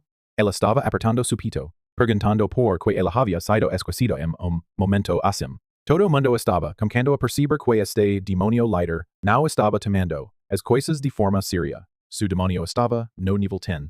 Yosuke o trucks, dizendo que, aparentemente, ela tinha sido sorteado. Diak Min disse que ela estava realmente feliz. Porque, com isso, todo mundo estava muito mais seguro. Maru celebrou. Talvez este fosse o melhor possível resultado. Todo mundo peria calmo. A mistura amarela estava se acalmando, e a criatura desapareceu. O líder então disse que parecia que Kang tinha lidado com sua questão rapidamente. Seria uma boa ideia levá-la para o hospital, e depois ir comer barbecue coreano. Lá, Maru apanhou a no rosto. Todo mundo ficou assustado quando Maru pegou a pela coluna e acusou a de ser o demônio. G1 diz a deparar debater no líder, dizendo que tinha perdido a mente. Mas Maru apontou que o líder tinha comido barbecue coreano antemi acabou com uma dor no estômago. Não havia dito de ele querer comer de novo hoje. Por segundo, todo mundo estava em choque, e o líder parecia confuso sobre porque eles estavam falando sobre su estômago. No próximo segundo, ele estava sendo apanhado, e todo mundo concordou que isso era motivo suficiente. O líder gritou-lhe de parar. Todos estavam perdendo a mente. Ele se levantou e saiu daqui. No momento em que ele saiu do edifício, o verdadeiro demônio o atirou. O grupo estava chocado, e o líder perguntou o que ele tinha acertado. A dor se acalmou, e o demônio vermelho surgiu mais uma vez. Algum tempo depois, durante a reunião, o líder percebeu que, aparentemente, enquanto ele estava preso no hospital com dor no estômago, eles tinham trazido demônio para dentro. Ele avisou que se a quarta-feira subes. Sobre isso, o salário de todo seria cortado por ano inteiro. Por essa razão, todo o incidente precisava ser guardado em segredo. Fora, Kang só queria ir para casa. Ela estava cansada, e aí que alguém lhe chamou. Ela pensou que seria Maru, mas não. Era Shang Wu, dizendo que ela queria falar sobre algo. Ela então revelou que o demônio era de suas lembranças, mas uma que ela tinha apenas lutado. Ela já tinha visto isso antes. Ela perguntou onde e quando, e caramba, Shang Wu disse que o demônio era o diretor Zhang. O cara já sabia a verdade inteira. Sua IQ estava em outro nível, 200. A cena então mudou para 20 anos atrás. Ela entrou na sala de sua mãe, perguntando onde estava su pai se ele estava trabalhando no quartel novamente. Ela respondeu que sim, ela estava. Dizendo que ele não se importava com nenhum deles. Então os garotos também não se importariam com ele. Shang Wu saiu para a janela do quartel, limpou o ar e o interior. O que ela viu era exatamente o que voce imaginaria. Su pai estava no meio de se transformar em demônio. No presente, Kang não podia acreditar. Shang Wu disse quando ele foi verificar o quartel, onde su pai estava. Ele só viu o demônio. Então ele não estava cedo. Mas com o tempo passando e agora vendo essa lembrança, ele ficou convencido. Kang queria saber se o diretor era realmente demônio e porque ele estava apenas sentado lá assistindo sua família morrer. Shang Wu explicou que foi exatamente o que ele queria descobrir. Ele tinha se envolvido em tudo isso, apenas descobrindo a verdadeira identidade de Zhang. Se ele se tornar forte o suficiente e trabalhar no quartel, ele se aproximaria de descobrir a verdade. Kang lhe disse que uma lembrança de infância sozinho não era suficiente para provar nada. Ele precisava de algo mais concreto. Ele respondeu que ele já tinha uma ideia muito boa de como provar-la. Como se ele precisasse de algo primeiro. Ela perguntou ok. Próxima cena. No quartel, Kang e Maru estavam lá. Maru queria saber por que ele estava lá. E ela lhe disse que já tinha explicado 1000 vezes. Ele apontou para Shang Wu, dizendo que eles não deveriam estar lá só por causa dessa conspiração ridícula da lunatic. Apos, momento de silencio no quartel. Jang entru, se desculpando por deexa los esperar. Ele se sentu y preguntu. O que os tres tinam vindo, para discutir. Maru se sentiu embaracada, mas Xiangwu chegou derecho, e o ponto. Ele dice que sabia que o diretor estava presente quando Kang recebia suas habilidades. Maru estava chocada e o diretor respondu que ele não entendia. Bem, o que eles estavam falando e precisava de uma explicação mais clara. Kang então disse que o demônio que apresentava naquele dia tinha olhos, e ela tinha ouvido que esse demônio era o diretor. Cara, eu não esperava que o seu plano fosse apenas confrontar o cara assim. Zhang colocou a mão sobre o rosto e disse que, aparentemente, eles tinham sido amedrontados pelas teorias absurdas de Xiangwu. Primeiro, o garoto queria acusar seu pai da morte de sua mãe, e agora ele estava acusando-o de ser demônio. E agora, Maru nem sabia que ele fijo. Xiangwu bateu na mesa, dizendo que isso não tinha nada a ver com sua mãe. Ele só queria saber a verdadeira identidade de Zhang. Ele então olhou para Maru e pediu que ele usasse o vermelho para expor a identidade do diretor. Mas Zhang avisou que se ele usasse esse poder desnecessariamente, ela perderia toda a protocolo da ilha de Gangwa. Maru hesitou por segundo, e então Kang disse a Xiangwu que seria melhor deixar isso. Ela também queria descobrir a verdade atrás da morte de sua família. Mas colocar Maru nessa situação não era o jeito certo. E ao ouvir isso, Maru se lembrou de quando eles estavam em sua antiga casa. Ele perguntou se isso ajudaria ela a encontrar essa verdade. Ele lembrou da memória do demônio que matou seu irmão. Então ele se levantou e disse que se isso fosse o caso, Xiangwu teria que tomar toda a responsabilidade por isso. O vermelho começou a se espalhar e ela declarou que era óbvio. O diretor se levantou e perguntou por que ele tinha que fazer algo assim para o filho dele. Mas Xiangwu, e claro, respondeu que ele nunca, e mesmo o considerou pai. Ele imediatamente começou a quebrar os dedos, dizendo que Zhang era apenas alguém que o abandonou a sua mãe. Zhang ficou quieto enquanto o vidro atrás dele se quebrou. Xiangwu se levantou e bateu ombro na cabeça de Zhang, o deixando cair fora do prédio. Quando ele caiu, Maru gritou que isso era uma loucura. Não havia fome para ajuda lo a sobreviver, mas Zhang apenas disse eles para esperar. Eles veriam a verdade. Enquanto ele se levantou, o diretor pensou que esses filhos estavam realmente começando a ficar no nervo dele.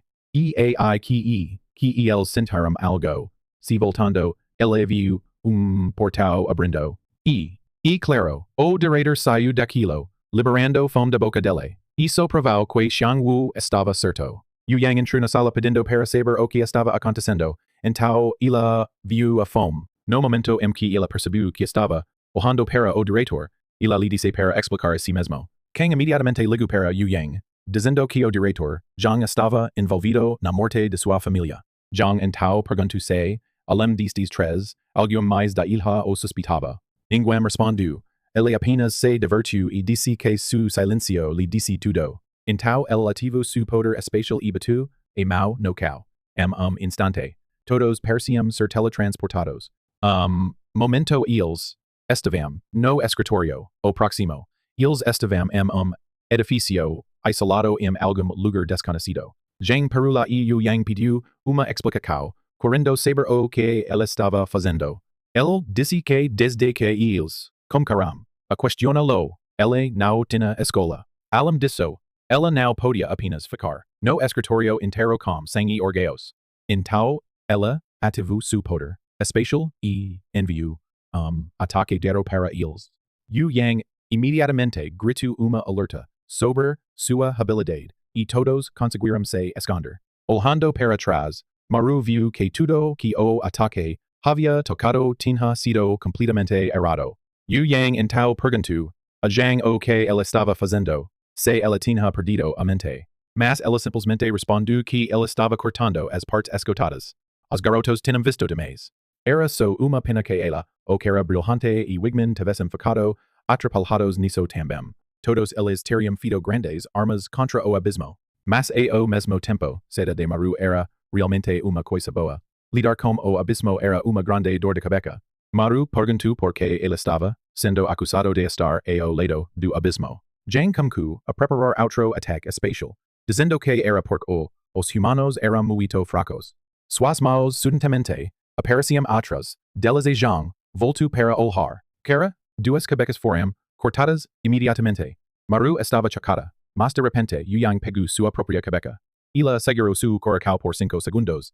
E com isso, ela ativou o poder da pausa eterna. Yang tinha o rakshasa do tempo, o que o permitiu sacrificar 5 anos de sua vida para respirar 5 segundos. Com isso, eles voltaram ao momento em que Jang estava preparando su ataque. Ele olhou para eles e disse que parecia que ele já tinha feito isso antes, já que Yang tinha salvado todos. Assim na cabeca o Dexu, óbvio. Mas Maru perguntou como os dois ainda estavam vivos, quando ele havia apenas visto eles ser mortos. Ela acudiu isso estranho. Além do diretor, ninguém mais deveria ter sido capaz de sentir sua habilidade. E, quando Baldi e Wigman enviaram Ford, dizendo que eles não tinham tempo para isso, os dois entraram para um ataque coordenado, mas Jang desapareceu ar frio e repareceu bem atrás deles. Ele andou para Xiaomu e perguntou se seu pai realmente tentou matá-lo. Xiaomu apagou dos dedos e o braço inteiro do diretor foi afetado. Ele olhou para o homem e disse que Jang preparou outro ataque espacial, mas Maru e Kang apenas conseguiram jogar lo no chão. Ele avisou os de ficarem cuidados, senão eles morreriam de novo. Estranho, Yang estava dizendo para eles, captura-lo vivo porque eles tinham demais perguntas. Baldi e Wigman respondiam que eles não estavam certos se isso era possível. Eles juntaram as mãos e quando os liberaram, o som deles parecia ser legado. Eles avisaram que eles estavam prestes a entrar. Wigman foi o primeiro a chutar que ele era o mais rápido. Por causa de sua habilidade sanguínea, ele tinha double a velocidade de ataque. Mas, cara, Jang apenas preparou solo chute e tirou a cabeca dele. Todo mundo sabia que o pobre cara não estava a chance. Mas mesmo sem a cabeca, Wigman ainda conseguiu bater uma batida no rosto de Jang e sua cabeca quebrada girando pelo ar estava sorrindo dizendo que eles ganhariam. Como esperado, Baldi então revelou o segredo de sua habilidade, por razão não aparente. Ele explicou que enquanto su pacto sanguíneo os ligasse, eles não morreriam. Jang enviou chute espacial para eles, mas su bando sanguíneo se transformou imediatamente. Agora, isso faz sentido porque ele explicou. O pacto de finalidade não poderia ser quebrado. Wigman, sentado no chão, agradeceu ao diretor por tudo o que ele tinha feito. Mas, infelizmente, hoje foi o dia de dizer adeus. Maru foi impressionado pela forca do Du, mas Xianwu rapidamente avisou que Jang estava jogando tudo com facilidade. Isso e quando Kang lhe disse olhar prontamente para o que estava acontecendo. Depois de jogar por tanto tempo, Jang se encaixou nas linhas sanguíneas. Claro, Baldi e Wigman começaram a puxar, dizendo que isso era o fim. Jang estava sendo estratado e puxado de ambos os lados. Li Dong ordenou que eles acabassem, e Kang batia o braço, e ao mesmo tempo, Xianwu quebrou o outro. Eles estavam animados. Aparentemente, eles finalmente ganharam, já que Jang não podia mais ativar seus poderes. O problema era que ele tinha começado a absorver a pedra amarela para regenerar. Imediatamente, o líder ordenou a Maru para pegá-lo e parar a regeneração. Boy saiu correndo, gritando que ele nunca pegou humano antes. Mas direito no meio do seu cargo, Jang se mudou de expressão. Ele se afastou. Maru ficou assustado enquanto assistiu o homem se transformar. Como todo mundo tem medo, ele se transformou em a mesma criatura de Kang's Sunho. O batimento que ele tratou com Maru liberou uma onda de energia espacial. Boy tentou se defender, mas como a se absorver na escuridão, a energia foi atraída na mão de Jang e antes de todos olhos. Maru desapareceu na escuridão negra. O monstro transformado apenas se sentava lá, gritando como lunático. Enquanto isso, Yang ainda estava tentando processar o que estava acontecendo. Jang correu e se desculpou, dizendo que ele não queria revelar sua verdadeira natureza. Nesse momento, Xiangguang sabia que essa coisa não era seu pai. Então, o que aconteceu como verdadeiro? O demônio colocou uma mão no rosto e mutilou que ele não podia acreditar que ele tinha que matar os mesmos soldados que ele criou. Obviamente, Kang entendeu exatamente o que ele quis dizer com isso. Ele refusou acreditar. Mas, ela confirmou. Ela foi o que chamou os demônios para sua casa. Ele tinha visto sua aptidão natural para os esportes e imediatamente percebu que ela se tornaria uso de habilidade excepcional. Claro, com se afastou de ele com raiva, mas o líder gritou para que ela parasse. Dao tarde, ela já tinha espalhado sua espada. O demônio esticou sua mão e seu corpo como que se desintegrar. Man, ela foi erradicada da existência com único soco espacial. E ao mesmo tempo, Yu Yang perdeu braco e todos os outros foram aniquilados. Com nenhuma escola, o líder novamente agarrou seu próprio coração e derrubou o tempo em 5 segundos. Dessa vez, ela agarrou o ombro de Kang e avisou o de não se mover, senão todos morreriam. Mas Kang estava desesperado, pedindo para saber o que eles estavam supostos a fazer. Yu Yang admitiu que ela não tinha ideia. Desde que Zhang se transformou, ele tinha ganhado forca monstruosa. Neste ponto, nenhum deles tinha uma chance. Eles não poderiam ir ao aproximá-lo. Kang disse que se eles ainda tivessem Maru, eles poderiam ter uma chance. Então, como eles poderiam trazer-lo de volta? Mas o líder respondeu que era impossível. Ninguém nunca voltou a escuridão que Zhang criou. Nosso garoto, entretanto, estava correndo atrás do vazio, quando como idiota. Ela correu et que estava completamente sem respiração. Mas ainda, ela não encontrou luz em lugar nenhum. E aí que ele colapsou, no qual olhando para a frente, pensou que viu uma saída. Claro que ele imediatamente se levantou e correu para ela, desesperado para ver o que era. Mas dentro daquela luz, ela estava face to face com Zhang. O homem perisha fininho e malnorcido, olhando para ela com desconfiança. Ele perguntou, como humano acabou aqui? Inocentemente, Maru respondeu que ele tinha ficado preso enquanto lutava, com algum que parecia exatamente como ele. E agora, ela queria saber o que era este lugar. E aí que Zhang explicou coisa que ela lutou era uma das demônios que fugiram do abismo. E não, só esta criatura tinha olhos. Ela podia falar como uma pessoa normal. E aí que o verdadeiro Zhang revelou que a coisa era uma das 8 deuses. Séries que existiam acima dos demônios comuns. Ele eram os séries que receberam os poderes do Rei Supremo do Abismo. E o contrário de outros demônios, que foram puramente dirigidos por instinto e matavam qualquer coisa.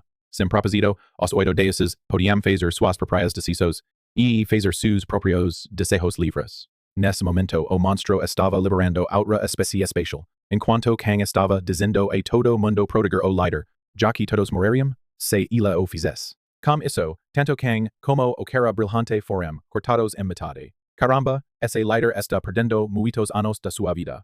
Ela abriu seu próprio coração de novo e respirou 5 segundos. Os cabelos estão se reatacando aos corpos de novo, enquanto o ilusionário Zhang diz que aqueles do Reino Supremo são extremamente poderosos.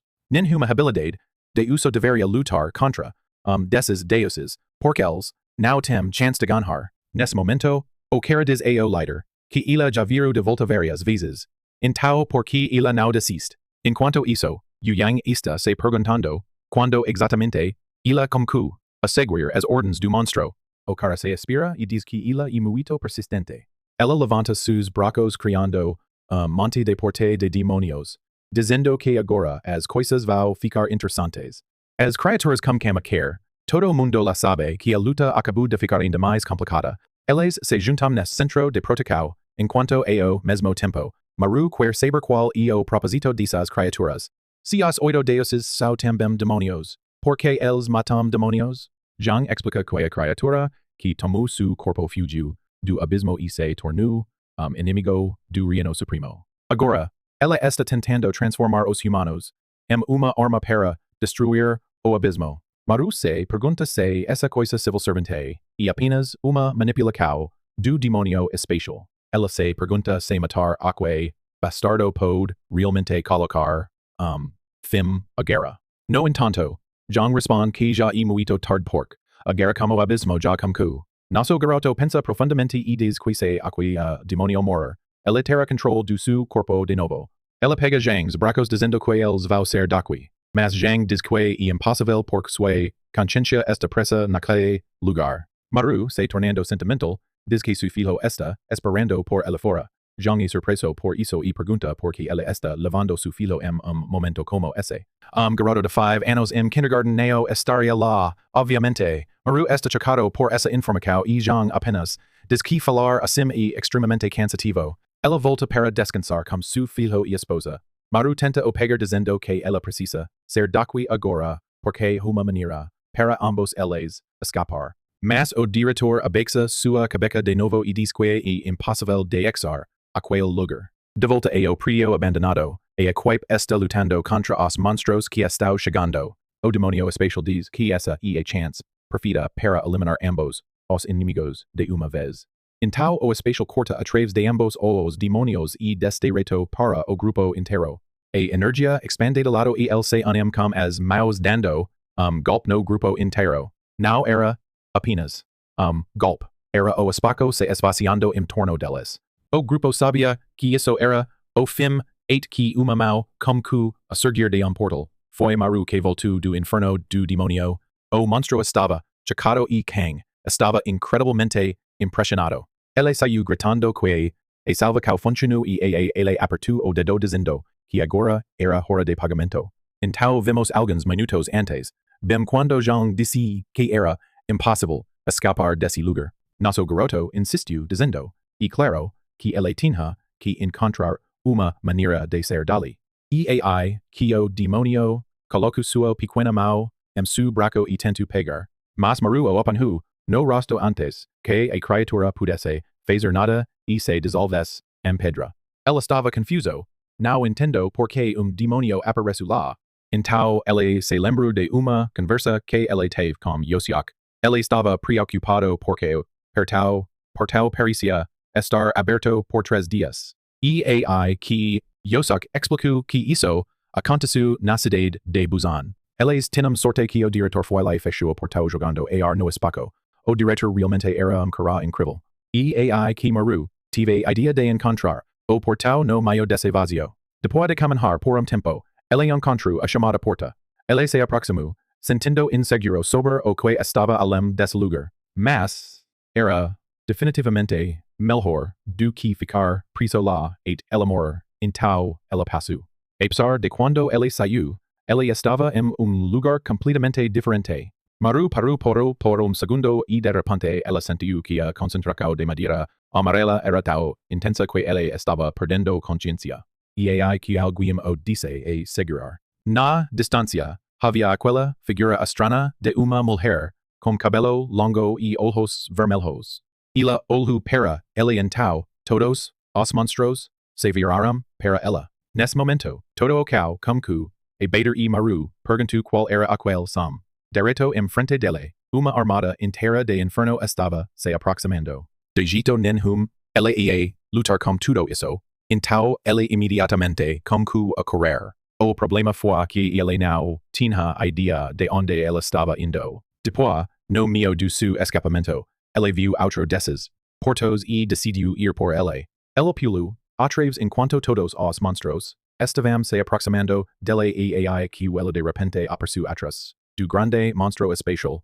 O idiota se virou surpreso enquanto nosso garoto foi para impete. Droga, mas então, o idiota teletransportou para evitar o impete. Vamos, DX o garoto terceiro momento. O monstro não estava feliz com isso enquanto o Yu-Yong estava impressionado que ele tinha escapado. Nosso garoto sorriu, perguntou se todo mundo estava bem e disse que agora em diante ele ia lidar com isso. Xiaomu lhe disse para parar de ser idiota já que ele não podia se aproximar do demonio espacial. Mas nesse momento, Maru não estava tão certa sobre isso. Na verdade, ela estava certa que seu corpo atual poderia ganhar.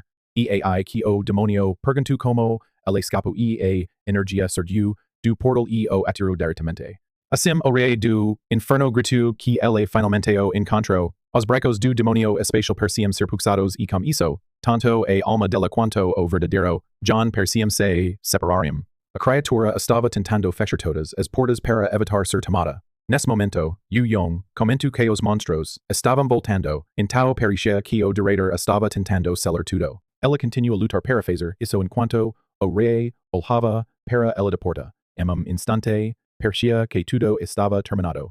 Mas A verdade era, que o demonio, espacial tinha, percebido, algo. Ele apertu o braco, raiva, e esticu, a mau, dericao, o maru, dizendo que era, culpa dele. Nossos protagonistas se sentaram silencio enquanto o espacial veio dericao e todo mundo estava gritando para ele derrota, lo. O cabelo do garoto foi cortado e o young estava prestes a apertar o coração de novo. Mas instant, quem pegou a mau ele disse para olhar para isso. Maru tinha ativado a habilidade da evolução. Su corpo se quebrou de dentro da cocuna e se afundiu dericao o demonio. A criatura, no entanto, apenas enviou outra batida sem preocupação. Mas Maru não estava muito preocupado. Enquanto o young, por outro lado, estava pouco agitado. O demonio continuou enviando batidas. Maru estava sendo cortado em partes enquanto Baldi e Wiggy estavam olhando e perguntando se o garoto era humano. Enquanto isso, o velho sabia que isso era o fim para ele. Maru já tinha deixado, vamos cantar 2, 3, 4, 5, 6, 7, 8, 9, o que significa que agora havia 10 delas pessoal. Ela se afundiu como criatura, dizendo que isso era o fim, mas então o demonio espacial lançou último ataque, dizendo o para morir. No entanto, Maru se afundiu, jogando o último ataque e disse, não hoje. Ele afundiu para o lado, pegou a criatura no pescoço e disse, estou tomando essa habilidade por mim mesmo. Ela estava sentado lá, se afundando como o monstro. Quem estava certo que isso era o fim.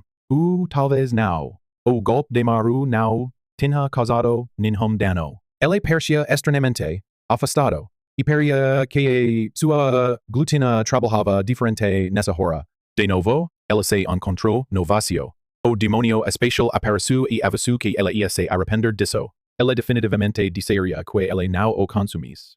O demonio espacial poderia desvaziar sua habilidade, e por isso que ela estava certo que o garoto tinha sido enviado pelo abismo para separar seus poderes. E por isso que ela queria saber quanto tempo o garoto poderia permitir se ser controlado pelo abismo. Ela deve estar querendo retornar aquela prisa onde a guerra e a escuridão são eternos. Obviamente, Maru respondeu que isso não fazia sentido e que, claro, ela não queria algo assim. Mas o demonio pegou o no pesco e disse que não estava falando com ele. Ela estava falando como o demonio espacial dentro do corpo do garoto. Ela queria saber como o demonio era tão inútil que ela não tinha tomado controle do corpo de humano, mesmo que ela fosse parte dos 8 deuses originais. O demonio caminhou para frente e olhou para baixo.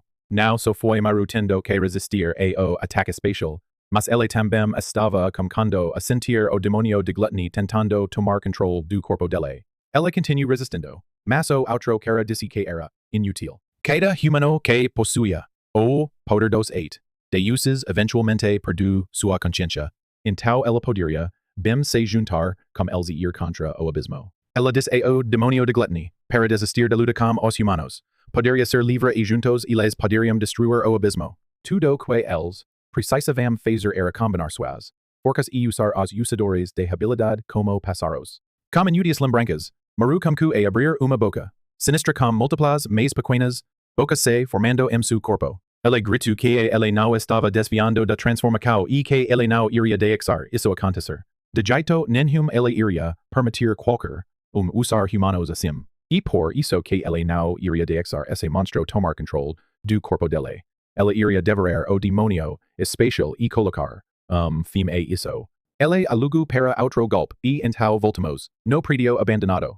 A pesar de essa vez, Maru tirou a caixa. Ele alugou imediatamente quando o cara disse que era uma estúpida. Ela estava a dizer algo sobre como seria impossível sem ela. Quando o sangue caiu para cima e ambos colapsaram para o chão, a linda quem se apressou para salvar nosso garoto. Enquanto isso, Samuel apenas estava lá observando, enquanto o corpo se revertiu. Ele pegou sua capa e o colocou sobre o corpo. Parecia que o velho homem não estava voltando do mundo da consciência. Infelizmente, ele realmente morreu. Nós, Guy e Baldi, olhamos para o lado e perguntávamos se finalmente tinha terminado. Pericia que King Maru tinha vencido novamente. Enquanto isso, Udang olu para o corpo de Jung perguntu o que iria acontecer a seguir. Como o grupo especial de servidores públicos funcionaria agora. Algum tempo depois, de volta no dormitorio. Todo mundo estava no su lugar e, diamond comentu que ela nunca teria acreditado que su líder era, dos oito demonios.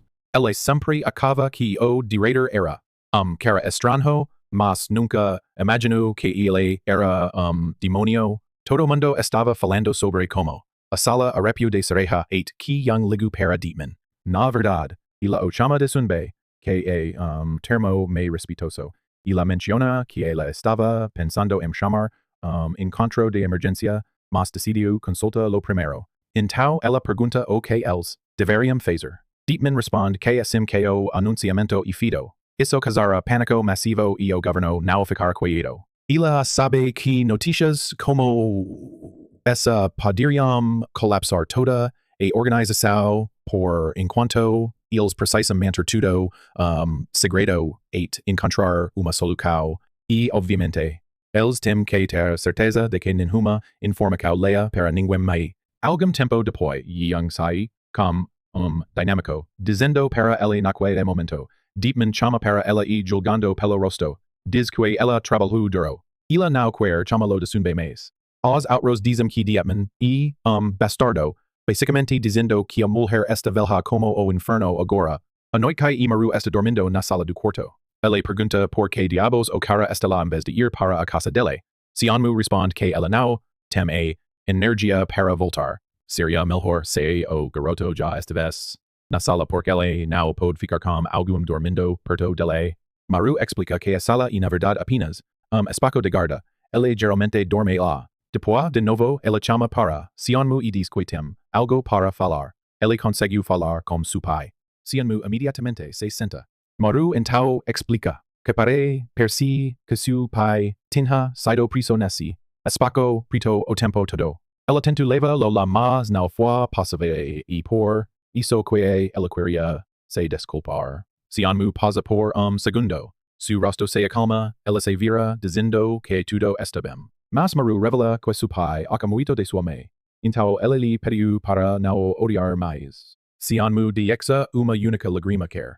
Ela se lembra que antes de morrer o demonio disse que breve dos oito deuses, do abismo o encontraria. De agora diante. Ela teria que enfrentar o abismo sem sua ajuda o que significaria o fim da humanidade.